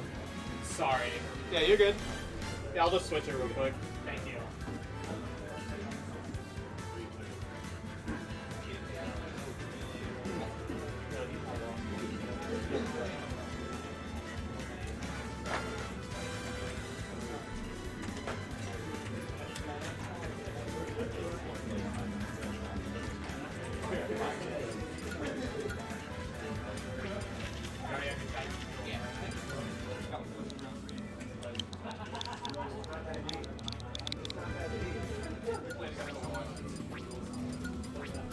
Sweet. So then, Copel, could you be player 1? Sweet. Thank you.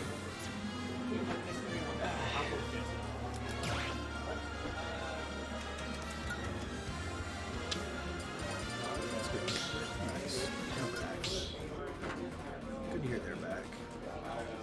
I'm gonna empty my pockets real quick. Got the phone, keys, AirPods, wallet, ID, the whole shebang. Huh? It's just more comfy to sit down without stuff in my pockets. Yeah.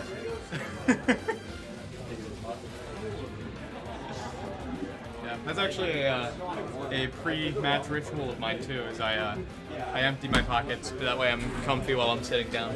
Yeah, me too. I think it's just nature to like empty your pockets and stuff. He actually hit up. So I was like hitting him at the smack hill, and then he hit a sit, he tried to reverse, and it's up being he would have died. It's like if I didn't, I do it. Dude, it was. Let's just. I think I got 4. Yeah. So during this set Probably got too, like 5 if nobody ends up messing with the like stream, I'll be messing with that. Just a real quick thing. Oh, you're talking to me? Yeah. So if stream needs to be updated while we're doing this, then I'll be sure to do that. Sounds good. Sweet. Sounds good. I know you guys tend to move a little bit. Copel and Aster. This is gonna be a good set. Oh yeah, this is gonna be real Yeah, good. it's gonna be a. Look at you guys. Now you guys look good on camera. MSU versus Northwood University, classic matchup between the two. Yeah, from two greats at their characters. Oh yeah, Aster on the Greninja, Copel on the K Rule, and already getting started here. Copel fair into grab, nice little trying to read the tech chase there. quick 29%. We're gonna see how much does Aster know about Copel's book of tricks, the K Rule classic stuff. That if you get caught lacking or you just don't know, get knowledge checked about it, it could easily spell the end of your stock. Up throw, gonna do another like what, almost 20% here. Still, good job already from Aster, keeping Copel off stage and at the ledge. Here you go, down tilt. I'll call that one the slip and slide. The slip and slide. Hit the down tilt and a little slide forward up smash. Because when Diddy Kong does it, I like to call it the electric slide. The electric slide? Yeah. That's awesome. Already good knowledge from Aster, knowing like, hey, just throw away the crown, get it out of here, get rid of it, and using it to his advantage in combos as well. Gonna land the fair. Copel gonna still live because the Croc is big and heavy. Crown spawned off stage, still was able to recover it by just falling on him. Belly armor coming Nair up setting big. up a good situation. Backer going to connect 175 to 85 here. Copel looking for something early to get this first stock. Is going to be forward throw. Yes, it will, and it will be the stock. So Copel, rare sight. Copel falling behind early in this set. This is game number 1. Going for a Nair under stage in hopes to gimp. However, Aster doing good on recovering. Where do you think Aster is really making the most ground and is the difference maker in this set so far? What are Aster's like biggest strong points as we see at dash attack take Aster's first stock out? I would say just like staying back, truthfully. Yeah, Greninja. I feel like Greninja is good at spacing when it comes to this matchup, but also like. He has headphones plugged in. How do I articulate this? Oh, he does have a splitter though. Yeah, K. Rool is also just very susceptible to getting comboed by Greninja. No, you can't have it. No, I'm He's gotta have it Ooh, if you want going for a to. 2-frame there. But that's not fair to his opponent. Good ledge trapping from Copel. Yep, good job as well, get the crown out. Good job from Aster avoiding the crown. There you go. Crown armor still going to connect and just slowly build percent here. That little spacing game, even though they're two big guys that want to get up in your face, they still have the projectile capabilities. Going up deep, I like that little drop zone dare that he likes to do. Cannonball almost taking it off the top at 140. Copel catching there with the up throw.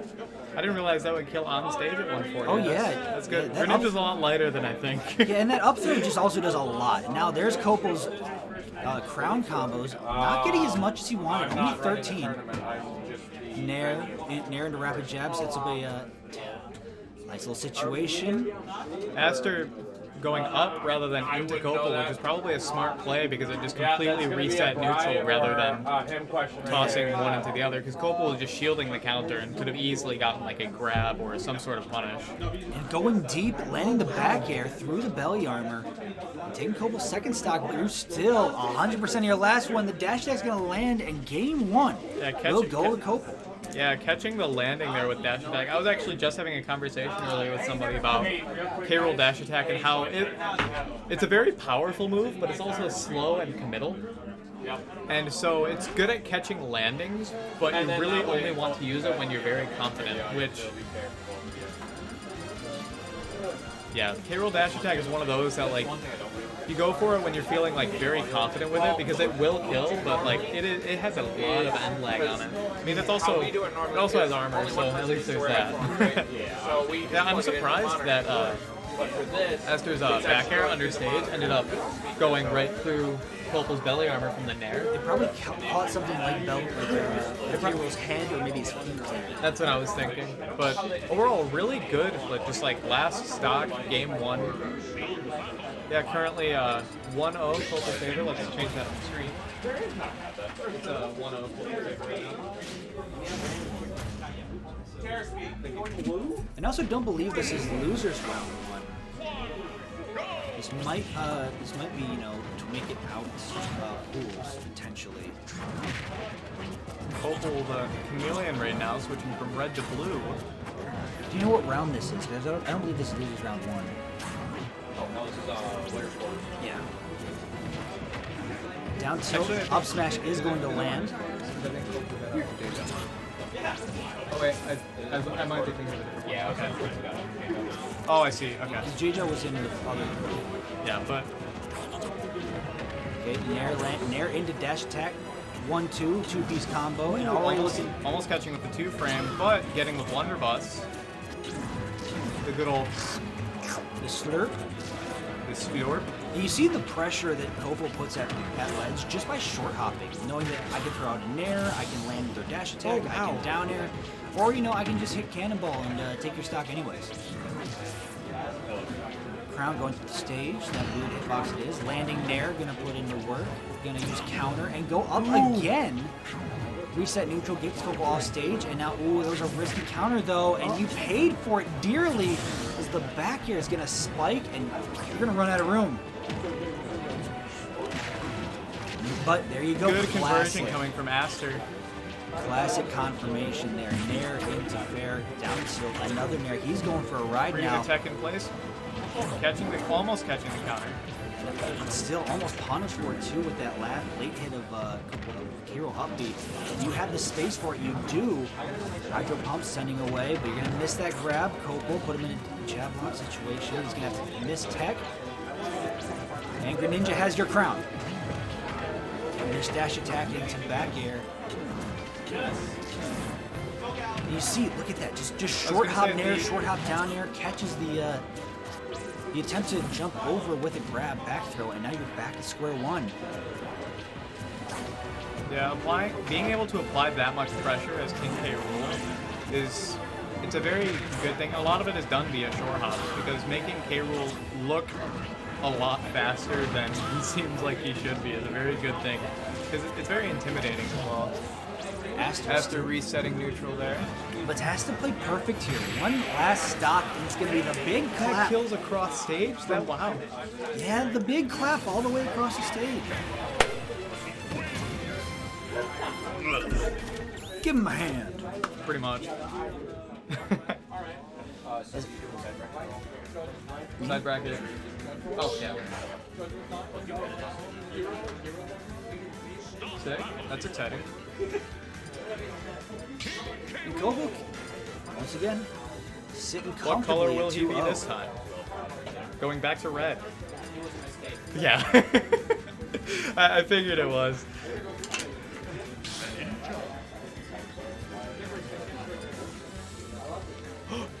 Copel, you're blue again. Oh, okay. There we go. We got it.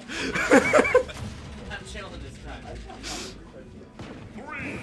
We're going back to Battlefield. What do you think of the stage pick? Obviously, K-Rool's gonna like it because like the neutral B shenanigans. Yeah, I think so. K-Rool having side plats is good when it comes to like ledge trapping and stuff, but having these shorter platforms as compared to like PS2 is also good because it allows for like F tilt to hit, like up angle F tilt to hit platform, and that's just like a small thing, but. Yeah. Back air is going to land here, gets Copel off stage. What's going to be? Maybe looking for a stage fight situation, but Copel is going to tech those. Here we go, Aster. Dash attack, one up there, nothing else. Getting interrupted by the belly armor. Another counter off the return from the crown. Maybe got a bit too cute. Sorry, maybe got a bit too cute with it. Bit too what? Yeah, a bit too cute with it. Yeah. And you're going to eat that spike and lose your stock for it, all off of that counter decision. Aster almost getting a conversion there. Copel do his little dancey dance. Doing a little bubble dance. Aster just still trying to stage some kind of comeback here. Down there's not going to land. It is going to land up air. You see another one just out of range. Doesn't even throw at the back here. Can't land the fair, but you're just going to charge that up. And, oh, he was right there for it. Back throw situation. Yeah, lots of pressure on shield. Crown armor tanking the shuriken. Counter, reflecting the shuriken.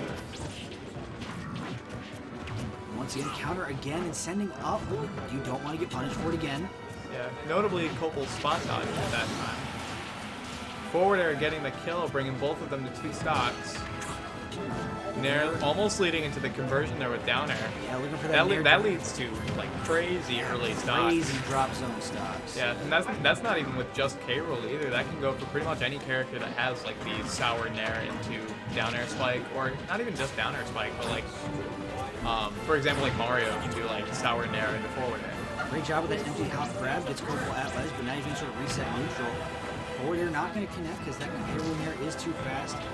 Spiked again. Still putting out a damage even through the crown armor. Got parrying the cannonball. Still gets behind, but doesn't get the grab.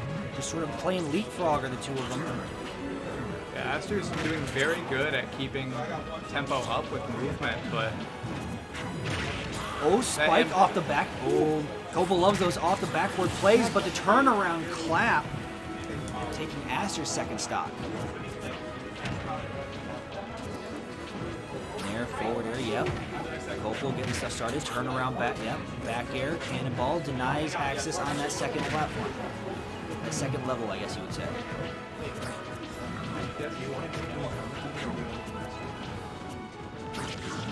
Air's gonna land, another back throw. Funny enough, As Aster off stage. So that was I could just stick on that. Not gonna get the reflect, and not gonna get the full back air as Aster now has to recover. Get from ledge. Just that wall. All these back airs. Great good parry. Into Ooh, there you go. hot Parry. stock coming from Aster. That was very good. Parry The into parry- slip and slide. Boom. Shakalaka. Yeah, I need to start referring to that combo as it should be called, the slip and slide. Oh, that's a Good lot of shuriken damage into- from that shuriken too. Back air. Aster looking for one, and that's all it will take sometimes to start with one, and it turns into another and another. But still, gotta be careful holding forward against a player like Copel. Okay, fade back there, gonna connect. 57. Another Nair gets him on stage so you can reset the ledge pressure again. That landing Nair. Now you're in his position. How you gonna get through it? Parry, turnaround, up tilt. Such a fast option. Yeah, and that's a dangerous thing too. Oh, and he That still up tilt- read that Ooh. grab. He still read the roll, and the grab missed. Copel using his secret third jump via up air. No slip and slide today. Instead, it will be up throw onto the platform. Copel takes it 3-0 over Aster. Although it was a super good set of 3 games. I mean, last game going to last stock, last hit. not used to making money for that game. Hey, Bri. Bri. Bri. Let me know when first half of top 8 starts, so I can get some. Yeah, first all top 8's gonna be streamed. So Okay. So yeah, so we won't be streaming top like all on the main channel? Or yeah. Okay, cool. Yeah, so we're gonna be waiting a little. So then when the first half starts is when we'll swap you. Perfect. So then you'll probably just you basically have all of them. Yeah. So, one thing that I think is fun about K-Rool is his secret third jump, as I was describing, which is just up air. That was one thing that ended up happening on the left side towards like the end of that last stock was so that Copel didn't end up getting ledge guarded. He ended up staying up high, like stalling his recovery by using up air. And I mean K-Rool can just use as many of those as he wants, although it's like 74 frames, something like that, for the entirety of the move. And so, I mean, as long as you have the height, you can keep using up air and just stall yourself there. A fun bit of K-Rool trivia though, if you have the like mini mushroom, or if you're playing in like small smash, if K-Rool is tiny, then if you up air, it keeps your momentum as if you were normal size, but your air drift or your falling speed is as if you were small. And so if you up air, you'll fall slower, and then you'll have enough time to up air again, and so you just keep going up every time you up air. And so K-Rool can fly infinitely. But anyways, on to the next game. Yeah, with Bri versus Sogudpop. This is a matchup not super commonly seen. Yoshi versus Wii Fit Trainer. I'm sorry. Very fun start. No, keep going. Oh, you're good. So far, Bri applying a lot of pressure. Ooh, hard up smash, Reed. Catching Sogudpop's landing onto the right plat. Yeah, Bri, this seems to be all Bri early on, as the pressure keeps mounting, and only 14% on Bri with 128 on Sogudpop. Seems to have a very good answer. Is going to be the down B stock taker. It was pretty much checkmate there, because with being at kill percent while holding shield, it's either your shield's gonna pop or you're going to end up dying. And so it's like the only real option is to like parry or roll potentially, but it's a super dangerous situation to be in. So, and Bri knew that. It was essentially checkmate. Yeah, and even then you still have the stars on the other side of you to cover rolls as well. They don't kill necessarily, but it would have put you in kept you in disadvantage. Yeah, Sogudpop going for a little rainbow soccer ball, not going to land. Instead, it's going to be Bri keeping things going here. Down air from Sogudpop. Deep breathing. It's essentially on command Arsene. Yep. And it's such a key part of Wii Fit Trainer's game plan. Up air good up is air. going to hit that Uno reverse card. Sogudpop.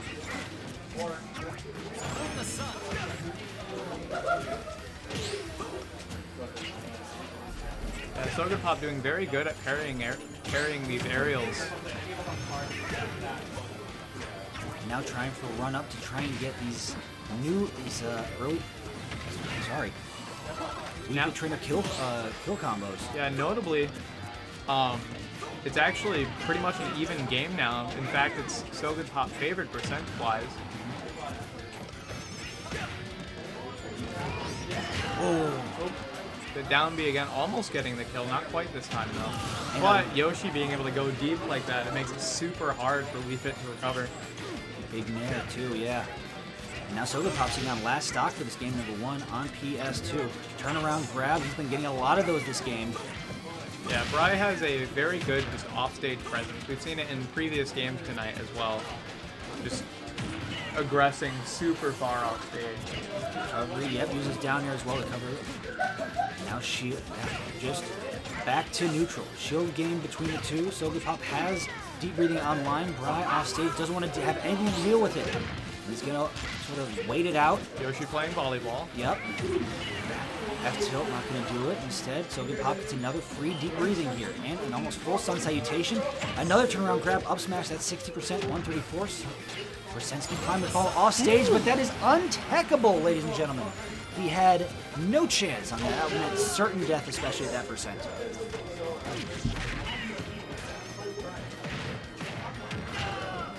A good combo breaker from Bry. The down B there.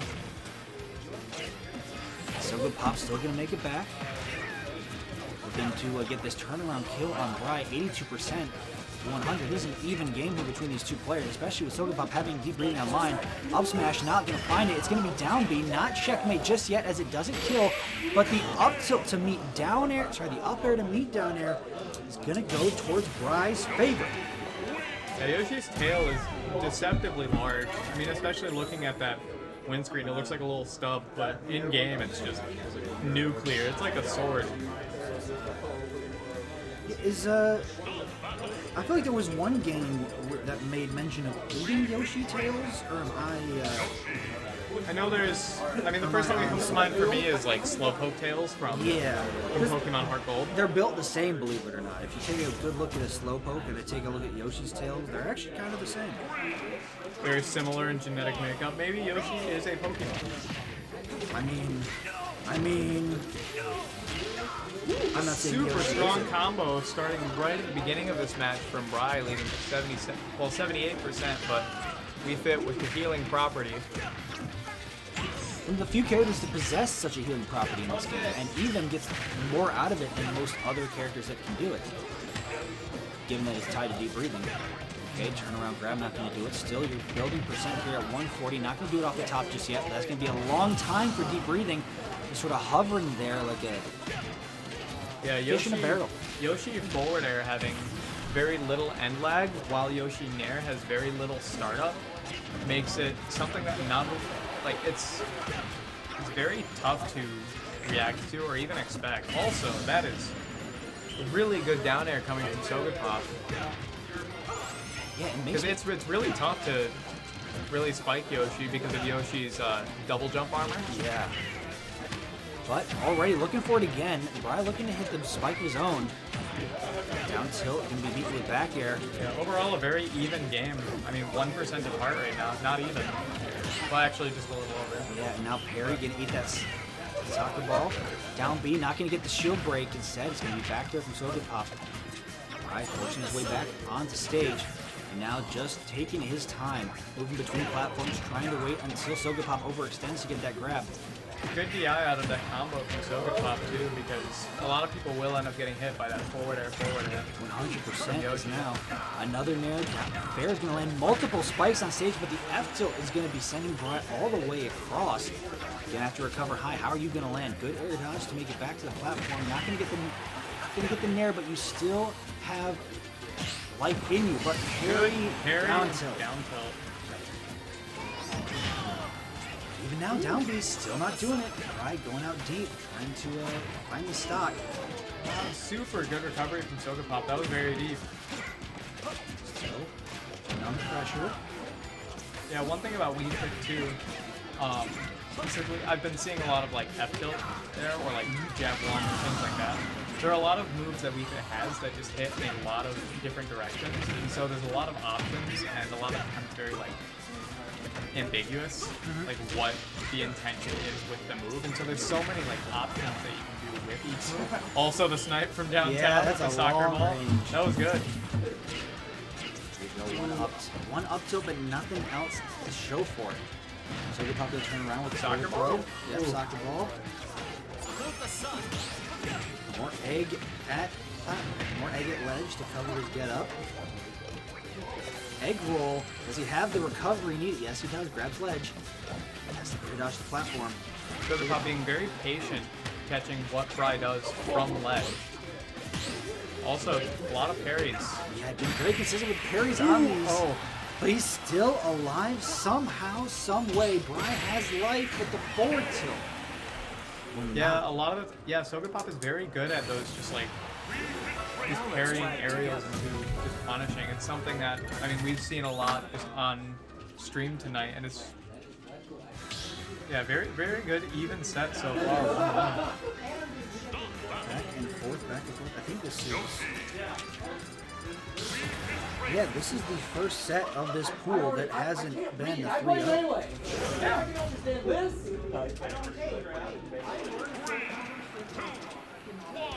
And we're going right on back to PS2, and already starting up with the egg roll, but Sogan Pop does not care because he's going to hit with a soccer ball. Soccer ball is the meteor that made the dinosaurs go extinct. Fun fact. I thought it was Sun Salutation. That whole power. It was Power of actually the sun. the combined bit of both. Yes. It takes 2 Wii Fit trainers. It was a. Yeah. It's pretty good, yeah. Feel all warm and cozy. You guys look warm and cozy back there. Thank you. I'm feeling warm and cozy. Well, I had to. Nair because gets him the off other stage people with a bear. It's going to be the actually first stock going in overexposed Bry's camera, favor. but with these people, they didn't have enough exposure. No, they're good. They're good. There. See, because I got a to a little point where I slow can't egg feel roll it landing. adjusting Not quite what Bry's going for. Sakiball's going to land from downtown. Don't let it hit twice. Good high recovery. Going to air dodge though. Weave in and out to get back to ledge. Look at all that shield pressure. Shield damage as well. That down air does.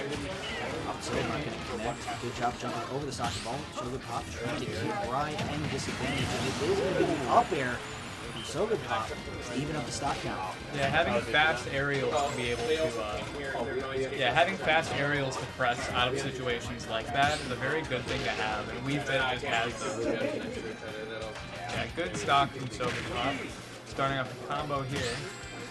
You see, Sogan Pop always seemed to bet on Bry to just jump. Use the power of nice little turnaround aspect. Bry to use the power of double jump armor. He seems to do a lot of like just Sogan Pop doing a lot of jump down air stuff. Sort of betting on not really an accidental spike, but catching Bry back. Yeah. Yeah, Yoshi's recovery is definitely safe in a lot of situations, but it's also deceptively difficult to do just because it's different from most other characters in the game. And it's polarizing to go against as a result too, because normally jump from ledge is something that can be punished, but Yoshi's just one of those characters that plays the game just different enough to where you have to sort of play around it. Good down there. Once again, there's that. Sogan Pop really maintaining distance this stock. Trying to even out the game from a distance. And already Bry, okay, Bry got in once. Here we go. But it's going to be jab, rounded, nair, into soccer ball. Deep breathing coming in hot. And countered with a nair. Sorry, dare. Jeez, Louise. Back air pressure, still making good job jumping, avoiding all of the refit projectiles. Good land. I'm surprised he didn't let out a forward air. Instead, Egg is going to connect on the get up. Down B parries the stars. Yeah, the stars are the thing that get a lot of people, but Sogan Pop's parries are just something else. Deep breathing once again. Nair out of shield. He does such a good job. Ooh, it still ate that Sun Salutation, so 116 to a fresh stock here. He's been eating that down smash too or something, but... What was that, grab? Good game too. Sorry. Continue. It was the, looked like egg into down B. Yeah. Yeah, good game too. 2-1 Bry favor right now. Yeah, two very good players. This is a set that I actually very much enjoy watching. It's a wonderful set between two high-level players. We're going back and forth between the two. Back. Yeah, SGP and Egg. And back to PS2. I don't think we're going to see like a stage counter pick in the set. As the two of them obviously know what their characters want and how even specifically their matchup has been on this stage. Okay, little ground, but gonna just back off, not really force anything else, not gonna overextend that. Up tilt to up air, 66% to 7, and that's gonna be a rough recovery from Bry, already losing his first stock. 6. Bry caught sticking his tongue out. Up tilt, up air, once it's still looking for a Tries to catch the landing on flat, similar to game 1, but not quite catching the landing. Nair is going to connect, gets off stage, goes for the spike again, not finding it. Is Bry's going to get back on ledge, try and force on stage with the back air. Countered. I don't know how that Nair came out. It had to be double jump armor. Yeah, So Good Pop being a stock ahead is notably playing very aggressive. Oh, but turnaround soccer ball, not what you're looking for if you're Bry. Soccer ball being the paid actor. Who paid soccer ball? How much did you pay him? Oh, going deep, another fair, but not enough to take the stock. Down air, going Oh, the deep. drag down. That's one of those forbidden spikes that Dark some arts. characters have. Yes. So we're back even. Never mind. I was going to say we're back even in stocks, but commentator's curse. Hey, That's what that was. Yeah, with the down air drag down that Yoshi has. So I play a bit of Bowser Jr. As well, and Bowser Jr. doesn't have a spike, notably, but drag down air is one of those things that can like pseudo spike, and so that was a very similar situation there with Yoshi drag down air. Downer's going to, yep, and once he's, like you said, Downer's going to land a couple up airs, but Bry has to be very careful here. Has to get rid of this So Good Pop stock very quickly if he wants to take the set here. Good frame traps from Bry, but Trust me, I gotta. Down tilt to go underneath on my the phone all the time when I'm doing all egg. the players. Back air now, So Good Pop almost fishing for it, Yep, but it's that was- going to be the down B confirmed. that was another one of those checkmates on shields. Did that say 400? Where he's at. No. Did that say 430? No. It said 430. It was like 100. Pretty much back to even here as the two players 108 to 80, 27, 20%, 40% stock difference. Don't check my math on that, please. Ooh, Bry almost getting the egg from ledge, which is a very dangerous situation to be put in. But yeah, good 2-2 right now. Yeah, unfortunate Going to SD. game 5. Unfortunate SD from Brian that game 4. That looking back, he's certainly going to be kicking himself about. But you still have 5. This is best of 5 for a reason. You have 5 games to work with. You got one more. Just absolutely. Victory is still within hand. Just don't lose it. As I think, I have a good feeling we're going back to PS2.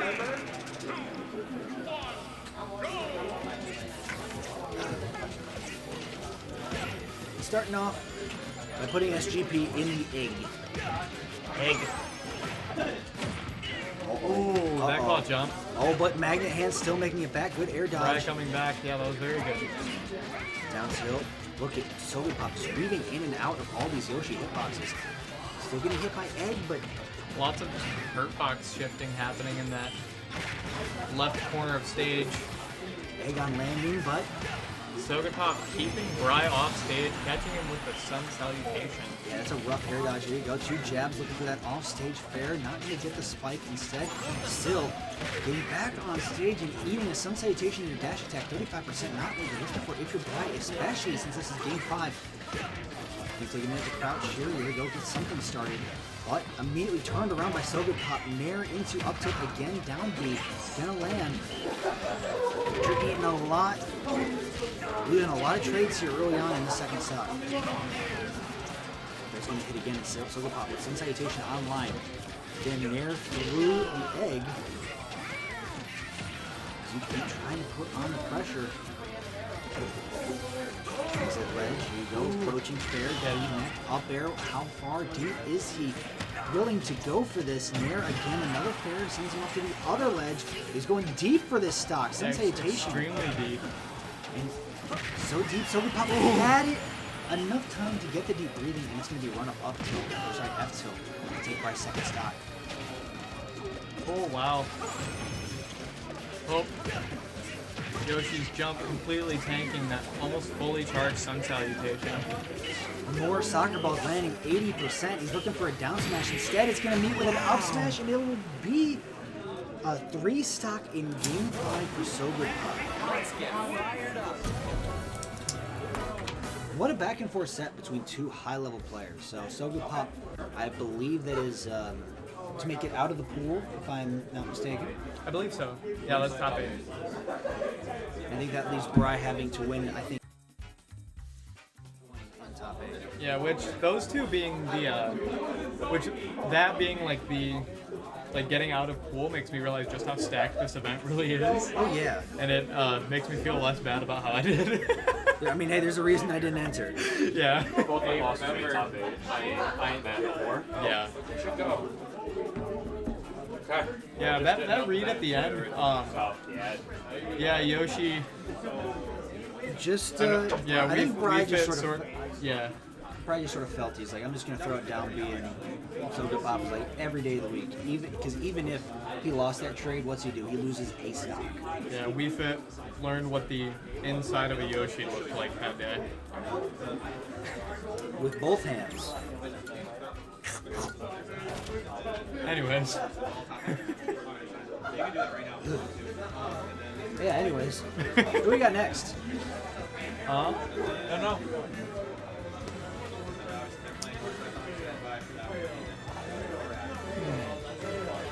Do you know when we're going to pick up pizza? Brian will probably tell us. You guys want a break? Speaking of being on screen? I think we should just try and keep the tournament going, and then we can get a break for the first half of top 8. I would say we'll wait protein, bobble.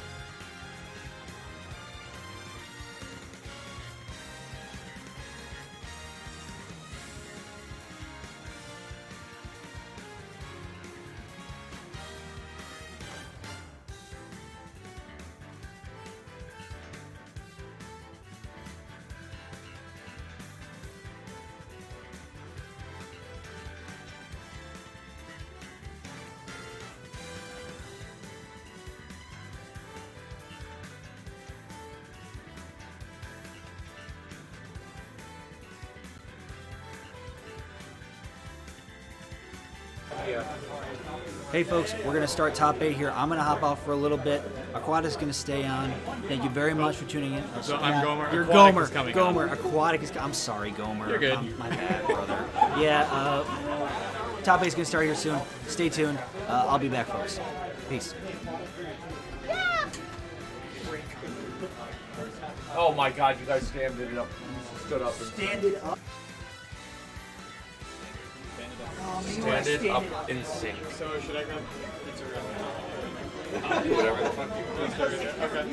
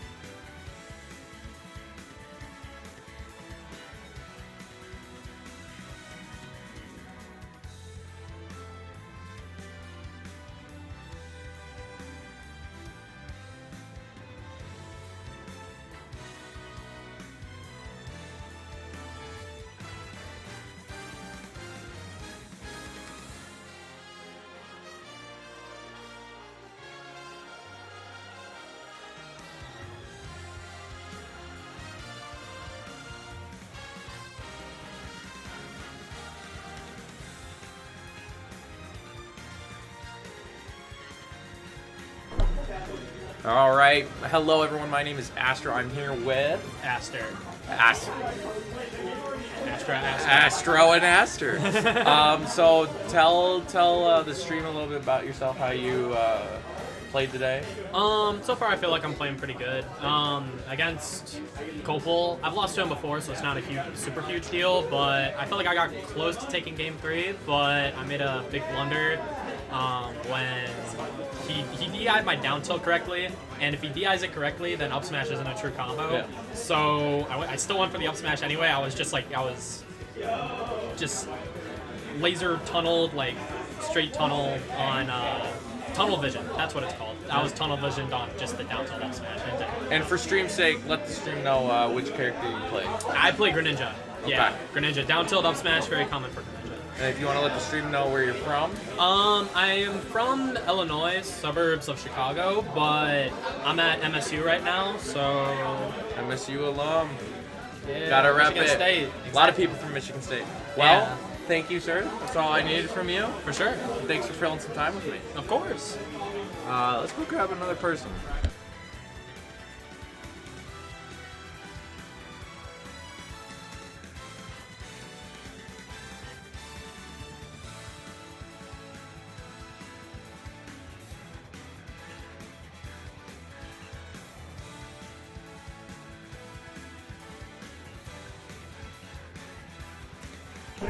So I have Puff here, and you main Kirby, right? Yes. Tell me how your game is going. Are you finished, or are you still going? I'm now out. You're now out. How do you feel like your play went? I had fun. That's what I hope to do. Because honestly, I have not had time to grind Smash recently. Okay. I love being at Major. Anyways, I had fun. It was really fun. It's really cool when I play Smash with a bunch of other people. And I'm so glad that you guys did this again. Yeah. Who do you think was? Who do you think is the person that you played against that's most likely to take it off? I was the most horrified of the Frog. I cannot remember their tag. They lost to Copel on stream just now. Yeah. Do you remember the previous player's tag? I don't think I was paying attention specifically, but so why don't you tell the stream where you're from and who you're representing? Okay, I am coming up from the Saginaw area, and we are representing SVSU as a school. I don't have the jersey on, but I can rep our ed department, sorta, just a bit. We got a card in it. And for those that don't know, it's Saginaw State or Saginaw Valley State University. The There we go. smaller version of Grand Valley. Yeah. Well, thank you. I appreciate it. Thanks for coming and doing an interview with me and filling time. Thank you for having me here. Yeah. And we'll see you around.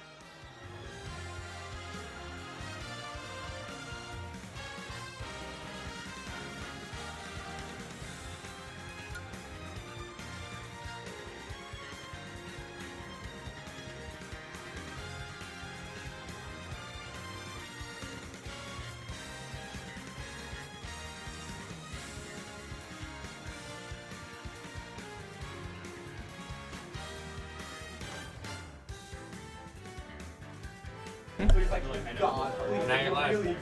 we are live. Welcome back to North's Strongest 2. Welcome back to the weather. Wait, So, is this unmuted? Yes. Yeah. Blinking is muted, unblinking How is dare not you muted. touch my mic? It was in perfect position. You didn't even need to. That's wild. As you can tell, I'm a professional at what I do. Second time casting, like, I think ever. Casting, second, same, I would assume first you time guys for me, probably actually. would. First time. So yeah, welcome to Top 8, North's Strongest 2. Today your casters are SV Gomer and SV Aquatic. What can I say? What can I say? Both repping Saginaw Valley State University, the Cardinals. Let's go, SV! Although he's a lot more dapper than I am with the actual jacket. What can I say? What can I say? Bit of a fiend. What can I say? Bit of a fiend. What are we looking at for top 8? Let's pull up that bracket. Let's pull up that bracket. Yeah, so Top 8 is going to be looking like JJ versus Drewish is the match we're going to be looking at straight away. So that's going to be fun. This guy, he's got the merch on. I don't know. You probably haven't. Oh no, yeah, you can see through the cam. JJ's got his own merch on today. Full repping the JJ headphones, the JJ shirt, and the JJ pants. He's got to get the shoes. Is what I keep saying. Yeah. Yeah. How most, I think most languages would pronounce that. GJ. Oh dear. That is Oh where dear. you can go to be centered on camera. Alright, so JJ and Drewish. So we're going to be probably seeing what? Kirby and Palin is what we're going to take a look-see at here. Yeah, Kirby Palu, which is I never know how to cast for Kirby, or how to analyze for Kirby, because Kirby on the tier rank, very low. I think I mentioned on stream for Pool 1, not a particularly good character, but rather difficult to fight. A lot of hitboxes, very close range, very slow, so in theory you can just camp. But as soon as Kirby gets in, you are panicking, full hopping away as quick as you can. So again, in theory, it goes Jewish just on character, but oh dear, good gravy. I don't know. It's a little stubby combo gumball. Gumball. JJ is first seed for a reason. So. Yeah, seriously. And yeah, Drewish Palutena. I've never actually seen Drewish play, but I've heard a lot about Drewish, and I mean he's seated high for a reason. So. Yes, top 8. We get some of the best of the best. Exciting. We saw some good matches in pools. Don't get us wrong, but this cream of the crop, best at this tournament. This is exciting. This is really cool. We'll probably get into it in just a second here. Shouldn't take too much longer as we see on that character select screen. Because ta-da! Now we're looking at their screen. Oh yeah. Character select. We are looking at. I'm expecting. We're gonna see a Dr. Mario. Full expectation. We're gonna see a Doc. Trust. Yeah. Oh, as we can see. So yeah, Dr. Mario and. I'm big. Yep, there he is. There it is. That's a Doc. Yeah. Oh yeah. See, they had to reset so they could play Dr. Push the Kirby Palin. Now, I'm excited to see what's gonna happen off stage. Honestly, these two characters, I think. In theory, because Palu gets a lot of down air, it's pretty. I think it's disjointed. Picks like a truck, and I don't know. Light. And there's also the lasers, but how is a teleport recovery? We're gonna see. I think there might be some interesting stuff off stage. Starting off, Drewish with very quick combo, racking up a quick 40 of like forward air there. You can see trying to get that down air. You can see Drewish running in and out of the range. You don't want to stay there in Kirby's range. You kind of want to weave in and out if you are going to go in at all. So Drewish doing a very good job trying to weave, but also JJ is doing a good job staying close, not letting Drewish have too much room to breathe here. JJ first one off stage.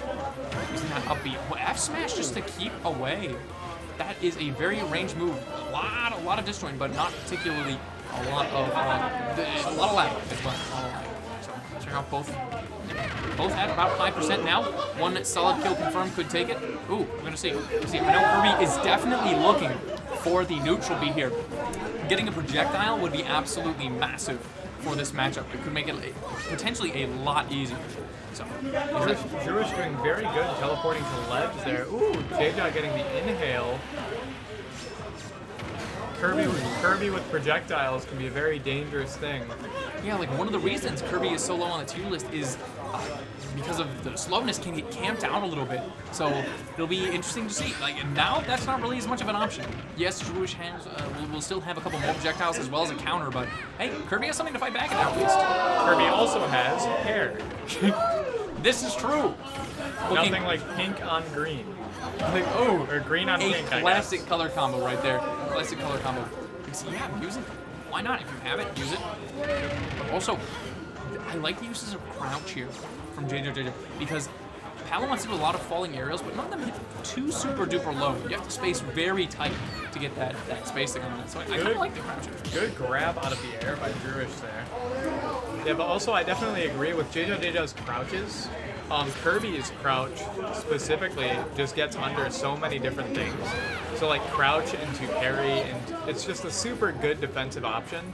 And yeah, Kirby just gets a lot of reward off of it, and JJ uses it very, very well. It's almost like another shield, in all honesty.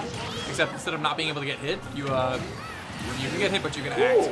Ooh, solid though. Taking the first stock there from JJ. Yeah, it's one of those like defensive layers, you know? Yeah, oh, 100%. And you get downtilt out of it, and you still crouch. Ooh, yeah, going for these edge guards. I said with hitboxes you can make that happen. Yeah, mixing it up, not going to ledge, but JJ calling it out or reacting. Yeah. Just a little bit here. You can see JJ's up a full stock at this point. So it can kind of play, I would say you can kind of play slow, but you really can't ever play slow. You're just going to get kicked out forward throw. A couple of combos. Really good DI from Druish, managing to get out of it. Forward air, looking for an F tilt. A lot of that started with a just run up crouch by JJ, which led into what looked like a panic air dot. Ooh, are we going to see it? Down air? Not quite. Trying to read the going high. Or the crouch. Under crouch. Under the projectile. Getting in range. Good recovery from Druish. Good teleport cancel. Ooh, yeah. Ooh! First under the dash deck. There it is. There it is. Forward air. A lot of stuff for Kirby is like surprisingly safe on shield. Wow, that hit from behind and led into the upside. That was unprepared for that. Wow. Yeah, that was just a fun little hitbox game. A fun game of hitbox, I dare say. Yeah. Why not? Why not? Why not? Now we'll ban 3 stages, and Druish will get to choose. Smashville will be the stage, a close range stage and a small stage. The blast zones are very tight. You can kind of die from nothing. What stage did they pick? Smashville. Smashville was the stage here. So we're gonna take a little look. See. Now, what's going to be the adaptation here? What are some of the moves? What are we going to use for balance? For trying to make this work? Because in my mind, I'm seeing some of like looking for more range, trying to get within that back air. As you can see now, yeah, that invincible back air. The forward air has a lot of range. You could even maybe try an F tilt. Kirby doesn't have a very high jump. That could actually work as a spacing tool. But still trying to get those nairs. That nair will give you the most bang for your buck. You can start a combo, even if it is a little more dangerous in this matchup. Yeah, I thought this was going to happen. Catches the teleport recovery twice with 2 down airs. JJ only 1.7% on him right now. Druish down a full stock. And the thing is, too, with Kirby down air being as lingering of a multi-hit as it is, it can literally just time out the teleport. Oh, it's so good, yeah. For that nucleus. Ooh! Yeah, JJ being very, very aggressive. But Druish looking for these really tight. Oh, these aerials are looking so clean. There's a lot going on over at the mystery tournament. Again, JJ was find himself up a full stock at this point, trying to space with some aerials. That forward air is putting in so much work. That move is absolutely incredible. What is this? What is this? The mind games here, just crouching in front of shield, waiting for the shield to go down, maybe looking for a shield poke there with down tilt. Oh, going up. Out of the ledge there. Again, looking for the neutral B, trying to get the projectile back. The shimmy into dash attack. The shimmy. Ooh. Good patience from Druish, going for the back air. Oh! The good down tilt back air conversion. Palpatine down tilt, very weird move. If it hits a grounded opponent, they go out. If it hits an aerial opponent, it goes up. And Kirby back here always hits you out with 900 velocity. So a different kind of move. A different kind of move. Almost entirely. Oh, down tilt. Before you're gonna start combo. Yeah, Juice has gotten out of that. I feel like forward air normally would combo there, but Kirby is just a very light and small character.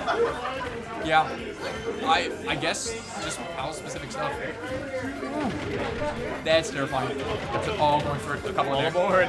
All aboard the train. Backers. I think a back here like towards the edge could take it. We're gonna see. George really needs to take an early stock. Ooh, good nair from ledge leading to a ledge guard into. Ooh, went for it. Trying to get that hard read down. I don't hate it. I don't hate it. Really trying to play those downers. That is really clean. Kirby's recovery is a little predictable. So, ooh, goes up and not down. Snapping ledge. Up and down. That'll do it. An unfortunate thing, but yeah, Druish going for these very aggressive, like early stock takers, because when you're behind in percent, it's a must. Yeah, that's what I'm thinking about in these tournaments. Like, hey, if you play it really slow and you try to trade hits, it's not going to work. You got to get in there and get some really cheesy kills. Man, just Going to barely parry missing. down. Just barely missing some of these down airs. Which is really looking for an aerial to start a combo. It's the back. We're playing a turn-based game right now with all these aerials and parries, and it really is. It really is. Neutrals reset now, and it's pretty much whoever gets in next. Ooh. The F tilt there. I mean, just keeping such a strong performance. Nice. Keeping alive. Reacting to the mix-up there. Yeah. I mean, the comeback is coming strong there. Yeah. And the gameplay's there. You can see trying to fish for that back air. Again, that back air, the shield, you can't hit the shield. So it's almost like an armored move. It really functions like that. It just doesn't have an incredible amount of range. So it sometimes just gets out of range by things like forward air. Yeah. So, I don't know. Sure. Right? Maybe looking to change it up. Moving around the board a little bit. Olimar. They're really quiet. Goes back to me. Huh? You guys are really quiet. Really quiet? Okay. We can start yelling. I'm done.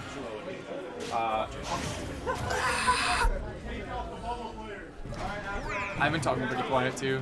I don't want to. Yeah, you guys do have to talk a little bit loud. Like the way that you were talking before originally. Perfect. Perfect. Sounds good. Yeah, so you guys do have to talk a little bit of gusto. Say less. We are going to speak with gusto. I can do that. Yes, you can. I can do a lot of gusto. So, getting into game 2 here. You see, J-Job. Game 3. Game 3 here. Good one. Drew is starting out actually with getting 66% on a J-Job here. Drewish doing such a good job actually finding some of these down airs here. They do so much damage. There's a box in my face. Okay, there we go. Sorry, my bad. That is fine. That is fine. Nobody sees the box. Nobody sees the box except us. You forgot your meds. Druish ahead in the stock, actually. Woo! Went for a really early kill there. Neither of them finding it. Both went for a little bit of cheese there. It's cheese time. Ooh. Druish up for the first time. Powerful back air. Ooh, doing some of that teleport coverage. I don't know how you deal with the teleport stuff. I really don't. It's magic. It's just magic. I don't. Yeah. It just seems unpunishable for me. Now JJ's looking to take this stock here, maybe up tilt back here, something like that. Another just raw back here. You often see up smash or just that. That is equivalently effective there. Now even up 2 stocks left each. See the spacing game. Oh, yeah, crouching that was an example of J-Jaw's crouch. Just absolutely nuts. That move does far more than a crouch is supposed to. Absolutely. Yeah, Kirby is one of those characters. Snake is one of those characters. I think Puff is one of those characters, right? Yeah. That like crouch is just an extremely rewarding defense option. Yeah. Oh, against like falling aerials, makes you have to be so much more precise with it. Really looking for those down airs. Yeah, almost catching Druish again. Finally, even game here. Again, wow. We've seen that a couple of times from J-Jaw so far on the stream. The down air into down smash hits like a tank. Does so much back throw, keeping Druish off stage. Although the teleport, again, yeah, you can go high onto that platform. That's huge. It grabs that projectile. It's going to be massive. The spacing there. Oh, double back air. catches the F smash. I don't hate the F smash attempt though. Again, it covers so much space and Kirby's really small. Oh, the crouch up in front of shield is brutal. Aerials out of shield do not exist. Oh, maybe. Oh, that actually takes it to like 0. Wow, out of nowhere. The downer, just the last little bit there. There was no more jump. What an ending there. Wow. Holy. Yeah, I don't really. I mean, Kirby up B is a monster of a move if you are prepared for it. Yep. And I feel like Druish had a lot of very good defensive options all throughout the set, but like, I don't know, by the end, it's just very mentally draining. And it's just a hard matchup. Yup. I can see.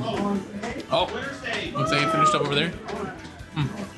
There's a little side bracket for a fighting game that they put on. Soul Calibur 2 for GameCube. Oh, game. It was announced as mystery game, and they announced what game they were playing just now, or like at the tournament. So a bit of a fun side bracket. What is who's next? Copel and So Good. So Good. No, I've casted this a couple times. I casted a game 10 for this a while ago. Goated set. That was a long set. There was a lot of casting. Holy. This is, for me, this is like a classic. I view this as one of the classic Michigan matches right here. It's a certified Northwood classic. Yes. Oh, absolutely. Coming in hot. This is your top 2, just always. Hello? I'm just taking it. We've heard. I keep getting distracted. John fight for money now. The winner of us gets money. Dude, that's sick. Top 2? Grand? Winner of ours goes in top 4. Okay. I forgot that was a money thing, otherwise I would have done it. Huh? Otherwise, I would have done it if, if I knew it was a money. $2 to fourth place, I think $4 to 3rd place. And then I think 10 to 20. 24. So there's a little bit of cash. A little bit of cash. We're getting really wrapped up in the side bracket right now. Yeah. Here we go. Although that's not what we're casting here for. Oh. We're casting top 8. North's strongest 2. North's strongest. Who will be the strongest in the North? The second one. The second. That was good. So coming up in this set, we got the certified Northwood University Classic set. We got Copel versus So Good Pop, King K versus Wii Fit Trainer. The Chubby Croc does need some fitness training. I don't know. The belly ends up coming in handy. I mean, yeah, like a bit of gut can go a long way, you know. Like when in doubt, there. I couldn't say it better. Like I don't even have to learn neutral as K roll. Just simply throw crown press now. Like I'm sorry, I'm losing. JJ just won. in the center of that. Insert here. One of the things I'm going to say to look out for here is the use of down air from both of these players. You'll watch, of course, these two players, same school. They've been playing each other for years at this point. They know everything that the other wants to do. So the weird little like mind game and mix-ups and whatnot, and the options that seem like they're bad, but it's all just like it's crazy on that next level. Ooh, yes, we're going to secondary. We are pulling out the other option. Yeah, Copel does have a tough secondary, so this is going to be fun to watch because Jigglypuff is good for covering a lot of K. Rool's worst matchups, which admittedly is a lot because K. Rool is a bottom 8 character notoriously. But I dare say unfortunately. Ooh, going really aggressive here. The absolute. What is happening? The recovery from Wii Fit. It's not bad. It has a little bit of a hitbox. It doesn't have a lot of distance though. So a character like Jigglypuff can really get out there and do a lot of damage off stage. A floaty character has a lot of jumps, has a lot of aerials, can get out there and really mess with. So it's going to be so good to try to stay on the stage here. They're trying to find some damage. Although again, Wii Fit also when you get on stage, huge kill confirms, big hits, especially when you are in deep breathing, like we see right now. Yeah, because that first stock, they were both off stage for about 13 seconds, which This could lead to something crazy. You know what? Although, honestly, Maybe that might actually be optimal punish, truthfully. I don't think rest kills there, and that might do more damage than F smash. So, yeah. Down smash they're looking for. Again, there's going to be these little things that we're not even barely going to see about this matchup. So good punish from So Good Pop. I feel like up smashes out of shield are one of those things you only do against people you've played a lot against. I don't know what it is, but yeah, that's something I'm only doing against like Les or something like that. Yeah. Yeah, if you know they're gonna be in a specific spot, they're gonna jump, or they're gonna do something unsafe in a specific way. Yeah, I know as K-Rool, it's something that I can truthfully do, because like K-Rool's fastest out of shield is up smash, Yeah, or frame 6. Frame 6. Yeah. I wish it was frame 4. If it was frame 4, that'd be nasty. Also, good ledge guarding coming from Copel. I wonder what, again, a single hit like down air up smash, I think might even kill Jigglypuff at this point. Oh my gosh. Here's the damage though, with the down airs. Oh, that's massive. That's gonna be so much damage. We'll have to burn jump. I've seen So Good Pop recover from egregious places today. So it is so good at finding those recoveries, using the ball as well for some extra pressure. Ooh. Good parry from Copel, but good follow-up by So Good Pop there. There's something there. There was some cookery. I think So Good knows something. Maybe go for the up air here? Something like that. Try to find the kill. The sun salutation for a little bit of extra damage, a little bit extra healing. A little extra pressure. Ooh. Funny ball. Whoa! Laughs all around. I guess that's just... Just so you can tell they play often because they know each other's shield timings. Yeah. And that's just one of those things. Yeah, it's a little egregious. There's some stupid stuff that happens once you played against a person for long enough. Ooh, big back air there. We'll take it. Yeah, huge back air, taking game 1. I don't know. Who wins this match, in theory? I think I don't know. No one talks too much about these two characters. Wii Fit is, like, theoretically pretty decent, I guess. I feel like both characters have relatively niche player bases. Yeah. And so... Is Kalos? Yeah, Kalos is legal. Yeah. My brain was stuck on Smash. It's absolutely not legal. Yeah. Yeah. That's fair. I disagree. Yeah, I think Kalos is... But... As a Captain Falcon player, I like Kalos. A good time. So Kalos here is going to be the stage. Kalos is a little interesting. It's a pretty large stage, and it has these pretty distinct side plats, as well as walls. This is the only current legal stage with walls remaining. Good for characters with a wall jump. I know Jigglypuff does not. I don't think Wii Fit does. I didn't realize it was the only one with walls. Yeah, Yoshi's went not really legal anymore, so none of the rest of them have walls. See, so I can see that being an argument for Kalos. Yeah, walls are fun. Yeah. A good time. Man, again, look at the little dodges and stuff, the little shields. Really clean. Yeah, lots of really good spacing from both players. Lots of like micro adjustments. Deep breathing, coming in hot. That's one of the great things, because Jigglypuff can be a little bit slow to come down. You have enough time to get deep breathing a lot more than you normally would, I think. Ooh, that was a very interesting option from Ledge that Copel chose. Ooh. There. Where it was Copel running out of jumps there. But yeah, Copel jumping from ledge and then neutral air dodging through Wii Fit. The neutral air dodge lasted a lot longer than a directional air dodge would, but it also just got him a lot further overall. That was really cool, actually. Yeah. Oh, there's some really cool options that you see these players pull out. Oh, is that a footstool? Was it? Oh no, there's not many jumps. That'll take it. I'm like 30%. Wow, that's insane. Or. A little up tilt, a little run around, trying to find that grab. Now Copel can get off stage with So Good, maybe. Nope, not quite. Up 3 stocks to 1 at this point. Taking a sun salutation to the face. That is an absolutely massive amount of sunlight. You should not be taking that much UV in one sitting. Ooh, we'll go for parry down smash there. That might have killed. Oh, can't against a lot of characters it would, but... Oh, there, ball, wow. Yeah, ball covering that very well. What an option. That move just does things that I don't understand. Ooh, big up air. There it is. Very handily taking game 2. The 3 stock there, tying it up 1-1. That is all you said.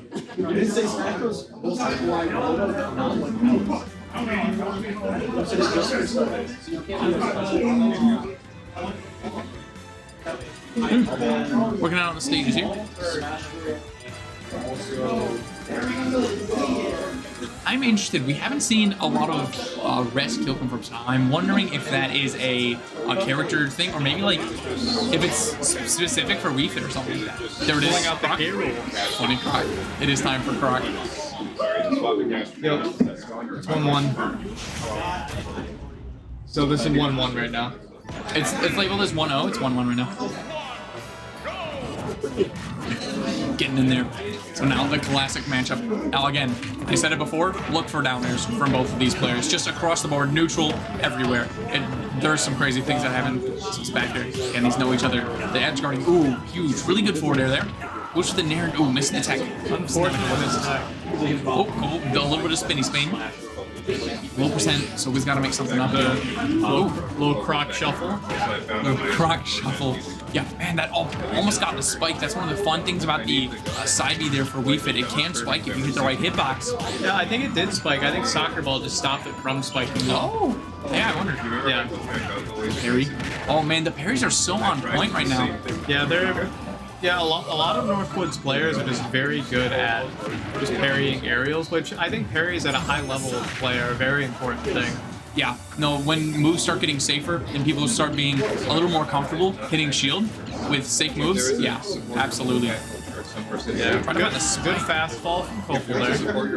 Ooh, Copel very high percent at this point, 160 versus So Good's 80. I don't think there's a kill throw here. Oh, simply going for the damage.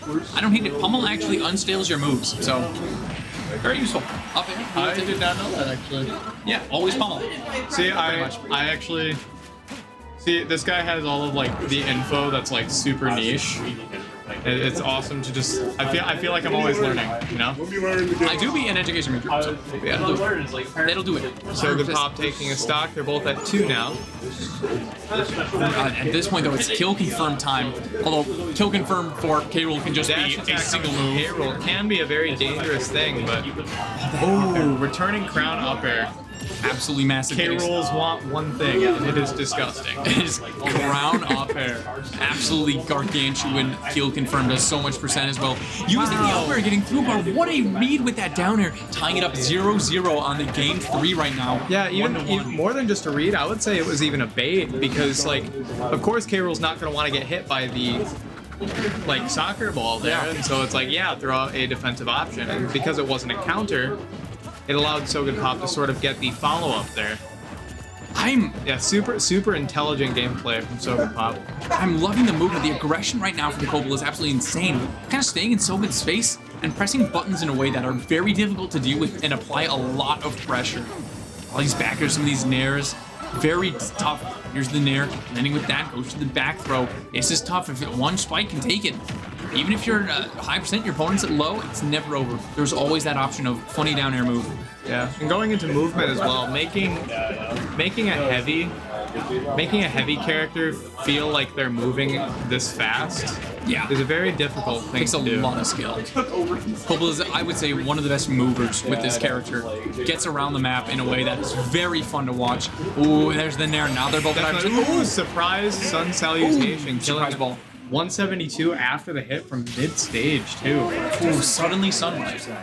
When you're not ready for sunlight, it can be a little unwelcome. Get a little blinded.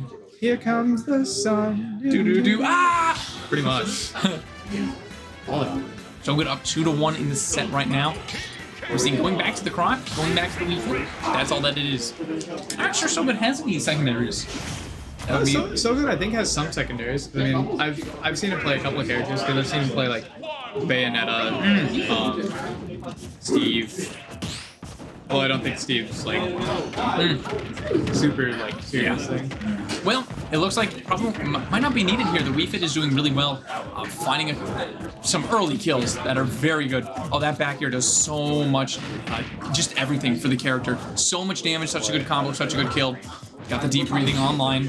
Parry going for the up tilt. Wow, that does so much damage on flat. I never caught that. Oh wow! There it is. There it is.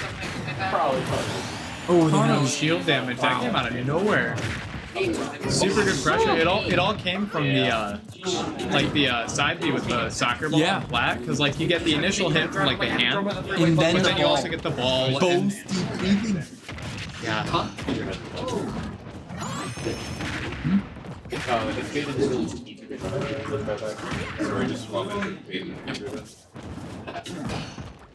Oh, looking for these nairs here. Hero armor. High percent on both these characters, looking for a kill. So good. Can kind of play chill. Up a full stock. You know the vibes. Up a stock. Yes, sir. You know the vibes. Has enough time off stage. Go for that deep breathing. We'll just make things a little easier. You can kill with back here from more parts of stage. Ooh, trying to You go can for a find that tomahawk into something. Ooh. Unfortunate. broke. Belly break. Wow. I'm trying to think of like what hit belly before that. Yeah, I don't even know. That looks like full. Or it felt like full. It was near full. I think soccer ball or sun salutation hit it at least once, but Yeah. like the belly break on K. Rool is a decently rare thing. Yeah, no, especially like last patch gave him some buffs. I've never seen that. Or I see it so rarely at least. Well, I'm full stock now. And a lot of rage. Everything's going to be doing so much damage. We're going for that back there, racking it up slowly up to 70%. One solid hit the up tilt will take the first stock there. So Copel's going to have to make something work. Copel, or K. Rool is known for just taking early stocks with stuff like back air. Maybe. I don't know. Soccer ball really forced the air dodge there. Yeah, trying to find that back air. Yeah, Copel's really trying to go for early stocks. You're crouching under the projectile. Crouch. Going off the top. Oh, back there. The nair at the ledge is so wow. good. Maybe find the edge guard. Can't quite find the back here. Copel's doing such a good stop. Staying in this game. Yeah, I was gonna say The momentum. very close to that confirm there. There's so much. I know it's up at full stock, but I feel like it's last hit for some reason. Is if I go and log into stream? Oh, this is tight. Copel's doing such a good job moving. Hasn't taken damage in a minute. The parries have been really clean. There's the side B. Side B from so good. Ooh. Ooh, just barely misses finding the hits. Yeah. Not quite finding the confirms. The parry doesn't hit the back air. The forward air. F tilt on shield up it. Maybe. No, not quite. Maybe going for a Yeah, bust. from middle plat, that doesn't quite kill there, but yeah, K. Rool, or just the heavy archetype in general, is just, it's a series of just comeback machines, and Oh, and there's so many. if Copel plays correctly, there's still so much room for just anything to happen, you know? There's the ball. The parry. The back air. What a Really- scramble off the stage. Really good conversion coming from Sogapop at the end there. Wow. What a game there. You normally see scramble situations like that on stage. But no, there's like a little...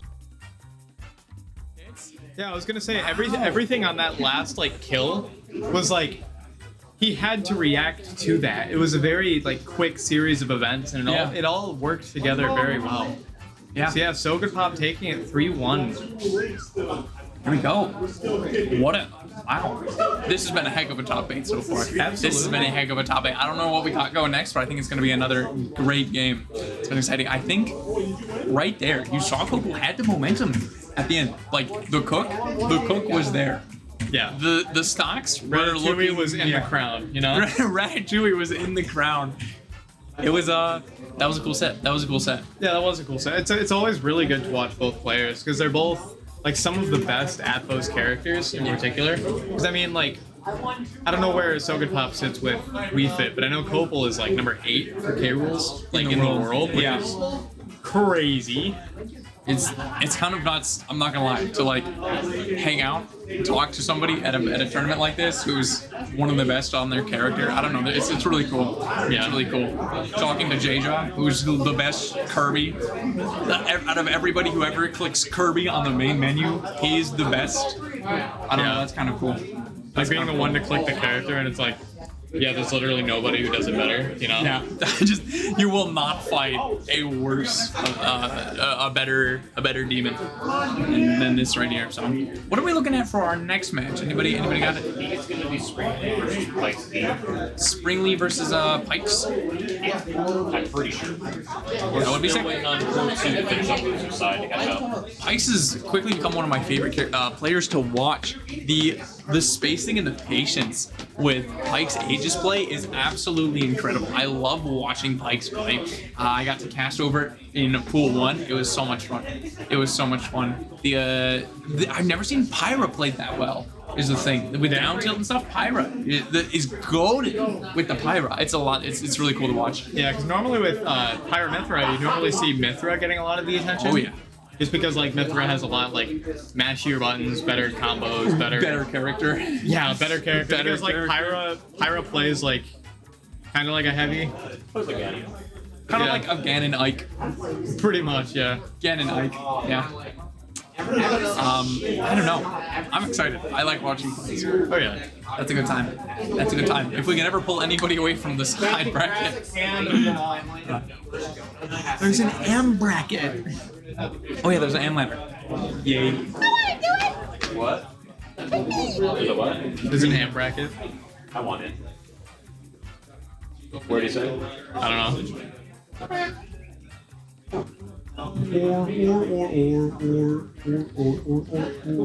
We are good casters. I brought up this question before. I'm going to bring it up again. What is your favorite letter of the alphabet? Oh, I know. So I feel like a lot of people gravitate to the first letter of their name. Yes.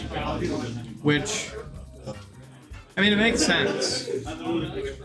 So like in my case, my name is Seth. And so the first letter of my name would be S. S has a lot of applications given it's, I think, the most popular letter of the alphabet next to like T. A, I think. If you guys want to take a break real quick, we have to wait for Aster and Kyle to be done on the side stream, and then we'll have the loser side start going there. Okay, cool. We're going to take a quick intermission so we don't have to talk about letters because that's... I'm going to figure out what my favorite letter We're of the going to figure it out. alphabet We'll is come because back. that's critical information. Critical information. Right. See you in a sec.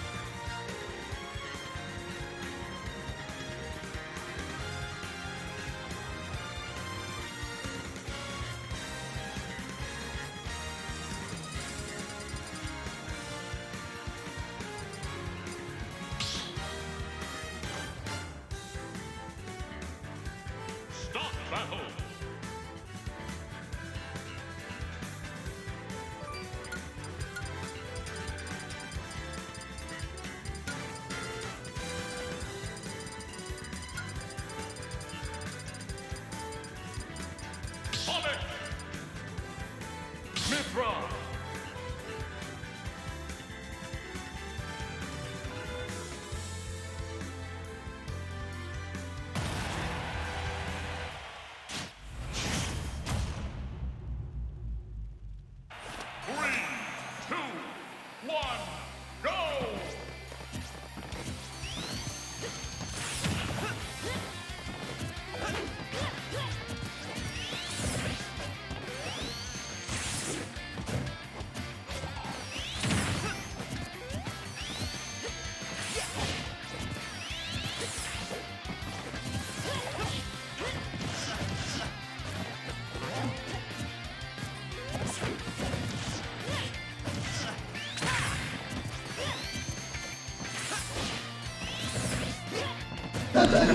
We forgot to unmute the stream. Oh no. It's fine. Okay, so we were talking about letters. Hey, Anyway. for 5 hours and 44 minutes, having that be the first time you guys forgot to unmute, that's pretty good. Pikes versus Spring Yell here. So what we're looking at, I was mentioning the patience that we've seen from Pikes today, and I think this will be a rather patient match. Both these players, while patient, they also have really solid options for aggression, and I'm really interested to see the little defensive aggressive options that they pick. The spacing, the weights, the baits, and stuff like that. I'm excited. Oh, was that Dalby? I think that was Dalby. That did a weird thing. Whoa! Absolutely So raw good. Pyra up air. With that up air, I've seen that hit so many times. I saw against Rensuo early. It's just such a good option. Yeah, because I notice Pike's like tasteful use of Pyra. Yes. So like once high percent comes along, it's like, okay, switch to Pyra.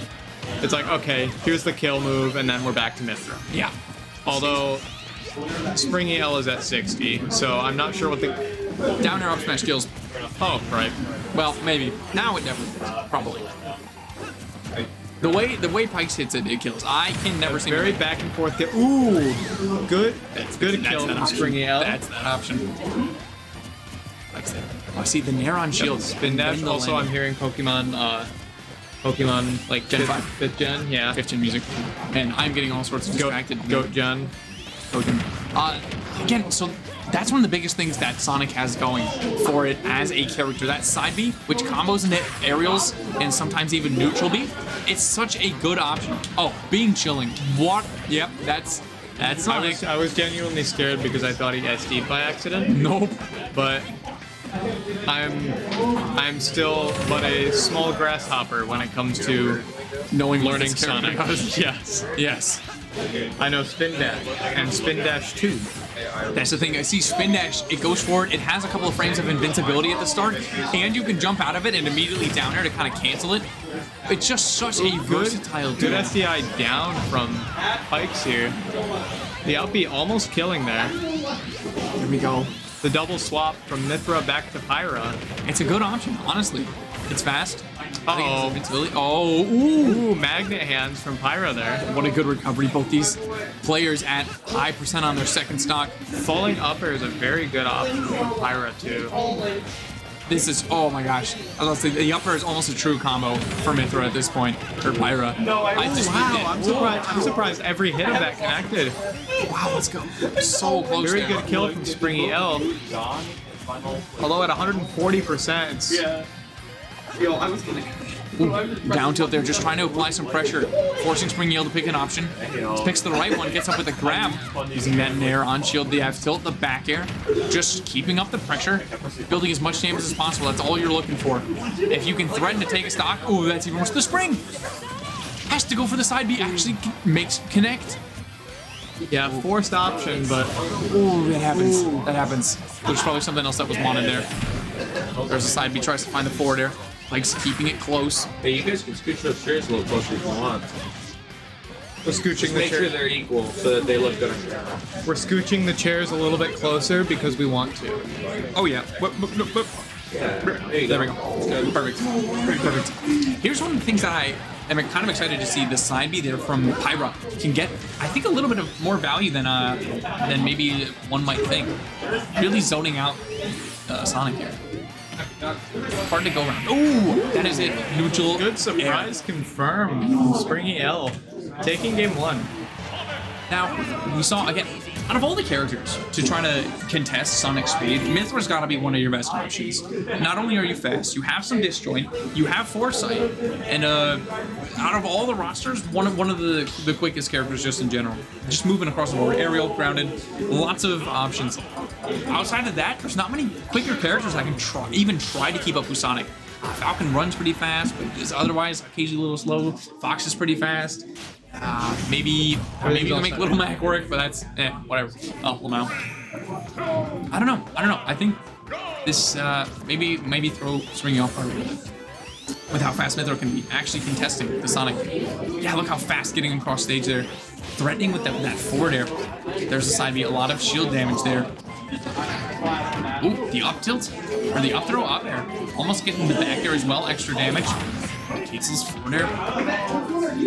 Now, back air here. Looking again, it's so hard to punish this out of shield. Ooh, good grab there. Wow, what an option there from Pyke, hitting that like optimal combo. Going for Pyro, trying to find the down air, the down tilt. I love the little drift. It's so clean. Here, up air. It's interesting too because it's almost an even. Yeah, it is an even game now. It's this. Pyke's not having to land nearly as many hits. Pyke's is so good with the Pyro. Nice, the back air. Ooh, going for the Nair. Don't often see that. It doesn't kill super high. I think it occasionally gets combos, but doesn't kill confirm.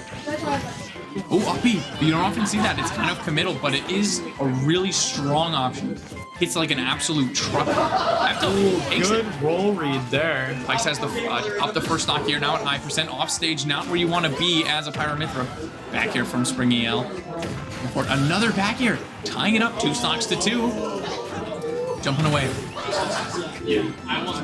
I think Springy's definitely still looking for that side B. It's really difficult for any character to try to punish it, and it leads to combos. You could try to think, hey, well, maybe you might want to land some other things. No, it's just side B is such a powerful tool in this matchup. You can see, yeah, trying to find some up airs on shield. It's not like Pyra/Mythra is the strongest out of shield, but I mean, even then, side B is just such a good tool. Springy's using it really effectively here, and the Nair. Solid use of Nair. Really solid. Absolutely. Back there as well. Springy L trying to keep it, mix it up. Mix it up a little bit. Ooh, Spring. Going low there made it a very tough thing for Mythra. Relax. What was that? Oh. Get the down throw. Maybe up. Ooh, tried to go for the hard read on the spike there. Down air still does hit, even with the backwards part of it. The up air. Oh, Pyke's so good with these up airs. I'm always terrified for the opponent when that happens. Oh, but Springy L, these chases are incredible. I love the play here. Ooh, really good read there. Wow. Springy L covering the high recovery with up B. That is Sonic being able to act out of up B being a very crucial thing for the game plan. Oh my gosh, yeah. The ability to recover and then still try to move or air dodge for extra recovery. Absolutely. Like Banjo and whatnot. Or Mega Man. I was gonna say, yeah, Mega Man was the first one that came to mind for me too. Who else? Bowser Jr. Kind of. Bowser Jr. You can use the aerial, at least. You can use the aerial. You can't directional air dodge out of it. Duck Hunt. Duck Hunt can act out of up B. Olimar. Olimar can act out of up B. There's way more than I thought. Why did I think? Okay. Anyway. Yeah, So- for Bowser Jr. you can do the attack and you can air dodge, but you cannot directional air dodge. It has to be neutral. Which, yeah, it's a weird thing. Good to know. Game 3 here. Pyke's taking a little bit of early damage. Firing back at Springy. Slowly but surely, that's one of those big issues with the character. Not doing a lot of damage per hit. Springy out here. That side B getting so much use out of, as well as the Nair. The Nair use and the back air. So much damage. That move does so much work for Sonic. Springy using it masterfully here. Pyke's up to high percent, so Sonic's gonna look for a couple of kill confirms, but now, nope, Mythra, yeah, it can be a little bit difficult for Sonic to get down, even with that stall and fall down air. Nice job from Pyke's bringing it back, evening it up. The footstool. Down there, not quite. That can be very difficult. Has to be very specific with the time. Nice. Now Pyke's doesn't need to go in, can kind of just chill. It's up to Springy to do the damage here. Up the stock.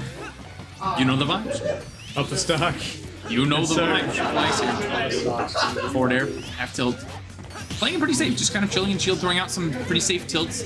Not trying to get too terribly aggressive here. Clean, just 1-2s. 1-2s. Not doing too terribly much here. That's just moves. Forward air. A lot of damage. Yeah, sliding off the plat there too, which is definitely an interesting thing. Look at these back airs. Switch. Ooh, going for a confirm there with Pyra. Pike's Looking mystery tournament. Pike's looking very strong here. They're almost getting that up air. Mystery block. Springy L. Look at that. That F smash is such a good tool for Sonic. For the, maybe a back air? Yeah. That might kill. Might kill this percent. Ooh, raw F smash. We'll take it. We'll take it. Yeah, Pike's still having a pretty solid lead. Up smash. Oh, that does actually take it.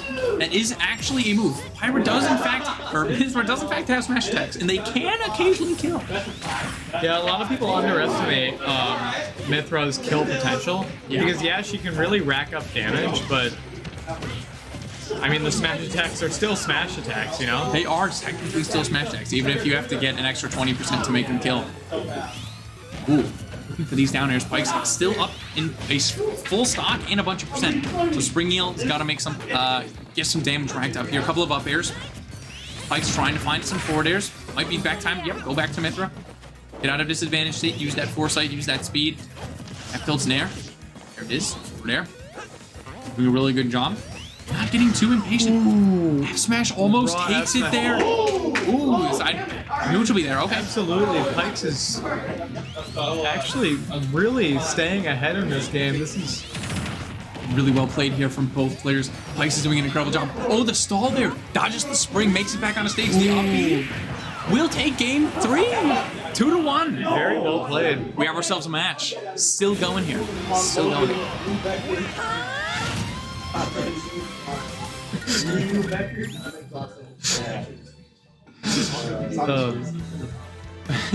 How's it spelled? N-E-U? Noi.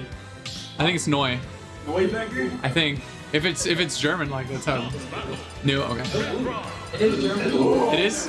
That should be Noi. That's the word for new. You're not Logan Becker today. You're Logan bestest. You got this. What is he cooking? What is he cooking in the pun department?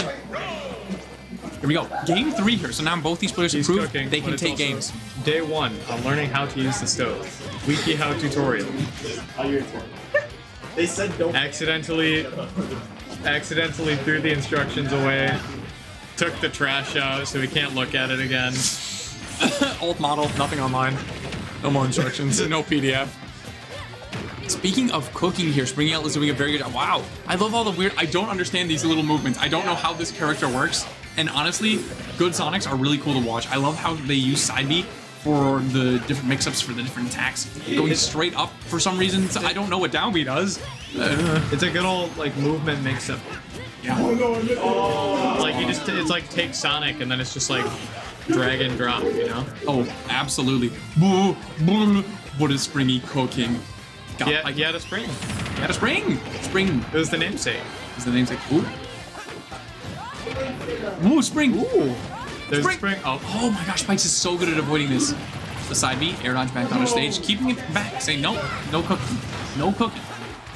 Pike saying, when in doubt, do it again with the third side B there. Ooh. Forward air does take the first stock there, bringing up. Maybe, oh, yep, forward throw. Keeps off stage. Ooh, almost hitting with the down air there. Close. Oh, it's going to be a lot of damage. Maybe not. Both of these. Oh, Pikes trying to find the kill. Springy L trying to find the kill. Nice. We'll find it. That'll do it. Hard call it with the back here. Keeping it even. Pikes has a little bit of percent, but other than that, dead even. Springy L's getting in there, getting a little aggressive, trying to find some nairs. Nair's a great combo starter for Sonic, so you never find it. That's massive. For both these characters, Nair's pretty solid. The down throw, forward air, that's all. Pretty much even, dead even at this point. Pikes is doing a really good job with these nairs this stock. Covering just a whole bunch of space, making it really difficult for Springy L to get in. There's the back air, doesn't find another one. think that's down B. I don't know what the difference is. I think Sonic is like also weirdly complicated between side B and down B. There's a lot you can do with them, and it's really cool to watch. Trying to find that nair. Oh, Pikes is so good at popping you up onto a platform and going for a crazy read. Just jumps on there with you, no attack. It's so cool. Forward throw off the Pikes stage. is doing really good when it comes to like the landing tomahawk turnaround grabs. Oh yeah. Which tomahawk grab is something that like a lot of players really underestimate. Like especially at like a higher level play. Because like it's just a really good mix up because a lot of people are gonna try and shield your aerial or like shield your falling aerials. Yeah. And so if they're holding shield, it's like, okay, might as well grab it. Might as well. Also, down air coming from Pikes again, taking the game in his favor again. We could end up seeing a game 5 today. Pikes has to go for that side B. There goes the stock. Game 4, 0-0.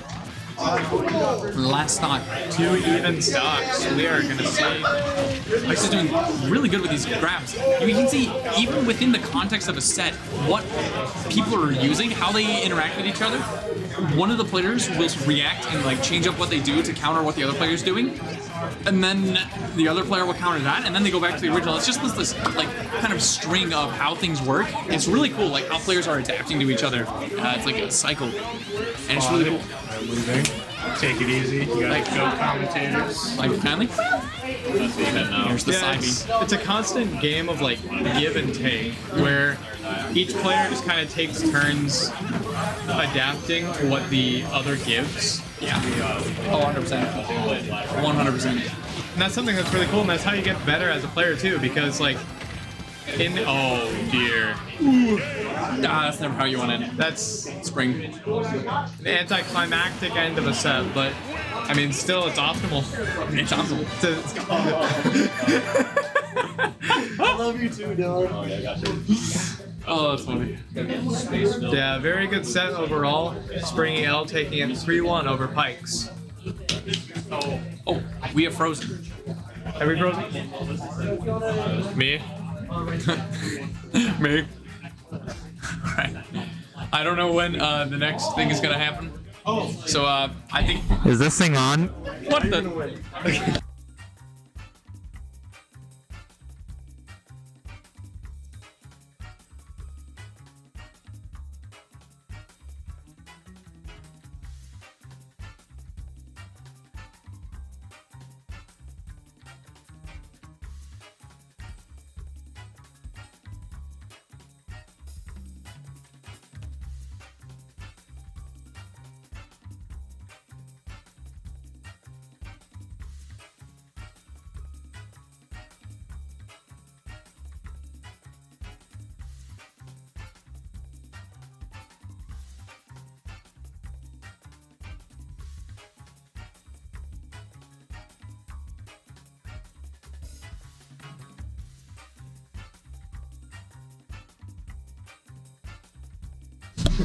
We got the camera working again.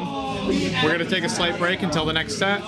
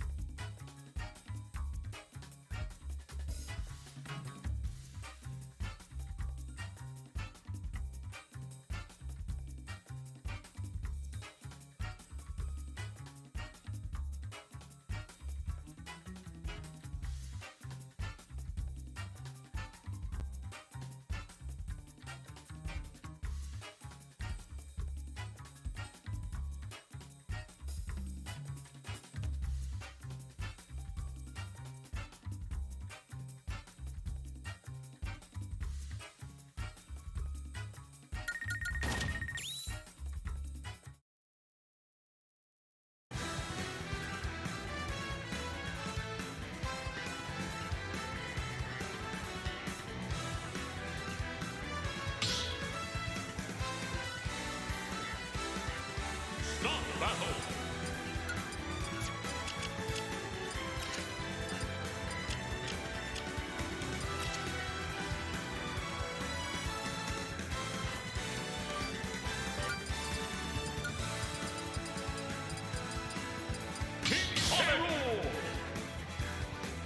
This is for third, fourth. Now we're unmuted. Yep, there's audio. Welcome back. I believe this is for third, fourth. What is this?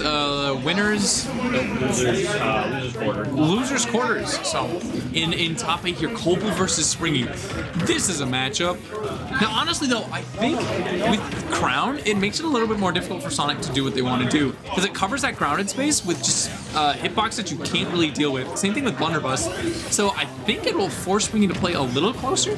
I want to say that's what I would think would be going on. Yeah, in my experience with this matchup, Crown is definitely the tool to use. Ooh, unfortunate.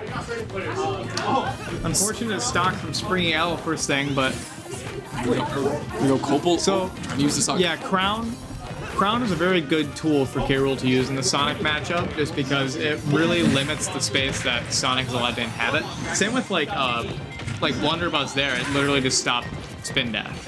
Yeah. Oh, it's a really good option. And like even Nair can stop stuff, but like either way, Sonic can still combo K. Rool like very handily, and so it's Sonic just has to work a little bit differently.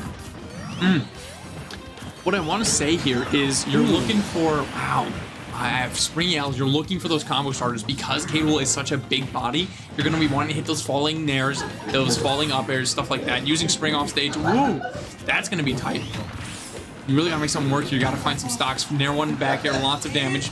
Going for it. Ooh, that's so close. I want to say Spring is useful. Is it not to try to catch the recovery? I don't know. Maybe we'll see. Maybe we'll see. Side B. I didn't play the bracket. Okay. So again, more side B. I wanted to lose money. Really making that work. Oh, trying to. Cole says, next game, please. Next game, please. the Nair's at ledge. Does not want to have to close this out and give away more tricks. Yeah, going for down smash to try and catch the spin dash underneath. That's also another tool that K. Rool has. It's very good. It's essentially the spot dodge that also nukes people. The spot dodge that is a nuke. Ooh, up smash there. I think Springy L. Good option on platform Springy L. Copel throwing out Crown. Ooh, untechable back air. Good stock from Springy L there. Trying to get a cheese stock potentially on that first one, but close. Dash attack punishing the startup time it takes on spin dash. Ooh, using that spring to get that. Wow, that is a big move. Oh, yeah. One thing about ooh, wow, hard up air. Yeah. So I feel like Copel as K. Rool plays super aggressively into Sonic, because a lot of the time when Sonic will want to try and stay at a distance and mix up movement, but if K. Rool just approaches and just dash attacks Sonic while Sonic is trying to charge spin dash, then it makes it to where the Sonic doesn't really have time to think, and so it forces that sort of movement. And so tempo is a very important thing to control in this matchup. Yeah, that's just such a useful burst tool there. And with the armor, even if the Sonic can react and release the side B, I mean, it's not gonna go well. You're going up 2 armor moves hitting it, nothing's gonna happen. So we'll see. Crown using again, here we see the projectiles controlling lots of space. I don't know how good this is. Big stage, PS2, not necessarily what you want to be going up. It'll give Sonic more room to run around. That we saw. Yeah, dash attack is just crazy. Beating spin dash. Same with Crown. Wow, there's a lot of options here that'll make it a little bit difficult for Springy, but Springy's still finding a lot of damage, getting early damage onto Copel. Copel using his secret third jump to get onto stage. Yep, that is what that move does. Yeah, up air. Ooh. Wow, all the Spring. Oh, Spring sending. Ooh. Ooh. Wow, really? Again, Springy L's doing very good this stock, keeping a very, very steady lead percent-wise, but combos have been really good, falling up air into back air, falling Nair into back air, racks on a whole lot of damage, and keeps Copel off stage. Will lose the stock there, doesn't have the jump is what I'm assuming there. Springy has 40 on the first, about to make it 40 for Copel on his second. This barely misses the grab, gets the jab, keeps off, again, keeping Copel off the stage here. Is this the secret that Sonic needs? I don't know. It seems like not too many options that can just go in there and mess with K-Rool. There's the dash attack. You have the spring. I really like the use of spring here, especially like off of flat to force Copal to jump when he's not expecting it. Dashing around, the waiting, the side B. Chilling with the side B. Charge, nice. I'm surprised Nair didn't eat spin dash there, truthfully. Yeah. Sometimes moves just are weird. Yeah, because spin dash was almost entirely grounded and Nair was in the air, and so. Ooh, air dodge going behind makes it to where it's tough for Blunderbuss to cover it. Nair beating the back air, but not the second one. There's the spring. Copal doing a really good job getting around it. Up smash. Catches the get smash, yeah. F smash. Yeah. Ooh. Springy L with a pretty handy lead. Handy lead, yeah. Stock and a half up. Dash attack will whiff. Oh, there is the dash attack. However, dash attack does not. The other one does not whiff. We'll see. Yeah, I have a lot of mixed feelings about K-Rool dash attack because it is definitely a powerful kill move, and in this matchup, I feel like it has a lot of value just because it beats Sonic's like approach options, you know? Yeah. Oh yeah. Oh, you can see Copal really trying to find those back airs. That will just take a stock when it's not ready. There's the F smash barely. Spring out going off, trying to find the forward air. A spring. The springy spring. Jab. Ooh, there. Really nice yeah, there. Springy L going for those F smashes to try and punish Copal's get ups. Copal just cannot find these kills, and Springy cannot find it either with all of the armor that K-Rool has. There's the spring, goes through this pound. Going so good. There's the first time the spring. We've seen the spring up air. What a good option. Untechable though. Oh, wow. From the back air. Wow. Nice. 1-1. We got ourselves a bit of a set here. A bit of a set, I dare say. Yeah. I'm surprised that was untechable. I mean, Sonic back air, it is pretty strong, but like there are, like K-Rool being as heavy as he is, he can tech some crazy powerful things against. I wonder if Copal was holding up to try to get tech jump, and the up sent him faster, and then he died because of it. That could be a thing, because then that can go into like LSI. Something like that. Wait, yeah, because when you're holding up, you get sent further. That's exactly it. More knockback. So maybe you would be holding up to get the tech jump. So maybe that's what made it untechable there. But here we go. Game 3. Both players done some adaptation. We're gonna see how it comes. What's the vibe? What's the vibe? Maybe more patience seems to be the vibe a little bit. More projectiles, more waiting. As I say that, Copal's running in with the crown. Once he gets within crown range, we can cover the rest of Sonic's space. Yeah. Like crown from here. Typical. Ooh. Trying to make Very interesting watching how both players handle this matchup too. Especially because Springy L also. Ooh! Super good conversion coming from Copal, because the down air up smash is a conversion within itself, but like the down air is what made it just rack up the damage too. Oh, that's such a good tool. Yeah, Springy L, actually a K-Rool secondary, which makes it to where he has a lot of like insider knowledge for this matchup as well, because he knows how both characters play and like a very personal level, you know? Yeah. Oh, it's completely different going up against a character that you know. You know all their like data. You know what they want to find. It's a lot easier to play. 100%. There's that dash attack. That is coming in so clutch for Copal. Absolutely, because I mean, oftentimes Sonics will just want to like charge that spin dash, you know? Going for the 2 frame there, not quite getting it. Ooh. Really close. Copal's at really high percent. A back air could take it. Even an up air, any smash attack, back air. That is such a good move. Yeah, K-Rool extending the arm for crown. Yeah. Yeah, that'll probably do it. I wonder, does back air go through? Is it enough to get through the armor? I wonder. Well, so the thing about K-Rool crown armor is that it's actually not like damage based, but it's knockback based. And so the higher percent K-Rool is, the easier it is for the armor to be broken through. Wow. Wait, that's really interesting. I had no idea of that. Yeah. Huh. Neat. Yeah, that's something that not a lot of people like think about. Ooh, good returning crown conversion. Oh yeah. We've been given word that Copal did not know this either. I'm not. Yeah, it's something I actually learned pretty recently that I thought was really cool. But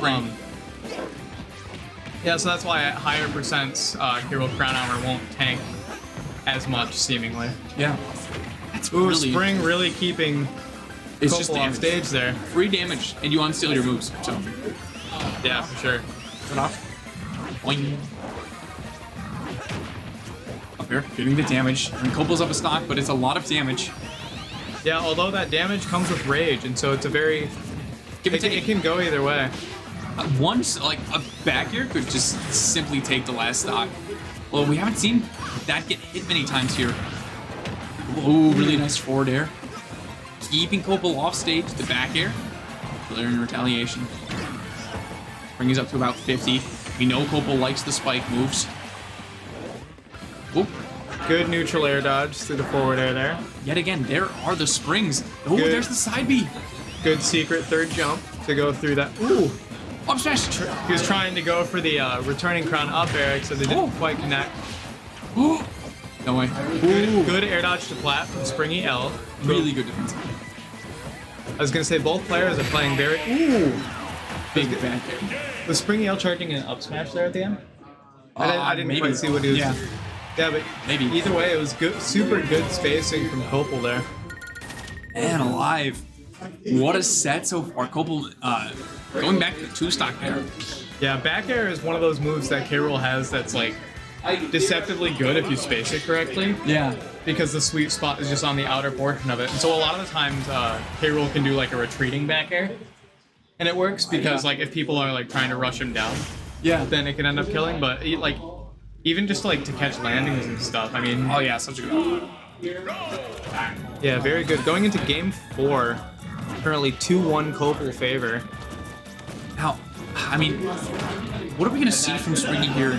As to try to change it up, we're gonna see more like going in more, staying out more. I don't know.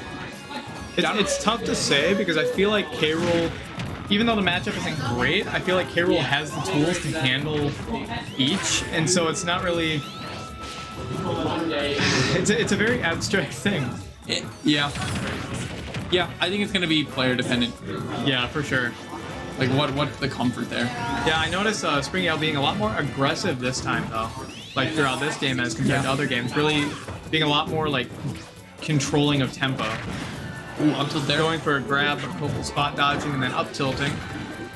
Really good. So when both these characters are high percent, it's interesting to see the game plans change just ever so slightly. It's not by much, but you do see dash attack, for instance. Really good.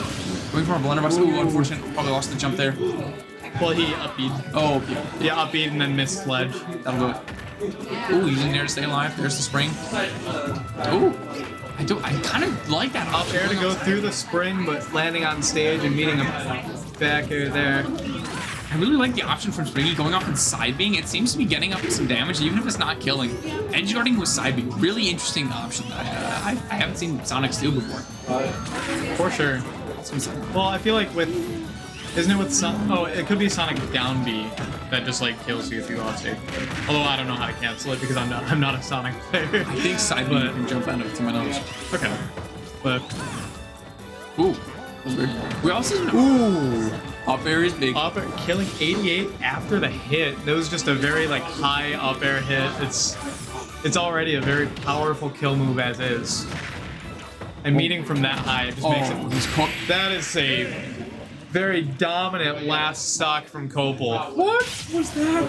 That's the K-Rool like dunk classic there. Yeah. Is the 2-frame using anything into the run on the back air. Wow. We didn't see that all game. Copel was staying on stage for the most part, and then suddenly back air.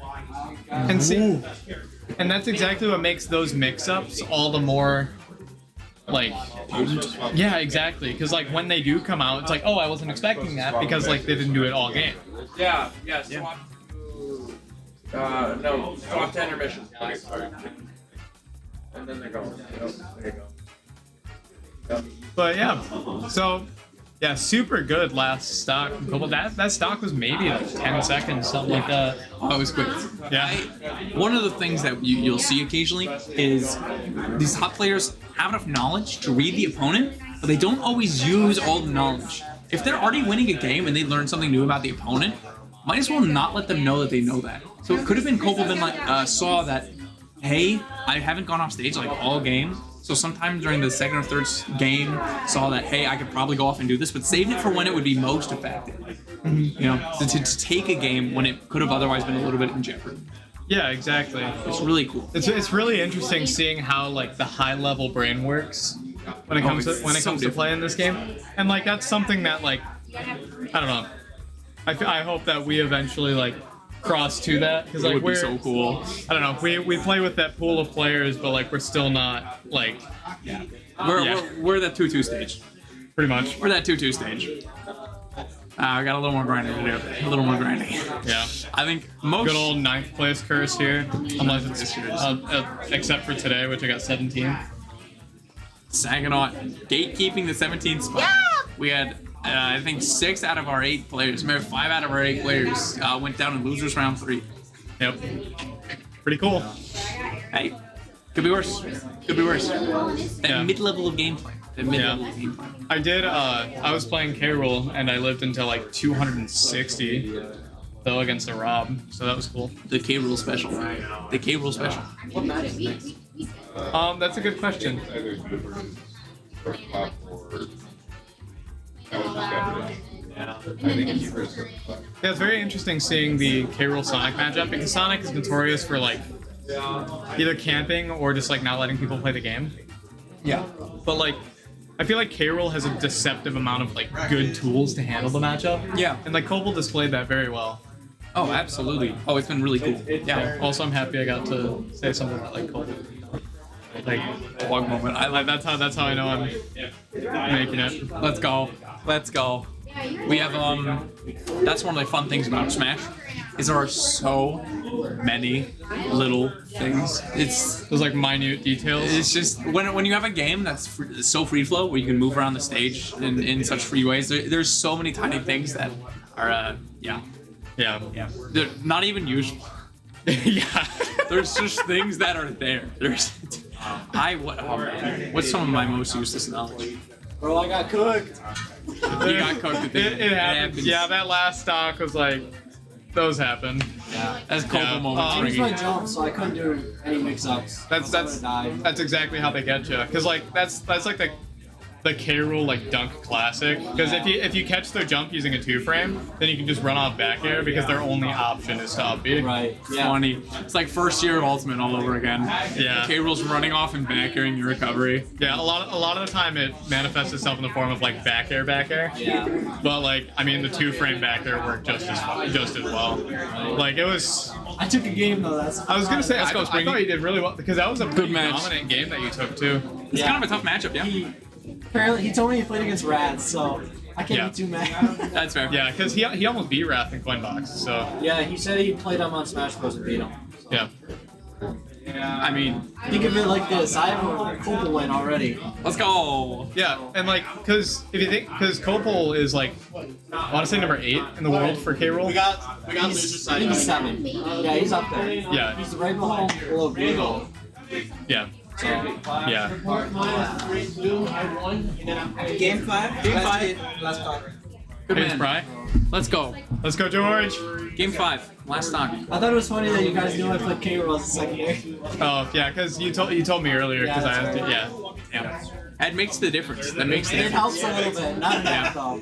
Yeah. K-Rool's not that good yet. Yeah, seriously. Yeah, like, because like, yeah, it's definitely a weird thing when somebody else like plays a character that like you play. Because like if I go online and so like my secondary is Snake.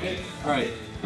If I'm playing like Elite Smash or something and I find a Snake, I'll know exactly how to fight Snake as K-Rool, and they'll be like, "Oh, it's a K-Rool. I'm Snake." I'll just like do funny Snake things, and I'm like, Yeah. Whenever I play against another Sonic, I go K-Rool and see if they know the matchup. However, Yep.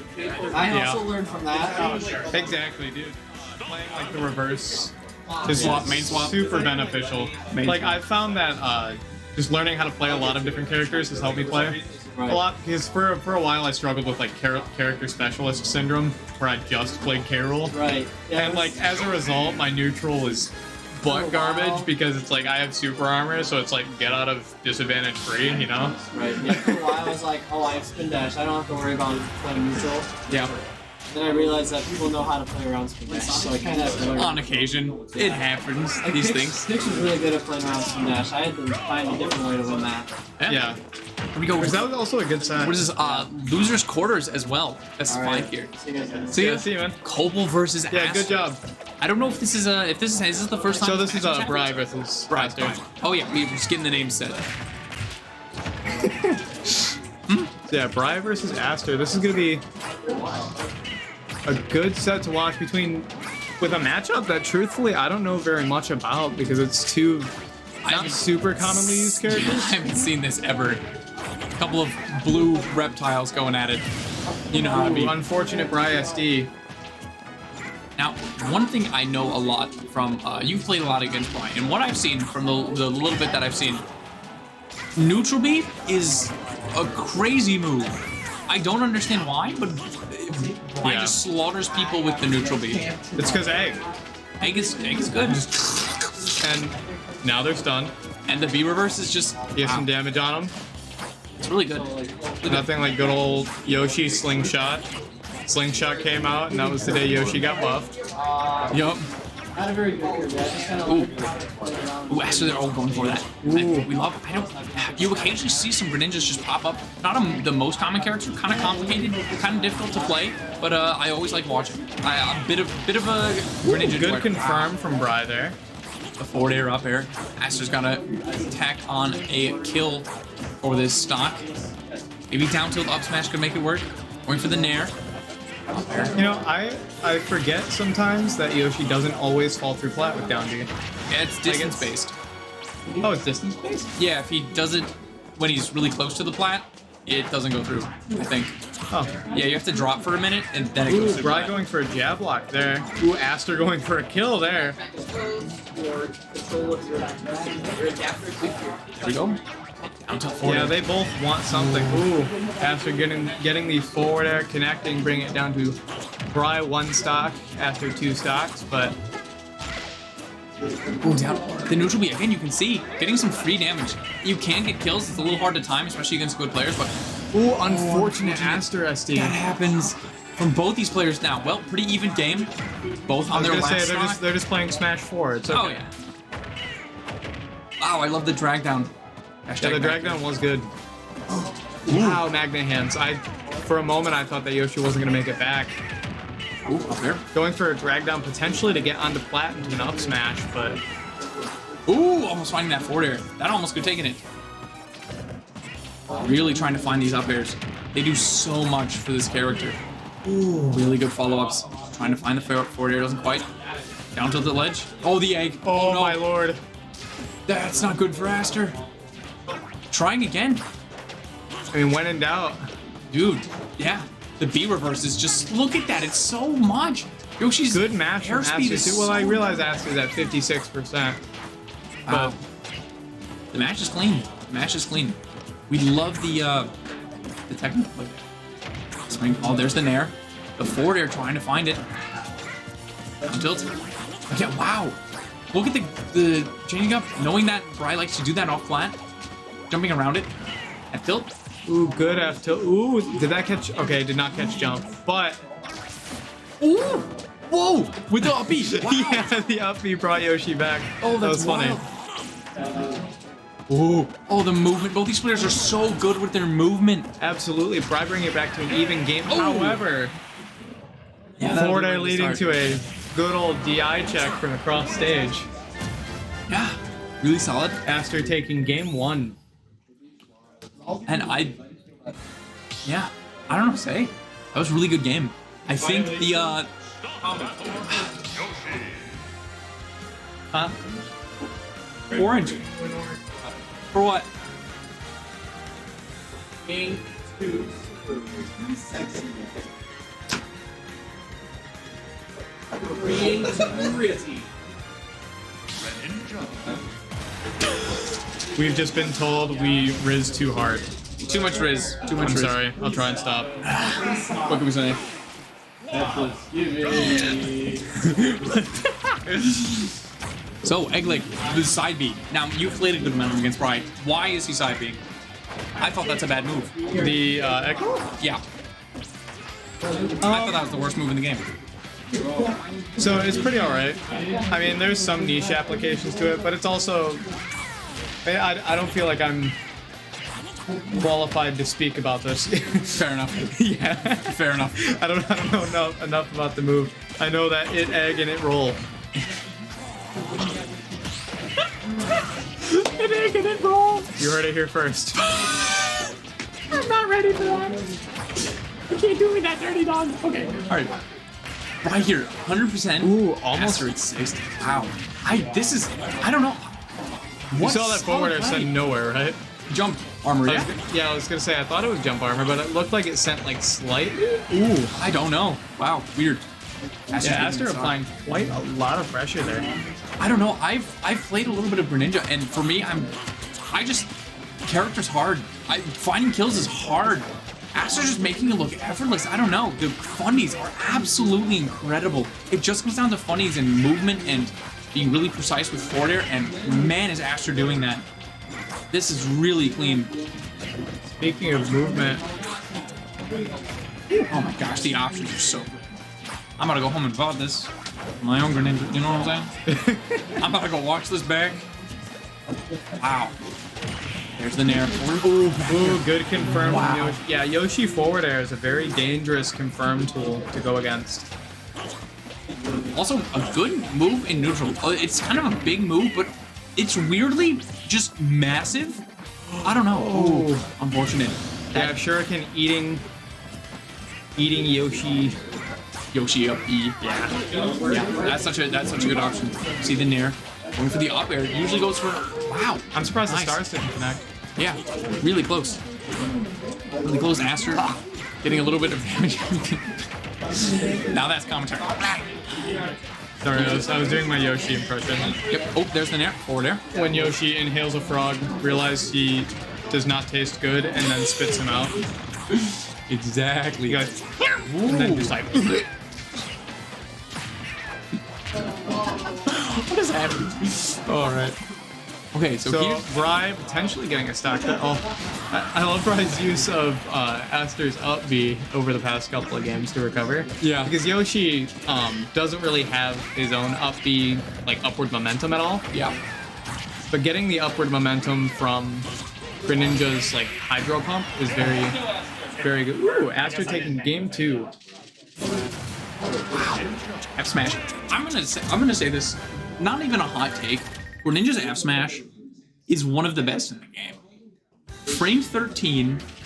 I think spaced on shield, like most characters can't punish it. Like really big. Hits like at least for Greninja, it can go down to F smash if you're hanging ledge. Kills at like 60. I'm to the end of time, I will say Greninja F smash is just an absolutely incredible. So good in neutral. It's pretty good. Or just as a raw kit, like I think you're gonna be here. It's like Lucina F smash. A couple frames slower, but I think a little more horizontal. Yoshi's jump is gone. Okay. Ooh, that's always a terrifying one. That's the whole shtick. If anyone's a little unfamiliar with Smash, the whole shtick of Yoshi is most characters have an uppie that sends them back to stage. Yoshi does not, but to give that up, the double jump goes really far and as well has some armor. And it's on frame 1, so it comes out as armor. All of the armor. And so you can use that. Ooh. Also, wow, Aster, the callouts are just raw. Up a full stock at this point. The dash attack, the back air. Wow, really good. All these up airs. Oh, the callouts. I'm trying so hard. I was gonna say, it looked like Greninja should have been put in like a stun or like tech situation where something would have been true there from that forward air. It was in a lot of situations as a thing, but it must have needed to have been higher percents. Yeah. The air dodge is cooked. Oh. However, Bri coming back with the power of egg. Ooh, big egg. See, I love the use of forward air. I mean, forward air is one of Greninja's best tools. It's a little slow, but it hits like it trucks. You use it as a kill confirm. You can also space with it, almost getting the kill. Yoshi is really heavy, however. So, oh, there's the egg late. Might make it out. Oh, counter, makes it back. Both of these players make it back. And then Aster finds the kill confirm. That's absolutely insane. Yeah, I told you that. Although Bri ended up losing the stock, it's still impressive he made it back from there. Yeah. Oh my gosh. Because after the egg roll, I thought it was over. see Aster is just playing Greninja. Ooh, I thought that was going to be a shield break there, too. Forward air. He's trying to be tricky. Yeah, I mean, you have to be once you get this far into bracket, too. Yeah. All the players you're playing against at this point are all some of the better players in the state. Top 100 players. It's tough. There's the up air. It's a lot of pressure. It's scary. Ooh. There it is. Oh, it's a really strong F smash. Heavy landing read from Bry there. Leading through. A really good F smash. That's such a good F smash too. I love Yoshi F smash. It's a funny move. It really is. You know? Just give him the head bonk. A little DK side B. Here's the dash attack. That's such a good move for Greninja. That's like Greninja's half their game plan. Wow. The follow-ups are so clean here. Oh, the turnaround! That connects. Wow. Wow. The technique really good stuff from Aster. The movement. This Greninja practices Izaw's Art of Smash Part 5 training. The movement, the turnaround jab, the turnaround down tilt. Yeah. Practices Izaw Art of Smash training. Wow. What a match. What a match. You could tell Bry was trying to do the normal stuff, but Aster did such a good job staying away at just the right times, not letting Bry do the normal Bry things. The eggs weren't landing. It got some neutral Bs, but not too much off of it. I don't know. Really solid. We're gonna get right into the next match here. I believe Druish? Aster and Druish, I think. Is that what we're looking at? I think so. Yeah. Oh, bit of an MSU friendly fire here. I believe this is losers. No. Yes. Winners. Losers round 4. Okay. Let's go ahead. Losers round 4. Now I'm assuming they both got the MSU in the tag. Assumedly they played a lot. That's the assumption. Probably on the Smash team together. So we're gonna see some of those fun tricks that we saw from like So Good Copel. Oh yeah. Oh, you can already tell there's something different. The play is different. Yeah. Oh yeah. These players play. I love watching the just like high intensity gameplay of two players that are very familiar with each other. Just absolutely beat each other up. Yeah. It's so cool. Because I feel. Yeah. Yeah. Oh, it's nice. There's the Nair. Can we get back here? We'll see. Yep. Trying to find it. Oh my gosh, the parries. They know the parry timing. You can see with the jumps and the micro spacing, that I don't know. That's for me, does it. How fast they move around each other. Oh, they know what's punishable. They know it's not. They know the weaknesses of the other player. It's so cool. Oh, yeah, there's the down air. Yeah, that's just going to be such a common tool for Palu. Just such a good kill confirm, such a good, a pretty solid option in neutral even. A call out, but a good one. Down tilt. B. At this, maybe at this percent, I mean, maybe you tack on a shuriken or two, you go for down tilt up smash. We're forcing the air dodge there. Jewish just looking for any big hit here. Greninja is a very light character. Is a very light character and kind of can be killed from anything. Your stocks be gone. When in doubt, do it again. Do it again. That's what I always say. There must be something here that we don't see. That is, I guess, Aster maybe gets the battle in practice. Ooh, forward air. That's a really high percent. You don't normally see this from Greninja. Ooh, there's the downer. Good downer. Ooh! What a read from Aster. That was yeah. There's two. Oh my gosh. Huh. Yeah, that's one of those moments that you're like, yep, I did that. I did that. That really happened. Here's the Nair. Yeah, that's another one of those things that can definitely like get in your head if you're not ready for it as well. Yeah, it's one of those layers of this game that like is not super often discussed. Where like it's not like a surface level part of this game, because it's like, yeah, it's a good thing to have like your buttons down and it's good to know like what the game entails, but there's like a certain psychological factor of it. Yeah. Oh yeah. That like, because like that's oftentimes what divides a lot of the like mid to high level players as well as like that level to top level. Because you can have the same like technical ability when it comes to pressing buttons, but a lot of it just comes down to how you adapt, but also how you handle, I guess, pressure. And that like and playing against specific people. Yeah. Oh, like or like a matchup. If you know you're bad against a character, or if you know you've lost to a certain player a number of times, it can be really tough. Yeah. It's a whole layer to this game. Wow, there's the down good tilt. conversion from Aster. That's so clean. Good old down tilt, up smash. The old 1-2. Good tomahawk grab from Druish. Oh yeah. Into that leads to a stock, bringing them down to an even last stock. That's such a good option. Oh. Yeah, solid option there. That's probably your optimal play, about 40%. There's the Nair dash from ledge, hoping to get more off of it, but and quite 17%. Nair is such a good option here for Druish. It covers so much space, and Greninja really wants to move around, so covering a lot of space can be a little bit difficult to deal with. See, maybe throw out some projectiles, but Greninja is pretty fast. There's the down. Oh my gosh, the down air. Ooh, not quite, but close. Oh, wow. Oh, they know each other. They know how each other plays. I know I keep saying it, but for a wow. moment I thought there was a neutral getup coming. Everybody is so good when they fought another person a million times. You know what I mean? Like when you do the craziest things against people you've played 1,000 times. And that's the fun part about playing with a lot of new players too. And so going to more tournaments and stuff, you adapt to a lot of different play styles. And so then when you find familiar situations, you get to cook more and more because you play more and more people. That's exactly it. It's familiarizing yourself with those situations, you know? Oh, it's so good. I'm interested. Ooh, I like Aster's use of the Hydro Pump there to try and push Druish away. Ooh, Fortier might take this first not game. Killing really good DI from Druish there. Ledge trump, it's not getting anything off of it. Maybe. Druish trying to connect a dash attack. Oh my gosh. Oh, it's so close. Last stock, last hit situation between these two. It is really close. Both is so high percent. Neither of these characters are particularly heavy, especially Greninja. One side B could take it. Forward air. I feel like Druish is almost like spacing out the forward airs to like bait it. Yeah. Oh yeah. Oh, 100%. The baits here. That's one of the greatest things you can try to bait your opponent. Oh, gets the back air. Back air 1-2. And I swear it's like, Grab. that could be it. Maybe? Yes, that takes game one. That takes game one. Wow. A very long game one too, almost going to 1 minute and 30 left. The patience. The patience. So clean there. Now, stage-wise, I guess it's just PS2 for both these players?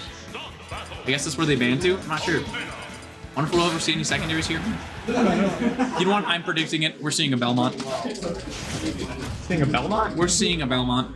It's happening. Belmont is happening. That is an accusation. More accusation. Holy. Oop. So, something I always wondered is for stages like this, like, yeah, it's a Pokemon, like, stadium, but, like, how do they get on it? There's an elevator through the model. They come up through there. That goes down through the middle? Totally. No, that's gotta be what it is. Yeah, it makes sense. See, you see the stairs. They go down to where the bottom is. Surely. Right? Totally. I mean, yeah, that would make sense. That's what I'm feeling. So do you think the elevator's like in the middle of the Pokeball? Yeah, so the Pokeball lowers, there's like a room, you step onto the Pokeball from the side and then it goes back up. It's kind of sick. That's what I'm feeling. Or but like, what about the floating platforms? What if they just come down on those? Except that's also probably not OSHA approved, but I figure fighting on a battlefield. There's no guardrail on this platform. Oh my gosh, it's so clean with it. The good old bread and butter. Yeah, that's an option. I don't know. Still very even. Oh. There's something just so fundamental about what Aster is doing with this game. I don't know. It's just very simple. It's just, hey, I'm gonna do this. I'm gonna do this. It's this perfect flowchart of fundamentals. I don't know. I'm really having a fun time watching Aster. Good Nair from Druish. I think both players are they're very similar in that sense, where they both have a lot of just like. Druish has. They're both patient, an incredible understanding of areas. Yeah. Oh, the patience. Yeah. Oh, absolutely. So good. I was seeing Druish space with the forward air and the back air. There's something really cool about Palu's moving around really fast. I don't know. There's something super satisfying about it. Yeah. Have you played against Wonder Bread's Paulo at all? Oh, well, a few times. I think it might have been a second, but yeah, I kind of get a little bit, somewhat. Yeah. Yeah, Wonder Bread recently beat Mars and Armadillo. Fun fact. Yeah. Whoa, that's a true combo. Nair into rising forward air into dash attack for Palu. It looks to be. Wow. Ooh, catches with the upside. So Aster is going to be up. He's stocked here. So at this point, can play a little slower. Still has shurikens. You know, has counter if projectiles get to be a little bit too much. I was gonna say counter. I don't think has come out once this set so far. Nope. I have not seen much counter at all. It is not one of the better counters in the game. It is directional. You can get some cheese off of it, but counters are just rough. They rely on your opponent messing up, and that's never what you want. You want to be able to outplay your opponent by your record. Yeah, for sure. Oh, nope. There's the. Oh yeah, using the. I like the like wave bounce like movement from Druish there with the side B. Yeah. Oh, that's really cool.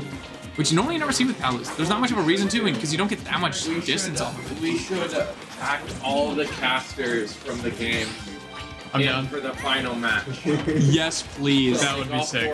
Wasn't there 4 of you? Yeah. Can we? That would be so much fun. And they might be. No. Where's Rotini? Single chair. So Yeah, where's Rotini? Is Rotini still here? Huh? They're both still here. Oh, let's go. Yo, let's go. I got your seat right here, big boy.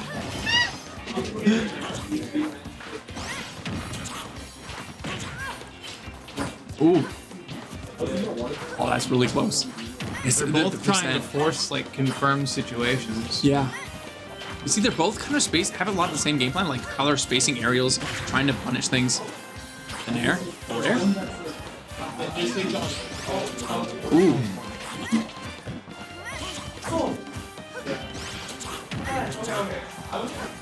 I like Druish's empty hop into shield there. That's something I noticed a lot at like a higher level. With players, there's a lot of like empty hop because you have to be like mix up what you're doing, because I feel like a lot of people fall into the trap turning Smash into a turn-based game where people just attack their shield. Very much. It's bad. Ooh, that's gonna do it. Really, the tip of that there. Normally, wow. Is there a weird hitbox on that I don't understand? Interesting. I'm not sure. Aster takes game 2 versus Druish. I don't know. I just the game is really clean. Aster's just finding a couple more kills. I think a couple more hits in neutral. Druish is spacing around. You can see the intention behind a lot of these space aerials, but not as many of them are hitting. Is one of the things.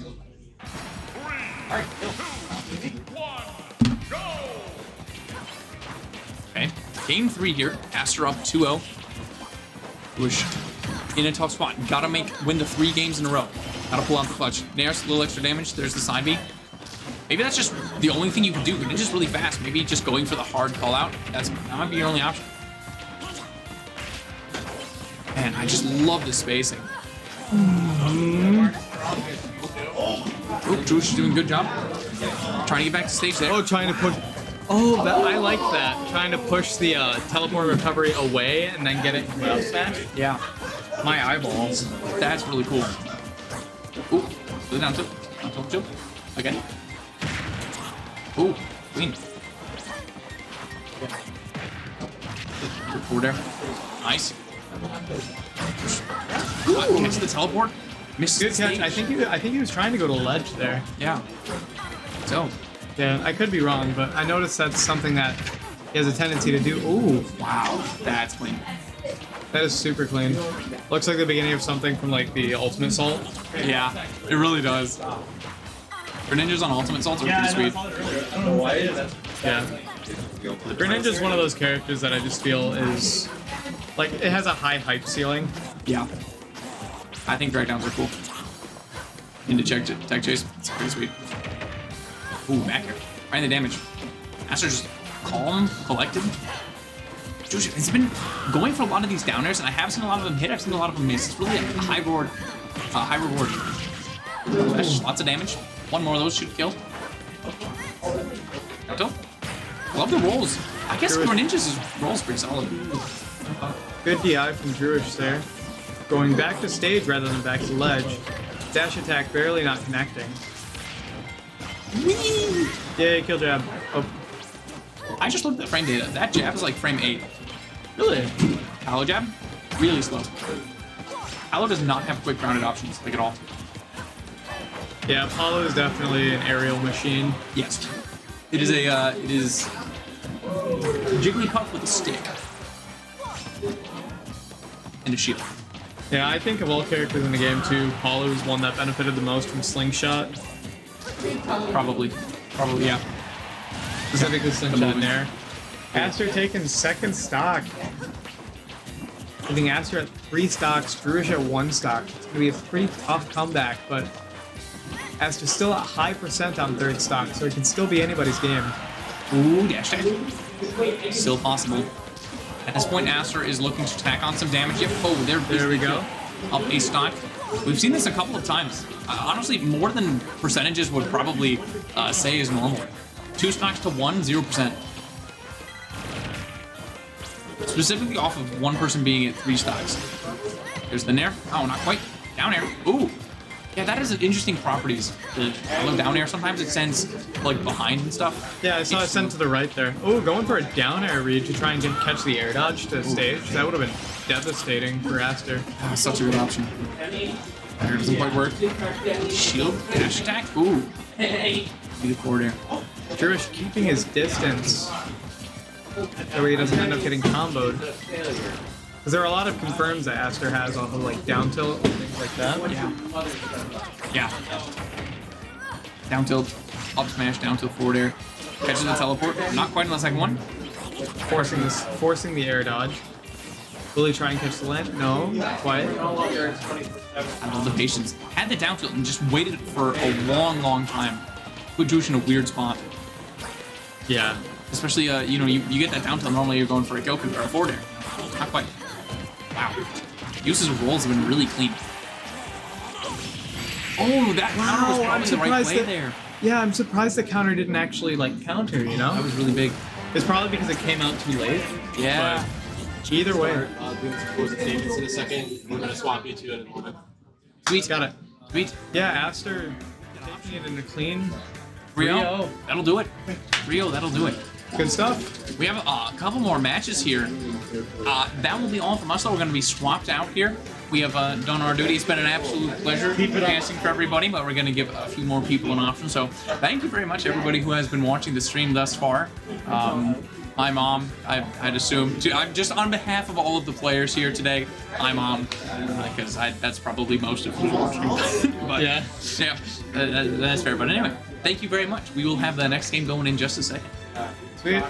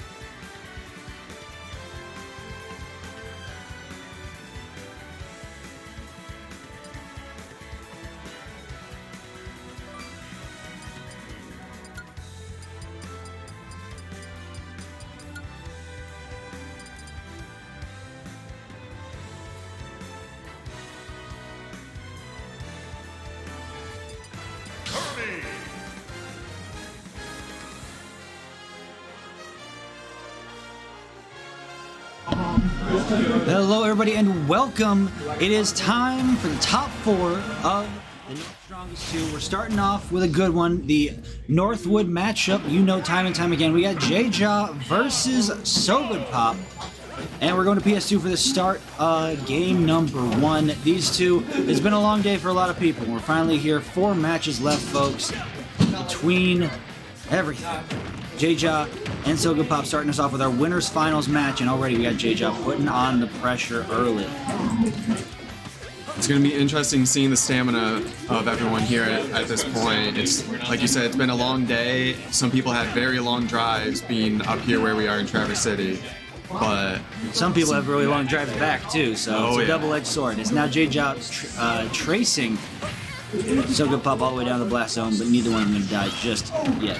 There you go, down here at ledge into the soccer ball. Gives plenty of time to get that deep breathing and charge up a Sun Salutation, but you're tripped and now you're going to be stuck in the Kirby blender. Takes the percent, nice, heals himself. So player right is going to be J-Jaw. And I like he shot it the other way, so it doesn't allow J-Jaw a chance to eat it and recover himself.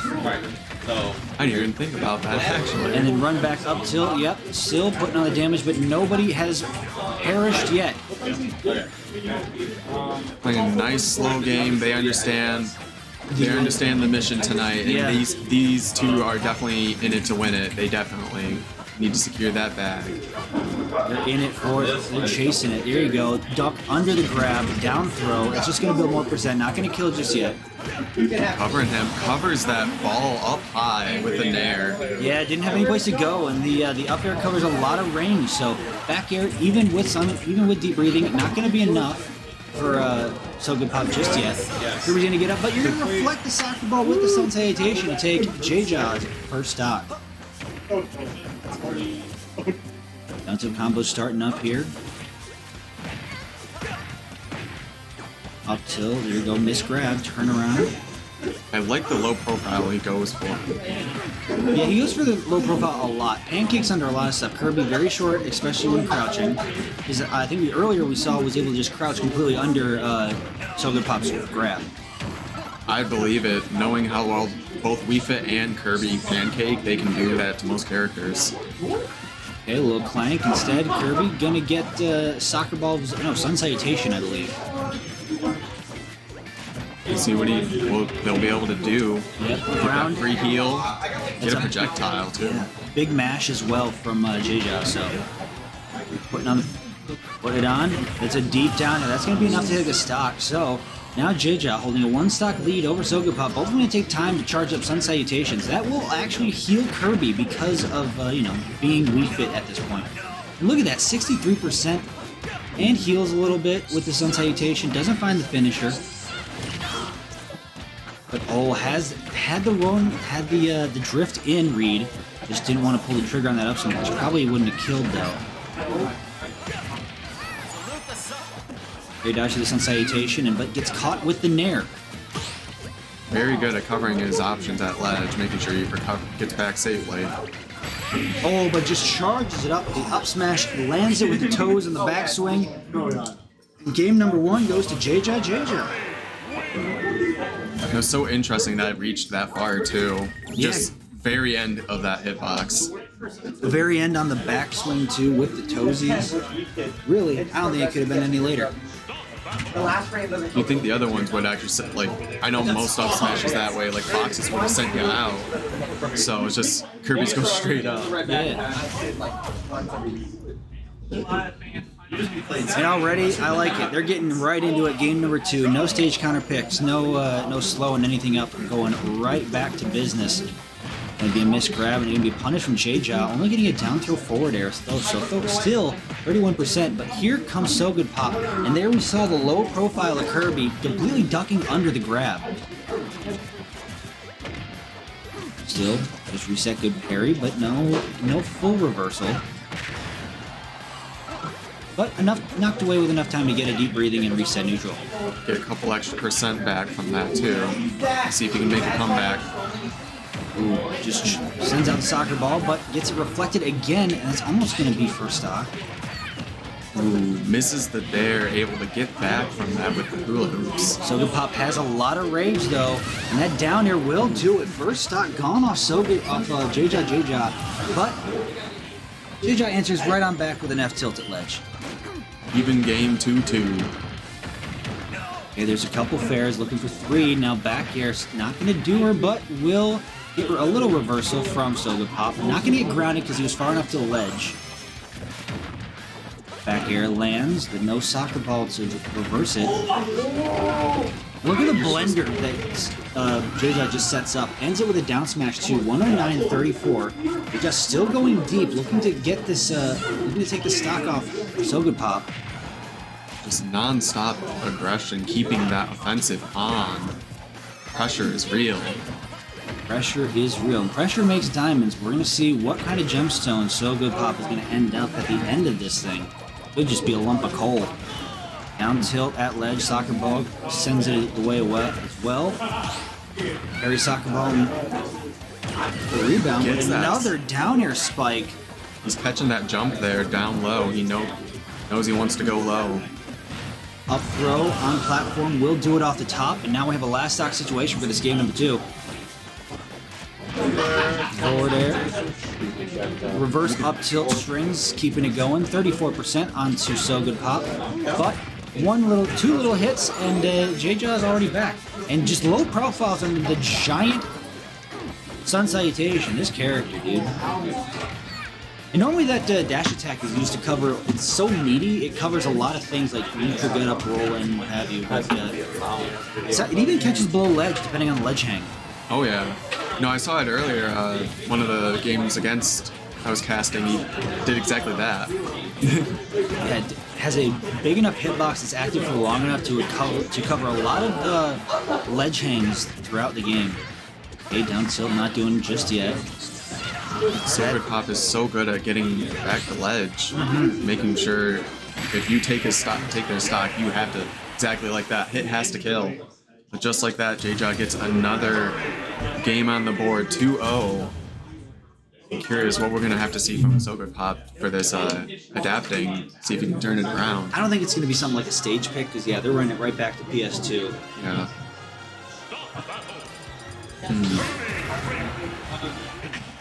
No character swap either, as the two of them get right back into it for this game number 3. They mean business. It all comes down to this, really. Just pure neutral, play your game. Can you holy crap, I just completely blanked on adapt. Oh my goodness, I just completely forgot how to say the word adapt there. Well, it's all good. The adaptation game. Looks like J-Ja is still keeping the same game plan of just using as much aggression, all of Kirby's hitboxes, to suffocate Wii Fit Trainer's stubby hitboxes. Yeah, and another down throw. It's only 2% off that deep breathing, but hey, better than nothing. Forward air at ledge, 133 and still building. Not going to do it just yet. Down air is the soccer ball, the whole thing. Until to just push him back again, back to ledge. I like that idea going for Daft. Daft certainly would have killed her down, angled F tilt. But gets up into another Sun Salutation and another deep breathing for Soga Pop. At this point with deep breathing, it's almost an even game. Yeah, nice F tilt at ledge. And Fair not doing it just yet. Down tilt, trying to catch the toesies, or the fingers. J-Ja forcing Soga Pop to respect throwing out their projectiles. Oh, but there's not much shield left for J-Ja to play with, work around. But Nair is gonna beat it. So, first stock gone off Soga Pop in this game number 3. Has deep breathing online, but here we go, starting up the blender. Gets a forward throw. Projectile comes out. Yeah. There we go. Turnaround F tilt will take J-Ja's first stock in game number 3. Back air connects. And now Soga Pop just taking his time, jumping from platform to platform. Wants to get that next combo started on J-Ja, but the curve is too small to land a lot of it. Even on the roll in, doesn't get the pivot grab. Maybe a lot more conversions Soga Pop's gonna have to get just to secure any more stock percent. it's not going to be as easy as playing heavier characters, bigger characters. Yeah, goes for the meaty dash attack once again to no avail. More shield pressure, runs back. Windbox playing almost to his detriment. Jumps in the middle so he doesn't get grounded. Soccer ball still around. Deep breathing is gone. I like the wave bounce. I see the idea. Chasing him down from one to the other. There is the ground, and now Nair on platform. Puts on more damage. Deep breathing active. Dash attack comes in. Going really deep again, but gets reversal. Doesn't get the down. Sogapop not getting the down air spike, but Jaja will get the back air reversal to take the stock. And now winner side stock for Sogapop. Here we go. Will he be able to turn it around, get a game on the board, or is Jaja going to be able to secure this game? Even footing. Gets up. Here we go. There's a ground. Gets him off stage. Air dodge into the down air. Doesn't find it. Still has multiple jumps to live. And the second try, 2. So turnaround fair. Now there's the train off stage. And you're below Kirby. Yeah, gets the down air, but it's not enough. The hula hoops are not enough. And it's a 3-0 from Jaja. Jaja to make it into grand finals. Ooh. All right, who's next? I got you. Copel and Aster. Maximus is running it. Aster! Game time! We mean business around here. This is top 8, folks. This is prime time. We keep this stuff rolling. We got. Where's your control? Copel!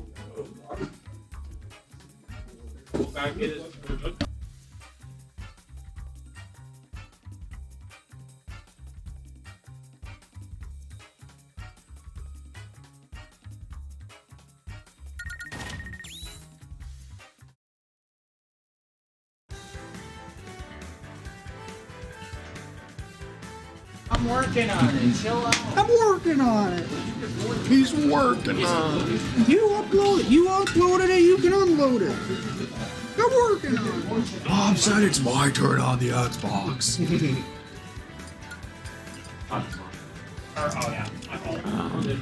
We got Copel. We got Aster. Big tournament for Aster today. Putting up a lot of good wins. The Greninja is coming out full force, doing a real good job.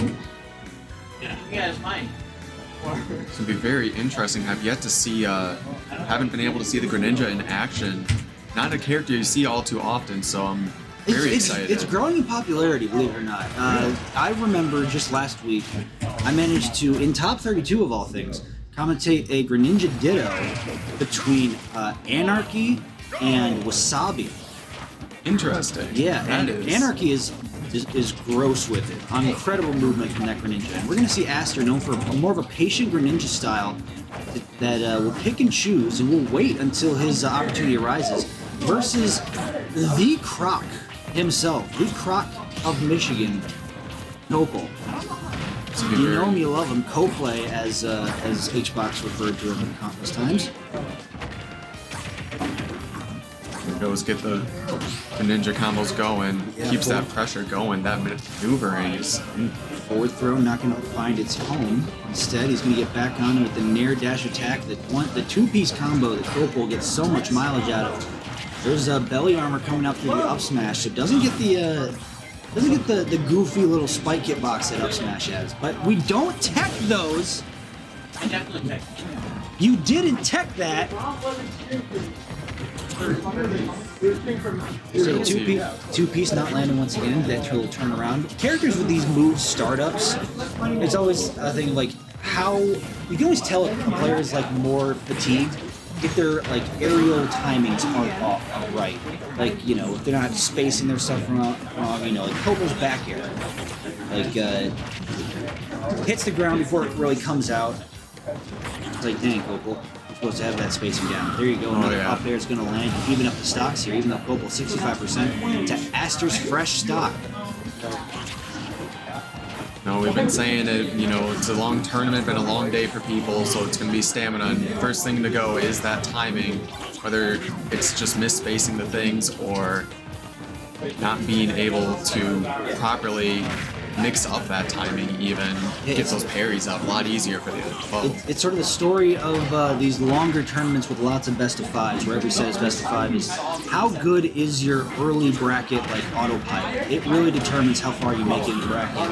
And with a character like K. Rool, the autopilot is rather simple. It's going to be crown armor. You know your one-two combos, your simple stuff. You're not going to be landing any really advanced technical combos. So you can kind of turn half your brain off for winners round 1 and 2 kind of thing.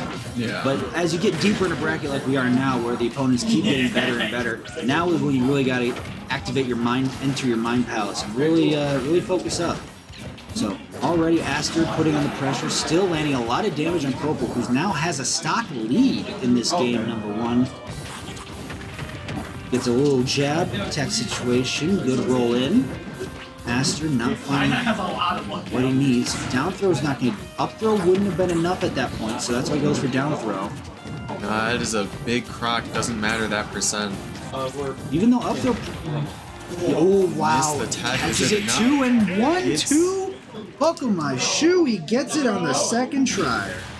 Down to the depths, sent to the Shadow Realm, game Yes. run, goes to Copel. Shadow Realm. Red, were you? Yeah, Justin made a bullet of course. And it was all gone by the time I had the chance to do it. Aster thinking deep on what stage to go to next. We're going to Hollow Bastion.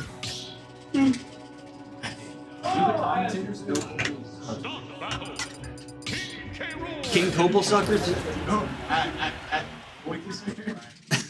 Oh yeah, Copel's Twitter at Boykisser. It's a family-friendly show. I can't really reveal that. All right, starting off. They'll know when game they're 2. older. But here we go, Hollow Bastion, game number 2. Copel starting off with that 20% up throw. Already having like, it goes to show early percent like K. Rool combos. Like you just get that up throw and you can pretty much make any early game even. Get another grab back throw, get him off stage. Sends the cannonball for damage, bouncing off the backboard, but no one's there to alley-oop it. Good job shielding the crown on the boomerang. Armor to get him through that. Oh, not able to punish that high recovery. Yep, gets in there though, but it's too high percent. Percent's at an awkward angle, so it doesn't get the near dash attack. Pressure once again. Put, drop down. Fair is going to land, and Copel's going to do a little bubble dance. So, first stock gone for Aster in this game number 2. Copel looks to take a dominant lead in this set so far. Already, boom, there you go. Another 1-2. Gets the F tilt and the rapid jab after the nair. Has Aster at ledge. Doesn't get the spike off stage. Once again is off the backboard. Makes it back to ledge pretty safely. Even though K. Rool's at 157, this Croc's still got some life in them. Oh yeah, plenty of life to live, and it's going to be the nair. We don't tech those once again. Unfortunate from Aster. And that max rage is definitely going to help seal that stock too. Yes, it seems like Grayson might get his wish. Okay, back throw off stage. Here you go, 47. Gonna eat the cannonball too. Now does Copel see blood? That I think wants to end it right there. Yeah, Copel saw blood, just chose the wrong options to get the killing blow. But not gonna miss it on the second try, as it's gonna give game 2 once again to Copel.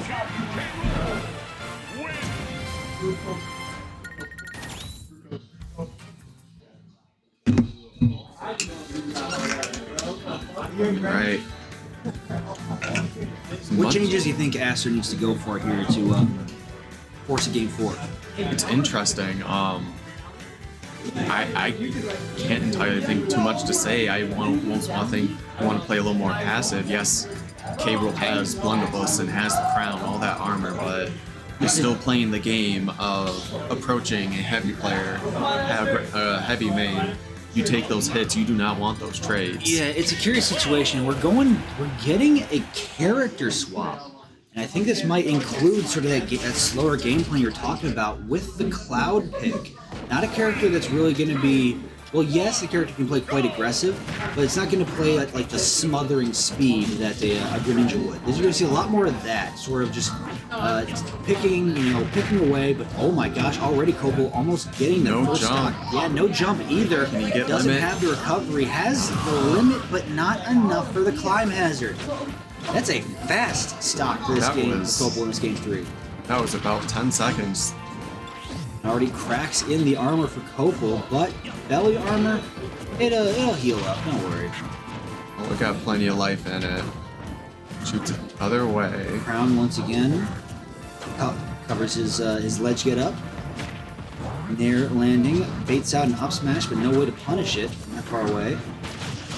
I like seeing the different spacing play style from Aster. It's definitely trying to not suffocate him like you were saying with that Greninja speed, but more with that sortie that Cloud Yeah, has. that sort of keep him out game plan instead of having to be up in your face. Because while Greninja can smother your opponent with speed, they still have to be in your face to do it. Exactly. Cloud, not necessarily, has that big sword, but Copel doesn't really care about that sword as he's just going to get down air to up smash to take Aster's second stock. This Croc wants this game to continue, just wants this tournament to keep going, and that big stomp demanded it. Oh yeah, and here we go, forward throw. It goes for the big punch, looking like a Sonic there. Another forward throw, goes off stage, waits for the climb hazard, eats it, air dodge in. Aster keeping the pressure going here. Interrupted by Nair. Slow get up on platform, gets a couple jabs in. Copel has to reset neutral. Another cross slash landing.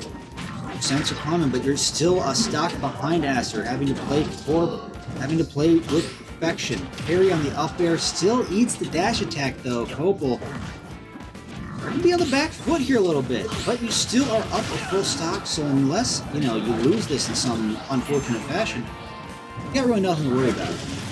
As I say, there's the unfortunate fashion. The commentator's curse, but I'm used to it. You can get angry at me later if you think it's commentator's curse.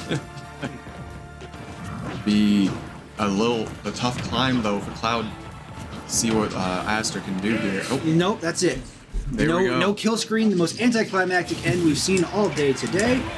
As a rando fair is gonna hit, and Aster is gonna be knocked out of the tournament. And Grayson gets his wish. I'm gonna mute for this.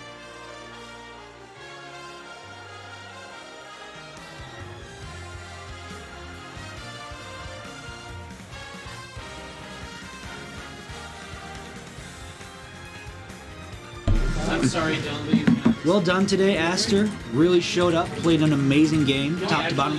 Hey, if there's one, I want to recommend a VOD to you as a Greninja player. Rock the Hill 2, any Anarchy set. Watch and pay attention to his movement. Oh my god, there's no... Like crisp movement.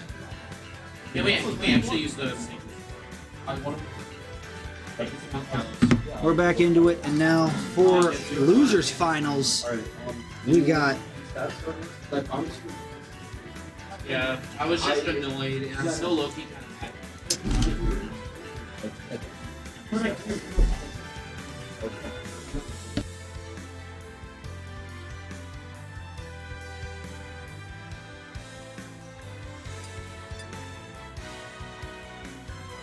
What do you do your commentation? Yeah, you're right. And I'm gonna do it even louder now, despite you. Please. Yeah, I'm trying to pick you.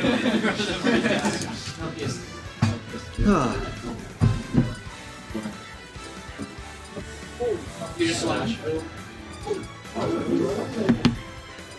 Big time buggy whip here as we got Copel, SGP. These two, even before the arrival of players such as J-Ja, this has been the, what am I trying to say? The Tri-City, the Great Lakes Smash, Grand Finals, these two, time in, time out. GLS! Woo! GLS mention! GLS legendary mention. Puff. I get to cast it in person. I know, I remember. As we get into this one, no K rule this time around. I have a feeling these two have played each other plenty enough times to have seen that matchup, and Copel doesn't like it anymore, so that's why we're seeing the Puff. I mean, nice to see this Puff in action. I know, definitely. I don't know if it's a pocket character or like a co-main. It's definitely a secondary at this point. Definitely Okay. not necessarily co-main, but a solid secondary. I just remember seeing this Puff at the first Arcadian, not Uprising, but the one before that. No, wait, it was Uprising because the second one was Team Ori versus Team Ball KJ. confirmed, not enough though. I forget what it was. I forget the name of the tournament. It's too late. But, reverse Nair. Or just, normal Nair below platform. And Copel... I'm speechless. We're in it for the long haul. You deserve that. The untechable. The game says to continue. Yeah, untechable on the side platform, turn around, it doesn't get the grab, but Will on the second try gets a forward throw, and now Copel going deep. A lot of the pressure seems to be Copel forcing So Good Pop off stage, and then forcing So Good Pop to make the wrong decision. Whether that be, into a stage, and then mixing up whether it be into a stage spike or up further. But soccer ball getting bounced around like a ping pong ball in this case. Dash back, not going to find the sun salutation, but off the backboard into an up air. Not doing it off the top just yet, but does get the rest. Or sorry, the sing. No rest in sight. Sauce percent was not enough to save him there. Yeah, the only one sleeping there was So Good Pop. Back throw. Gonna keep building percent 128 to a fresh stock here. Has full sun salutation and deep breathing online. But Copel is going to do the arguably smart thing and just sort of wait it out. Stall it out, however you want to say it. There's 7 minutes on the clock, folks, albeit a long game. They got 7 minutes to deal with what they need to do, and deep breathing, however long it lasts, gotta handle it. Since So Good Pop says, I may sleep once, but I will not be sleeping twice. As the sing at platform is not, sing at ledge is not going to do it. But percent keeps climbing on So Good Pop. He's going deep, down smash at ledge, not going to find its home. Back throw will land, and now let's see how Copel mixes up off stage. Once again, going for that sing at ledge. Unsure how many times that trick will work, but still, you see the Puff putting in the work here. Couple Nair is going to land. That's a light character, so it's going to be more hurtful to Copel, and that damage would be to So Good Pop. He's already sitting at 131. Has to be careful of pretty much everything here. Not going to have much time for a deep breathing anymore, and the back air center stage will carry it off the side. And game number 1 goes to Copel. It has been no. What do you think So Good Pop has to do differently going forward? Obviously, if he wins a couple, I think he's going to force a character swap. I would like to see a little more profile shifting a bit, forcing Copel to have to pay attention to those timings, If he's landing with those bears like that, sometimes if you can't parry, if you can't shield it, sometimes mixing up that timing, ducking it, forcing them to whiff it, you can get your moves out, especially as Wii Fit trainer. Absolutely. There's a couple Nairs to get us started here at game number 2. We're going to Battlefield. Did we go to Battlefield last time? Are we going back to Battlefield? I think we are. Don't quote me on that. It's been a long day. So, both characters getting into it here, back to center stage, bouncing. The glancing blow, I learned that is not a power shield, it's a glancing blow. That's what causes the projectile to just go off at that wacky angle. Grounding, but good mash from Copel. Still, though, you're eating a lot of this deep breathing damage. 85% to 47 here. Got to be careful with this back air out of shielding. Now, how do you approach So Good Pop in this situation? You have to make your move. You got to find that opening. So Good Pop's not going to let you in very easily. Especially as Puff, you don't have that ground smooth. You have to.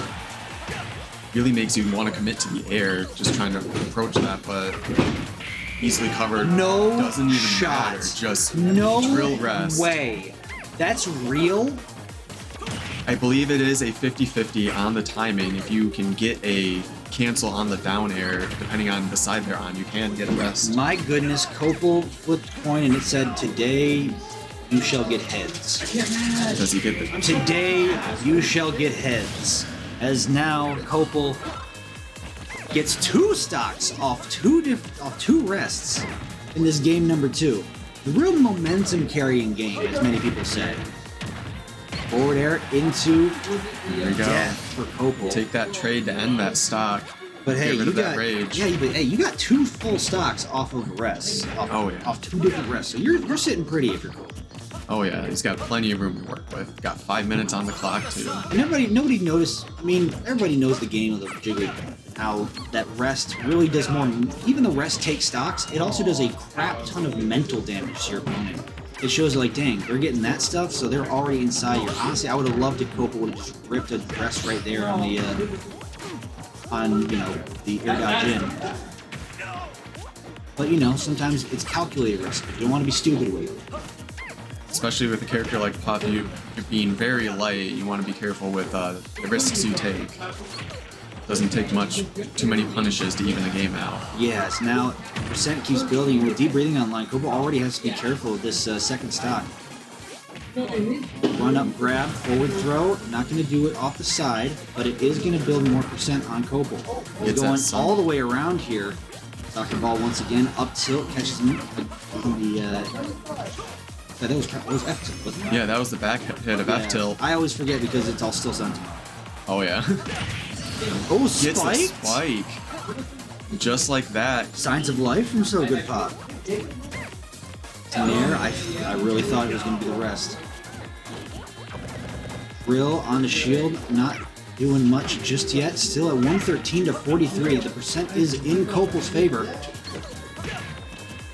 Run up, just stake your claim on the stage. They're not going to land. It's just a spacing game here. Both from poke and prod. Dash attack's going to land. Now going out deep, trying to force an option. Going to avoid all of it is So Good Pop. And nice tech. Tech, yeah, stage tech on the stage. Still living at 136 to 59. Doesn't have an opportunity for deep breathing, except now lands it, but it's going to be a deep fair from Copel. How close you were to losing that side. I know. Just that one side feed. So Copel going up 2 games to nothing against So Good Pop. Both players definitely were slowing that game down towards the end. They were not wanting to miss a single hit, but not wanting to take any risks there. Absolutely not. Quite a bit on the line right now where they are, and both players want to be in top 2. Yeah, they want that bag. They drove all this way. They're going to have to ride all the way back, knowing it too. As we're going, we get a little bit of a stage switch up here and a character swap. Copel going K-Rool as we also switch to Town and City. And it's a Saturday night, folks, so who's in town? The one, the only KK Slider. What's up, KK? Get some special music from yours truly. Yes, sir. Always love a nice visit from the friendo. Now, this is an interesting stage. I guess it was because they did not end up going to Battlefield. That's why Copel probably swapped to the K-Rool. But right now, it seems like So Good Pop is putting on most of the work on the kills. It's going to be the first stock, only 10%. It was almost a 0 to death Rotini. And already, Copel was like, anything you can do, I can hit you right on back with. Just almost responds immediately in kind, says, no, that stock didn't even matter. Your stock is mine, as Shang Tsung would say.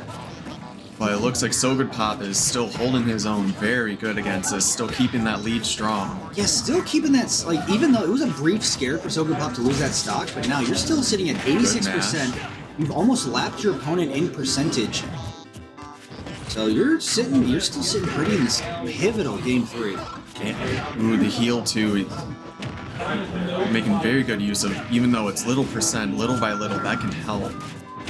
The longevity. Back air's gonna land, but Copel's still living. 122. You gotta make the most of it. The reflect into.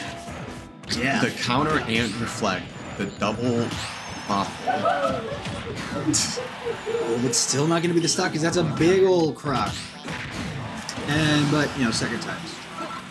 All All right. Gopal sitting on his last stock here for this game, number 3. So Good Pop still sitting with 2. As the two just reset the center and just chuck the entire kitchen sink at each other. So Good Pop doing a real good job of snuffing out these approaches as Copal still fighting for anything here. Both playing very patient, knowing what they have at risk right now. Oh, doesn't get the spike hitbox like he was looking for, but still does the damage. Uh-oh, this it's carrying him. Back throw will do it. That was sort of a freebie stock to end it with that grab. He's just like, I'm already on the platform, you see it moving, it's like, why even mash at that point? As soon as that platform starts moving, you're already pretty much dead. Oh yeah, and We Fit back though doesn't send too far, so with that carry, I can almost see a follow-up with that. As we're going to Hollow Bash. Hollow Bash is legal, right? Yes. Yes. In your rule set or in ours?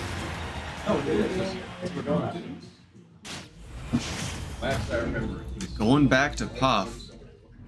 It worked so well the first 2 games, and I heard Copal just straight up admit, yeah, I don't know how to play, I can't play K-Roll in this matchup, so we're going back to the Puff.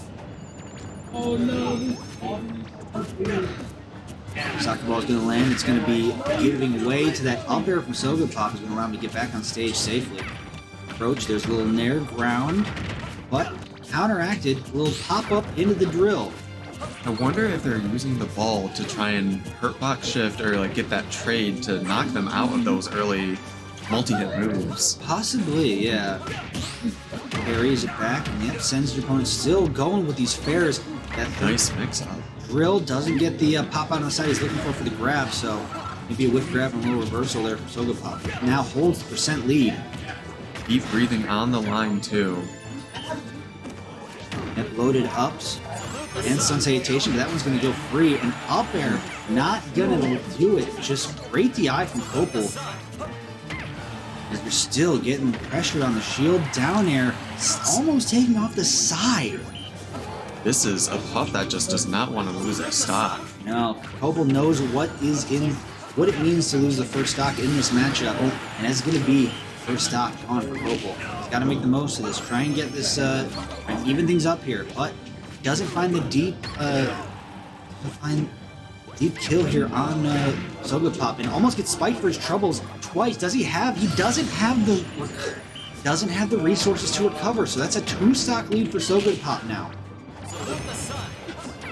Like I said, pivotal game 3. He's getting spiked again. Look at blink and you miss it. There's 57% on Copal on his last stock here. Still, So Good Pop techs those. The patience there. From downtown! So Good Pop responds in kind. Gets game 3 that says no sir, game 4, 3-stock. No sir, I didn't like it. I don't like that. I don't like that K roll, and I really don't want this Jigglypuff. No, I don't. I do not Next like. set. I do not like it on a boat. I do not like it with a goat. I do not want it on Hollow Bastion. I'm not Dr. Seuss, so I'm gonna that. I want it in a crocodile fashion. There you go. Thank you, Rotini Factor, for having quicker wit than me at this time of night. I appreciate that very much. As we're going Hollow Bastion here for the big Game 5. After games 1 and 2, I did not expect a Game 5 situation, but here we go, folks. We get one. At least games 3 and 4 were quick.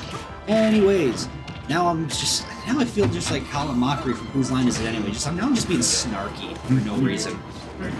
Oh, there's a big punch! The gloves came on in this situation, taking that stock. A big punch, and now it's still put him on his shoulders. Give him the old Lex Luger, torture rack. There we go. I will quote whatever wrestling you want. Oh, I love it. Down. I will keep it going. Oh, yeah. Oh, Spike the 1-2. I love those spikes into up smashes, and Wii Fit is especially deadly. Well, at least you fight like it's an I Quit match and somebody's holding the chair. Oh my goodness. Copal looking to be the one, takes the chair. So Good Pop's like, you're gonna say I quit. Oh, here we go. Forward throw, gets the deep breathing. Hitting with the drop kick like Marty Jannetty. Instead, it's gonna be Copal, torture rack. There we go. The Lex Luger. K. Rool, built like Lex Luger. So Good Pop just retreating back to platform. This is how this matchup is kind of just progressing. As you see that down air connected even with K. Rool on the platform. Because Wii Fit Trainer is so tall. Yes, indeed. Tall, but little tiny hitboxes, tiny little easy to shift around all of those moves. Oh yes, and there goes Soccer Ball Shenanigans. Surprised he didn't just reflect it, even though he had all day to do so. Gives him enough time to, back off stage, get another deep breathing. 107, 102, 2 stocks apiece. The two keeping this very even.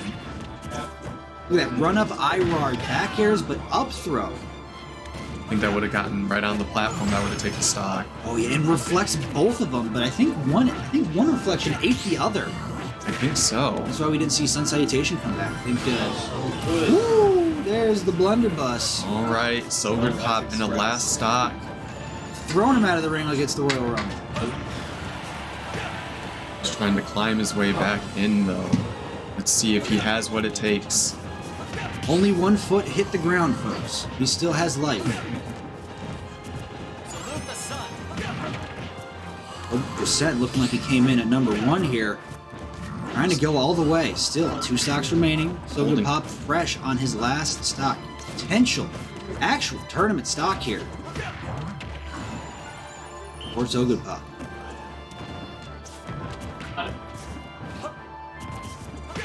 Now they just, the patience. You see, neither one of them wants to overextend here. Kopel, for obvious reasons, wants to keep his second stock intact and wants to get as much extra credit on So Good Pop as possible. The belly armor coming in to save, doesn't get the roll in, but good job, Kopel, reading out the slow get up. Oh my, yes it does, it hits you. And the slow, oh, the no move as we would say in hockey. Got him looking one way, the misdirection. I guess I forgot. You see me high, I hit you low. Yes, exactly, the that caught my too. Apparently the TO's doing. What do you think with T.O.? I mean the comments. Well, that's like I beat you back in years and then beat you game 5. And our grand finals, folks, is set between Kopel. That is the one, yes. Hopefully, my goal is to make over 200. Yep, France out. I made 40, and it was paid for a couple days ago, and I had spent it on gas ticket. It is what it is. I really liked how Kopel that last game was holding center stage very well, though. Not only just slowing it down, but just said, yeah, you can have ledge. That's okay. If you want to get up, that's fine. I'm just going to hold center stage. And you just stay in the corner. It didn't give up any ground. It's going to be very interesting seeing J-Jaw now. We're going to see the Puff Kirby matchup, or is it going to be... Oh, we're most certainly going to be getting K. Rool versus... Actually, I don't know. I actually don't know who Kopel goes in this You want to start match. PS2? Actually, you want to just go PS2? Yeah. Thank you. Alright, we're doing random diddles. Bro. There's a reason. I'm glad the camera wasn't on. Did the camera pick that up, please? No, the camera didn't pick it up. I'm so upset. Did it pick it up? I'm so upset. Okay, we're good. This is a family-friendly stream. Remember that. Watch your language. Exactly. And as we're getting to grand finals here, folks, But we what just doesn't want to happen on say camera, they don't know about. we just want to say thank you again to our sponsors. You're actually Valkyrie doing it, and you TBA Credit Union. You absolute goblins. You chaos beings.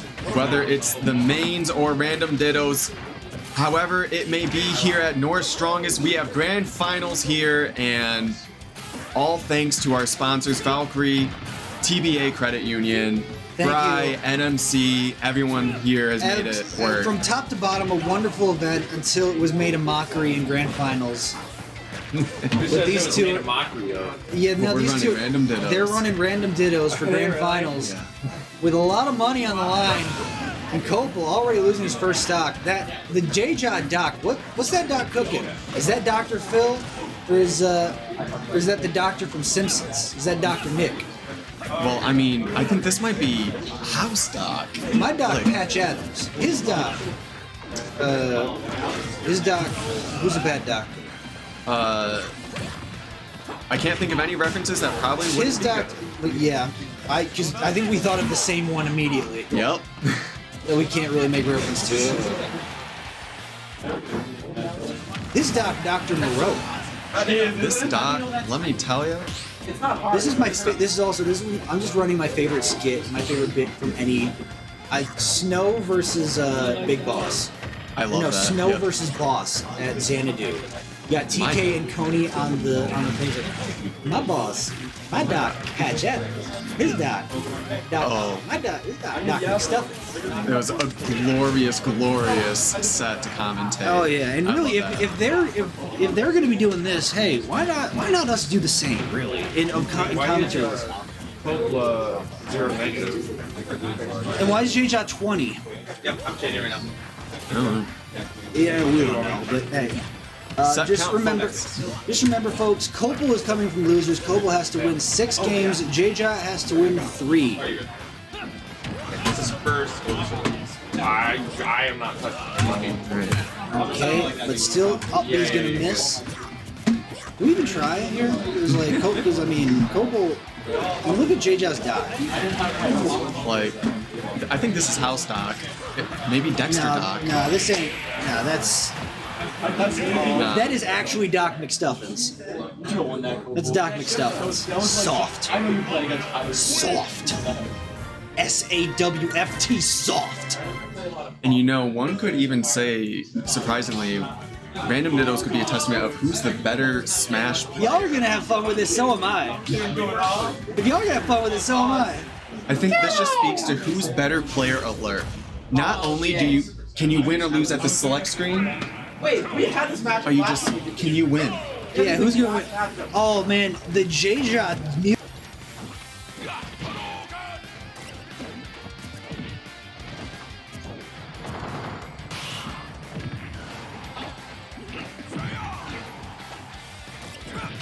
Yeah, we're having fun here. We got the JJ Mewtwo here versus the Copel Ryu. Is that Ashimo? My goodness. The donkey Ikan? kick. Is that you? No, it is not. No, Icon? Icon, is that you? What? With the big kick too, as it's called in, I believe, Street Fighter, the donkey kick. I believe so. I don't know the true name, but I know that's basically what it's called. Yeah, it's called donkey kick. Believe it or not. Okay, back throw from JJ. Goes for the confusion of all things. The exact same way. Gets him off stage, doesn't go for turnaround fair, which would be the smart option in that case. He thinks that JJ really honestly thinks that confusion into fair is true. No, it's a mix-up. Yeah, I know. I really want to do It's a 50-50 really in a lot of ways. I mean, it's true. If it works, then it's true. If it's not, then hey, try again next time. Slide up. Yes. Oh my god. No, it's not. That's just because Copel's and losers. They capitalize the L. Cute. I like it. That's funny. Now, Copel still recovering. Yeah, wow. JJ, unsure if this person knows if JJ knows how angles work. It's good to know. Both players playing a little patient, trying to see what they got going on here. Yeah, Really JJ check us having to out. play a bit more patient now, as that's going to be one stock. So JJ, once again, JJ up 1-0 in this set so far, folks. And Copel looking to make a bit of a comeback in this Random Dittos. Thank you to our wonderful sponsors, especially Valkyrie and the Credit Union, for allowing us to have such a wonderful grand final such as this. Only brought by yours truly. 3 in a row. Donkey kick to seal the whole game there. Sign this man up for some investments. Let me tell you what, he's invested in that forward smash. So we got 1 game apiece from these two.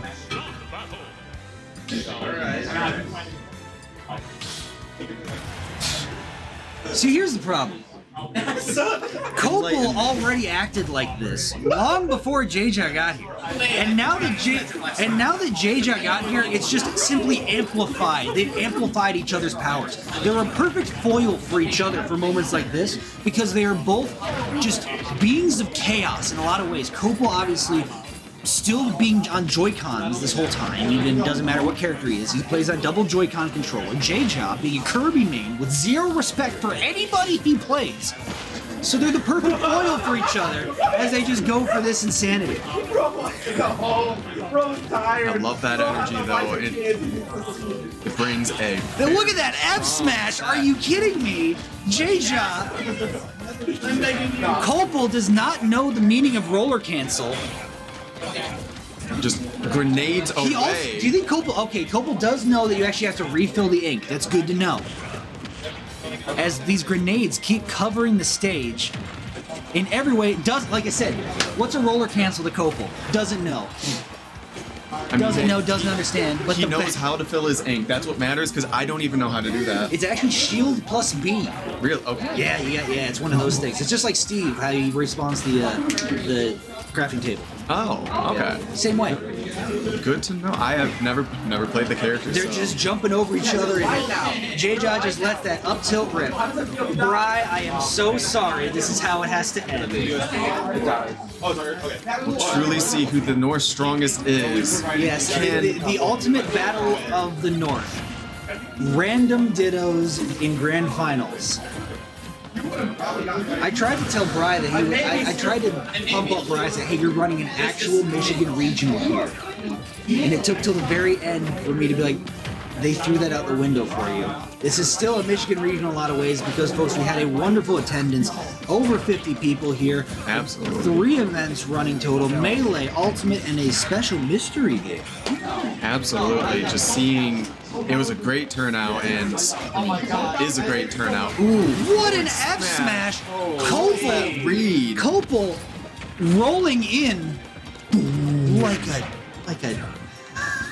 You know, we should get like. I just want to say donkey. That's family friendly, right? You can call somebody that. Uh-oh, still holding on a grenade. Once again, what are you Nikita-ing?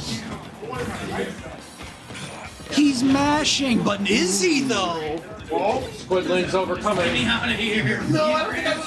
Up smash, F smash, gets hit by all of these explosions at the ledge. He looks like this. Is this MVD? Oh my goodness! Back air's gonna land. Going deep for it. Doesn't have the finish, but it's gonna be a landing F smash.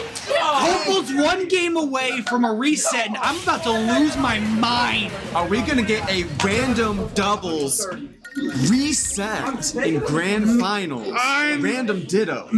Who knows? I don't know why you were scared of my up air. I don't know why either. It's not like you can break it to multi-hit. He almost went to K. Rool. It's instinctual. It's muscle memory to him. I almost thought he was gonna click A and start right there. There we go though. We get to see a heavy on stream. And my skin too. There we go. We got Bowser, ladies and gentlemen, but we have Sora. I don't know if JJ knows the first thing about piloting this character, but I mean, we're gonna find out. I mean, they're both floaties, so he at least can manage that.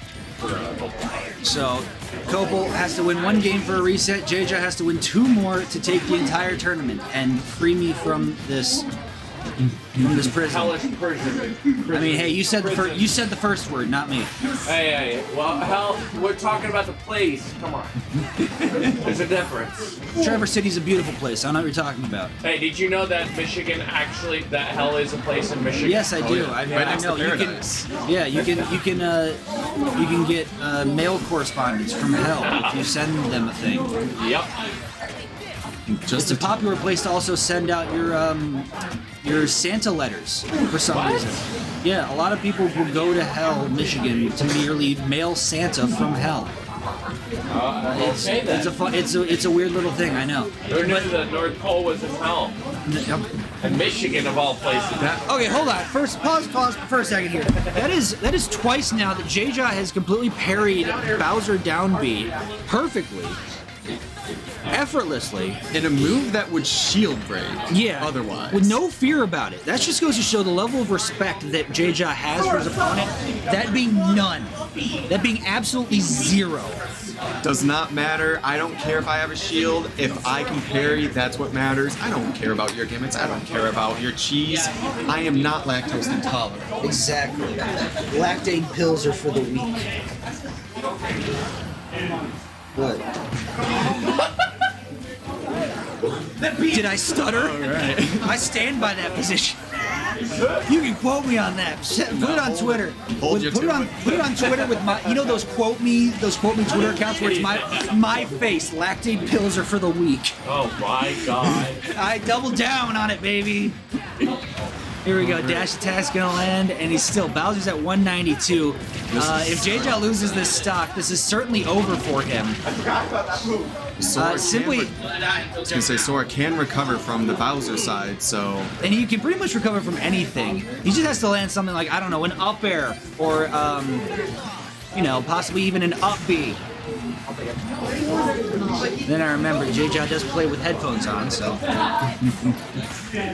He wants no interference. Yeah, still living. That Bowser back air is a jump scare, and I like to call it the stump puller, because, or the stump kicker, because really it's a very stumpy move that comes out like what, frame 4 or something crazy, and hits like a truck. It's like Bowser actually hits you like, it's like Bowser's 2 feet are stumps of wood that he just like hits you with at Mach 2. They are the thickest stumps for sure. That is a meaty back air. He got some big old feet. I mean, just look at this giant. Look at this specimen. This absolute every time he moves, the screen shakes. This is a big boy. Trying to call him fat? That's not nice. I mean, I don't think. I mean, let's be real here. It's got more pushing for the cushion. True. More of him to go around. Exactly. And It's just more of me to love, baby. And with a big boy like Bowser, he gets to live as long as he wants. Why are you looking at me? You're playing. He doesn't have to look. True. What? Watch your language. No. The reverse up tilt takes. J-Jaw is one stock away from being reset on in a Randubs Ditto, but here we go. We're seeing Nair trains. Apparently J-Jaw knows this whole time and actually plays Sora. J-Jaw has been sharking. He's been pool sharking and sandbagging this whole time, just for his amusement. He's just playing with his food, man. Is he though? I mean, he's having Freeze a good doesn't time. come out, gets get of attacked here. I went Bobby Scar mode earlier today, and now y'all really kind of lessening the impact of it. Maybe Nintendo was right with the rule changes. Maybe the Nintendo guidelines were a good idea. Gotta keep it PG, keep it. So did I say something? Oh no, we're good. I. Roll back, Bowser Bomb on stage. Does he have the DI? He does. Come on! There's another rolling fortress. Doesn't get the up air. Has to go back to ledge. Gets F tilted. Leaning forward tilt. I want to go home.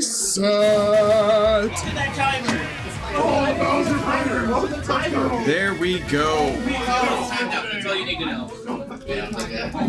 It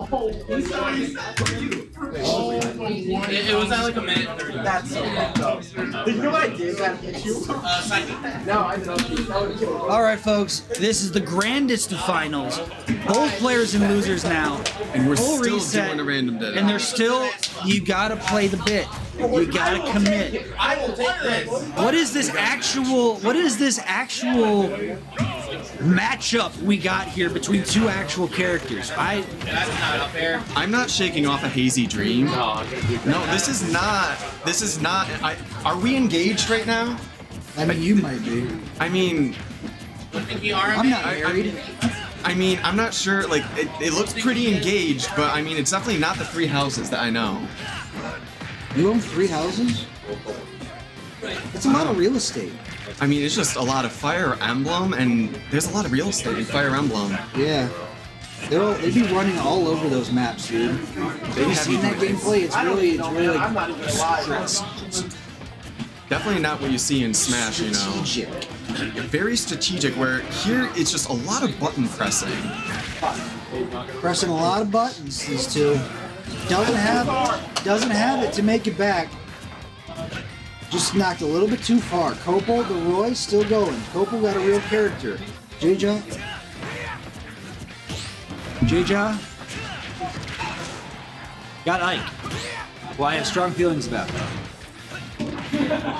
Let those feelings out. Let me hear. I don't want now. There's children. There's children watching.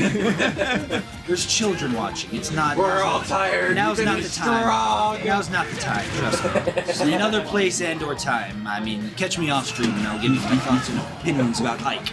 I feel. Goodbye, my friend. It has been a while. Opal looking to 3-stock J-Jaw with the Roy. Does J-Jaw have that dog in him? We'll just have to see. I don't know.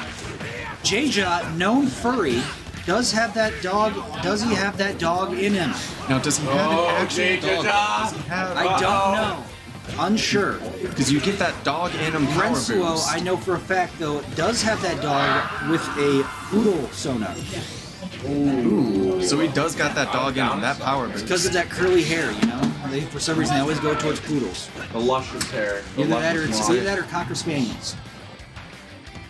I'm more of a Basset Hound, Beagle guy kind of myself. You know, I like the loud noises. Yeah.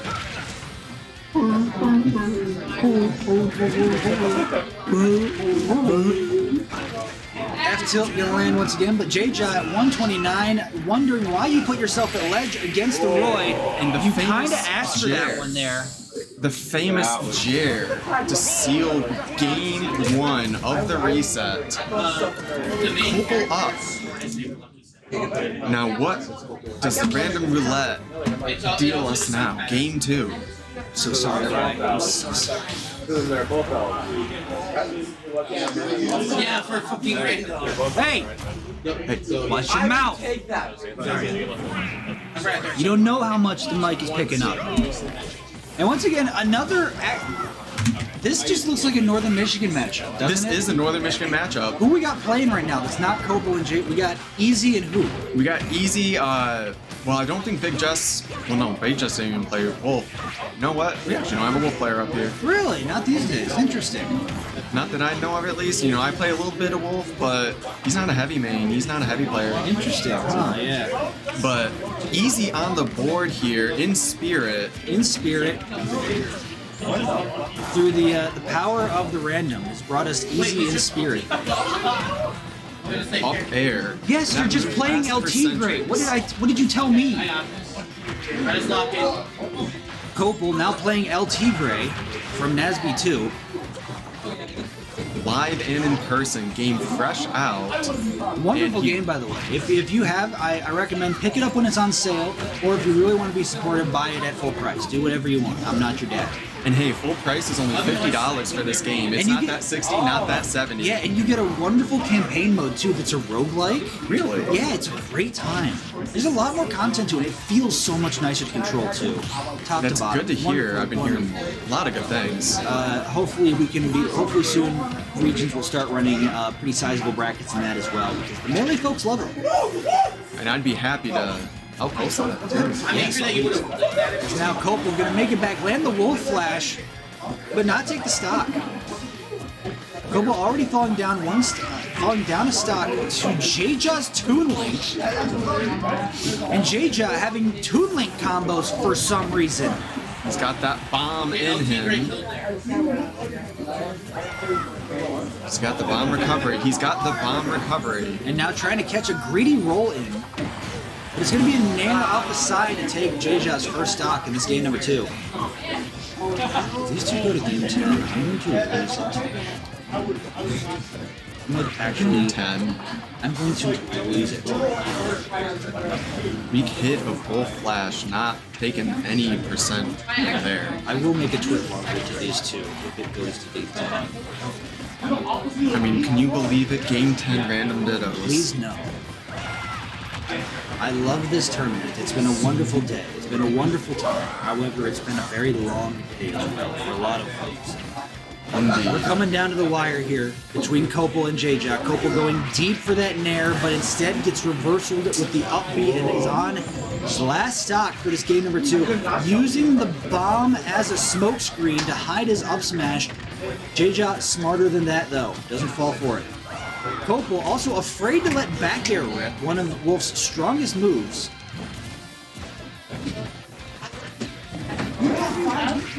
Doesn't get down tilt either. No F tilt in sight.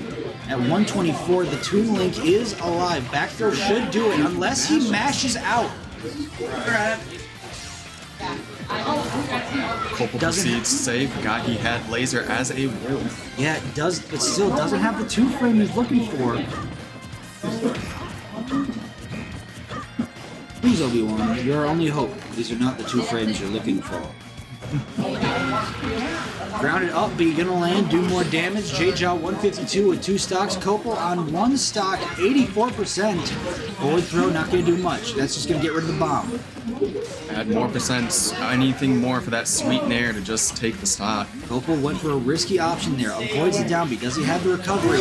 J-Jaw throwing the stock away. He saw Forgetting that down air on Toon Link is different from every other Link. And completely throwing the stock away, giving Copel signs of life to go up 2 games to none. However, these back airs keep landing. 101, 111 to a fresh 0. Copel just needs that one little opening. You never know. Copel could pull out the Wolf Flash combo. Here we go. Grab, doesn't get the back air, falls on the platform. Back air not going to even be shown the light of day in the retreating. Jab's going to land 148 to 50. What goes up must come down. Don't go in the bomb. Gets the back air at ledge. Goes out deep. Retreats. Another deep nair. Up he's gonna land. Send him off the side. You were dead. Yeah, I know. 2-0. No. It is 1 game apiece. Right, we need the bomb. As J-Jaw won. J-Jaw was the 2. Oh, wait. It's 1-1. Thank you. You're welcome. It's been a long day. I got 2. He's 2. He's 2. Lucario and Byleth. Sure, why not? Hey, it's another Northern Michigan. This is an old Northern Michigan matchup. Inquest before he played Peach. He played that dog in him. Okay, cool. Does Copel know anything about Lucario? If he knows 5 dog, that's all he needs to know. He knows game liking. That's all he needs to know. I mean, the type disadvantage, we'll have to see. I mean, it's fighting steel, and what would you say even, like, is Byleth just normal type because they're human, or fighting? I don't know, but that back air is certainly going to do it. It was a tech situation, but for some reason Copel didn't even try to. Well, no, Copel has the lead because he does have that aura mechanic as Lucario. No, not necessarily, because he is down a full stock. He does lose that stock for sure, but we'll see what he can make with the aura. I don't know if Copel has what it takes to use aura to its full capabilities. Because now it seems like North Strongest has been turned into a Great League Smash Weekly. As down smash is going to land, and now J-Jaw with on Byleth. Nobody knows how to play this character. 2 stock lead. Oh my god. Goes for the down air, doesn't connect. Instead, he's going to get back on stage. Still has 109. Obviously, the best grapple recovery in the game. Forward throw from Copel, going nowhere. Has no aura to work. Actually, no, I think it has aura to work with. I think. Oh yeah, down 2 stocks like that, you get a lot of aura burst, and that stays in that stock. Yeah. Even as J-Jaw loses those stocks, Copel still keeps that stock aura bonus. Down throw, what's going to be here? 2, 3, 2 forward airs and an up air. 45% all of a sudden out of nowhere. Seems like Copel has actually somehow learned how to play Lucario in the last 2 minutes. He's doing the risky Lucario strat. You start the game 3 stocks to 1. Yeah, you just OCV. OCV is Lucario. Yeah, it's easy peasy. Right, reverse up tilt. Covering his disadvantage. Won't land. Up air gonna land from J-Jaw and has the back air too. 84 to 54. Copel has that recovery. Still has aura though.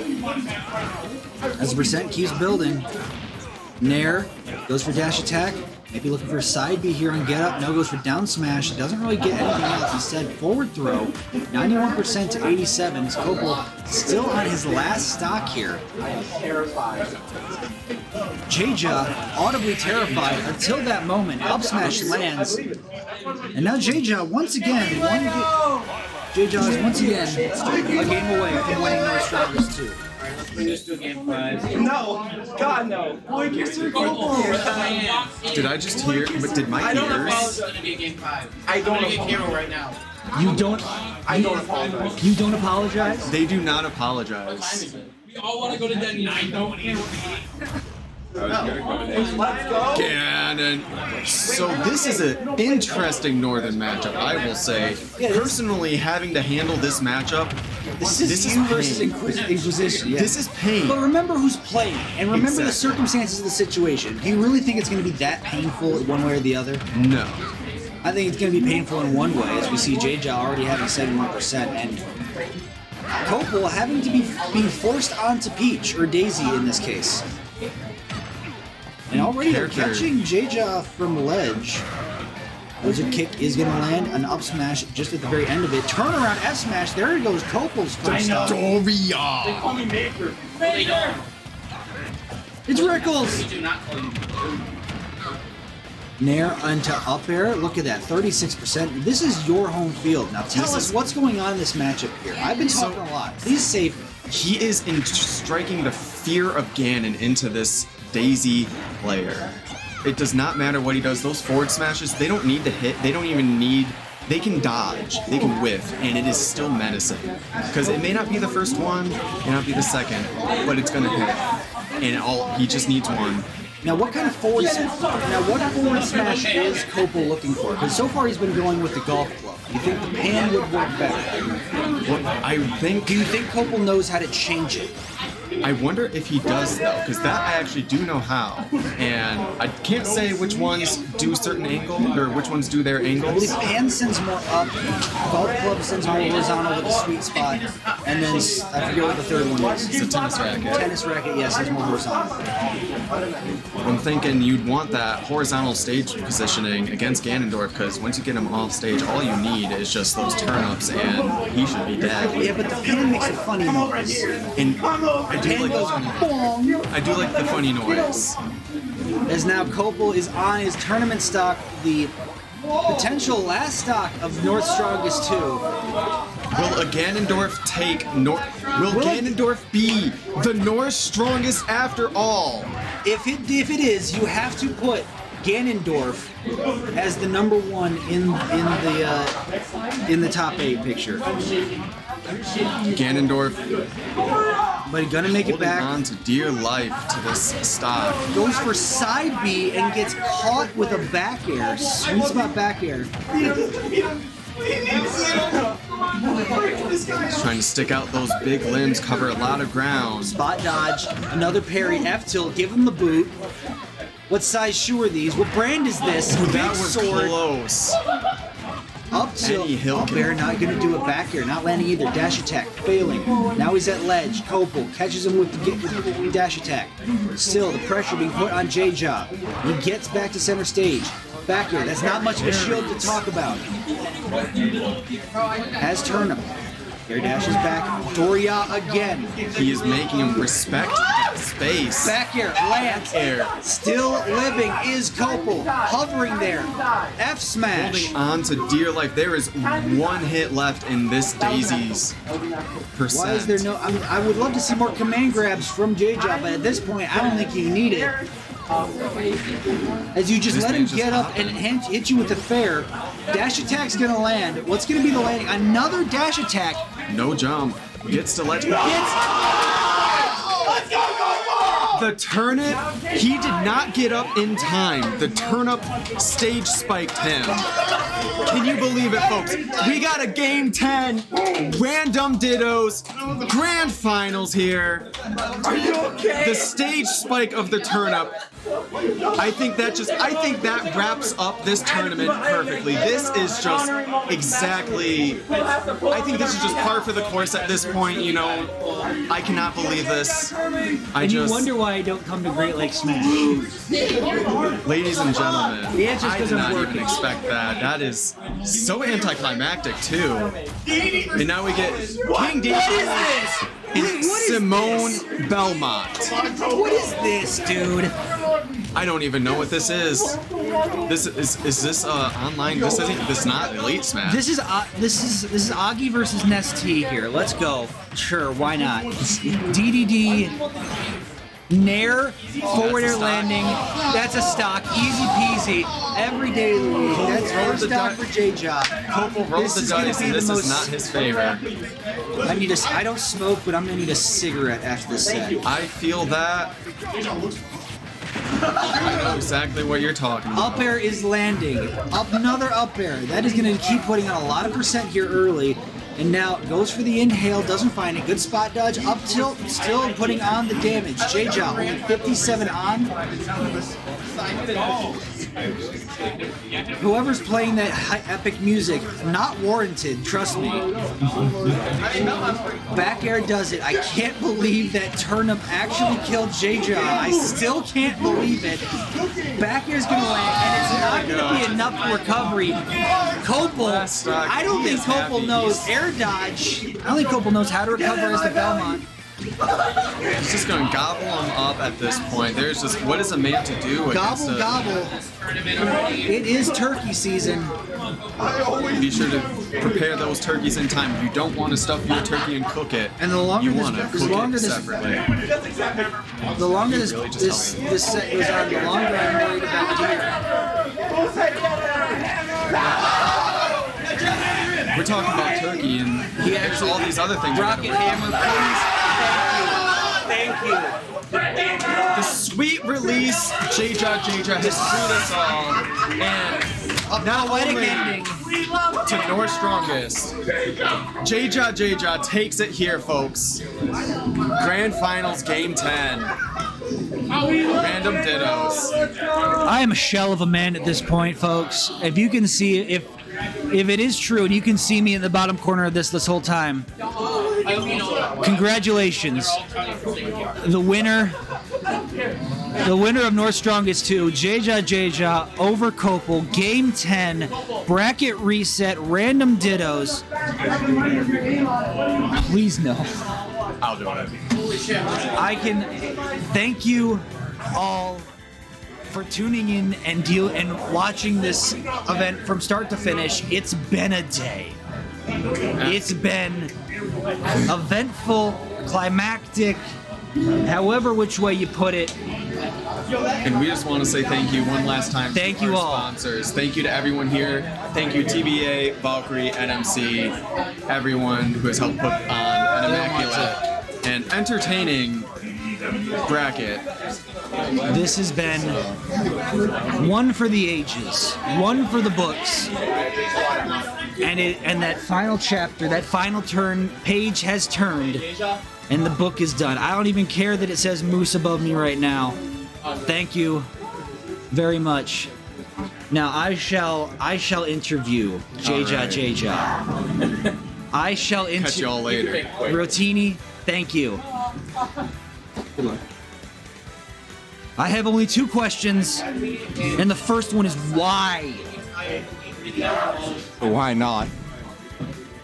Invalid answer. Second off, when it's going game 10 and you are random dittos and you see that turnip coming down and you're hanging on to ledge, what made you think, oh, I certainly have enough ledge of invincibility to survive a turnip? I forgot. And when it's down to the wire, game 10, you've snuffed out 2 of Copel's recoveries on the Belmont. Hold up your little trophy here, because you are number 1 for the day. What were you thinking as you charged up that jet hammer? Someone in chat said jet hammer, and I thought it was funny. How were you reading chat and I couldn't? I mean, someone in real life just screamed jet hammer, and I Mind thought you, it was funny. folks, J-Jaw just called the crowd behind watching that set, called them chat in real time. Thank you, folks, for tuning in. Thank you once again to all of our wonderful sponsors. This has been North Strongest 2. I have been Maximus. We will catch you next time. Congratulations, J-Jaw. Goodbye. Good night. God bless you. Thank you, everyone. God bless the troops. Congrats, you made it.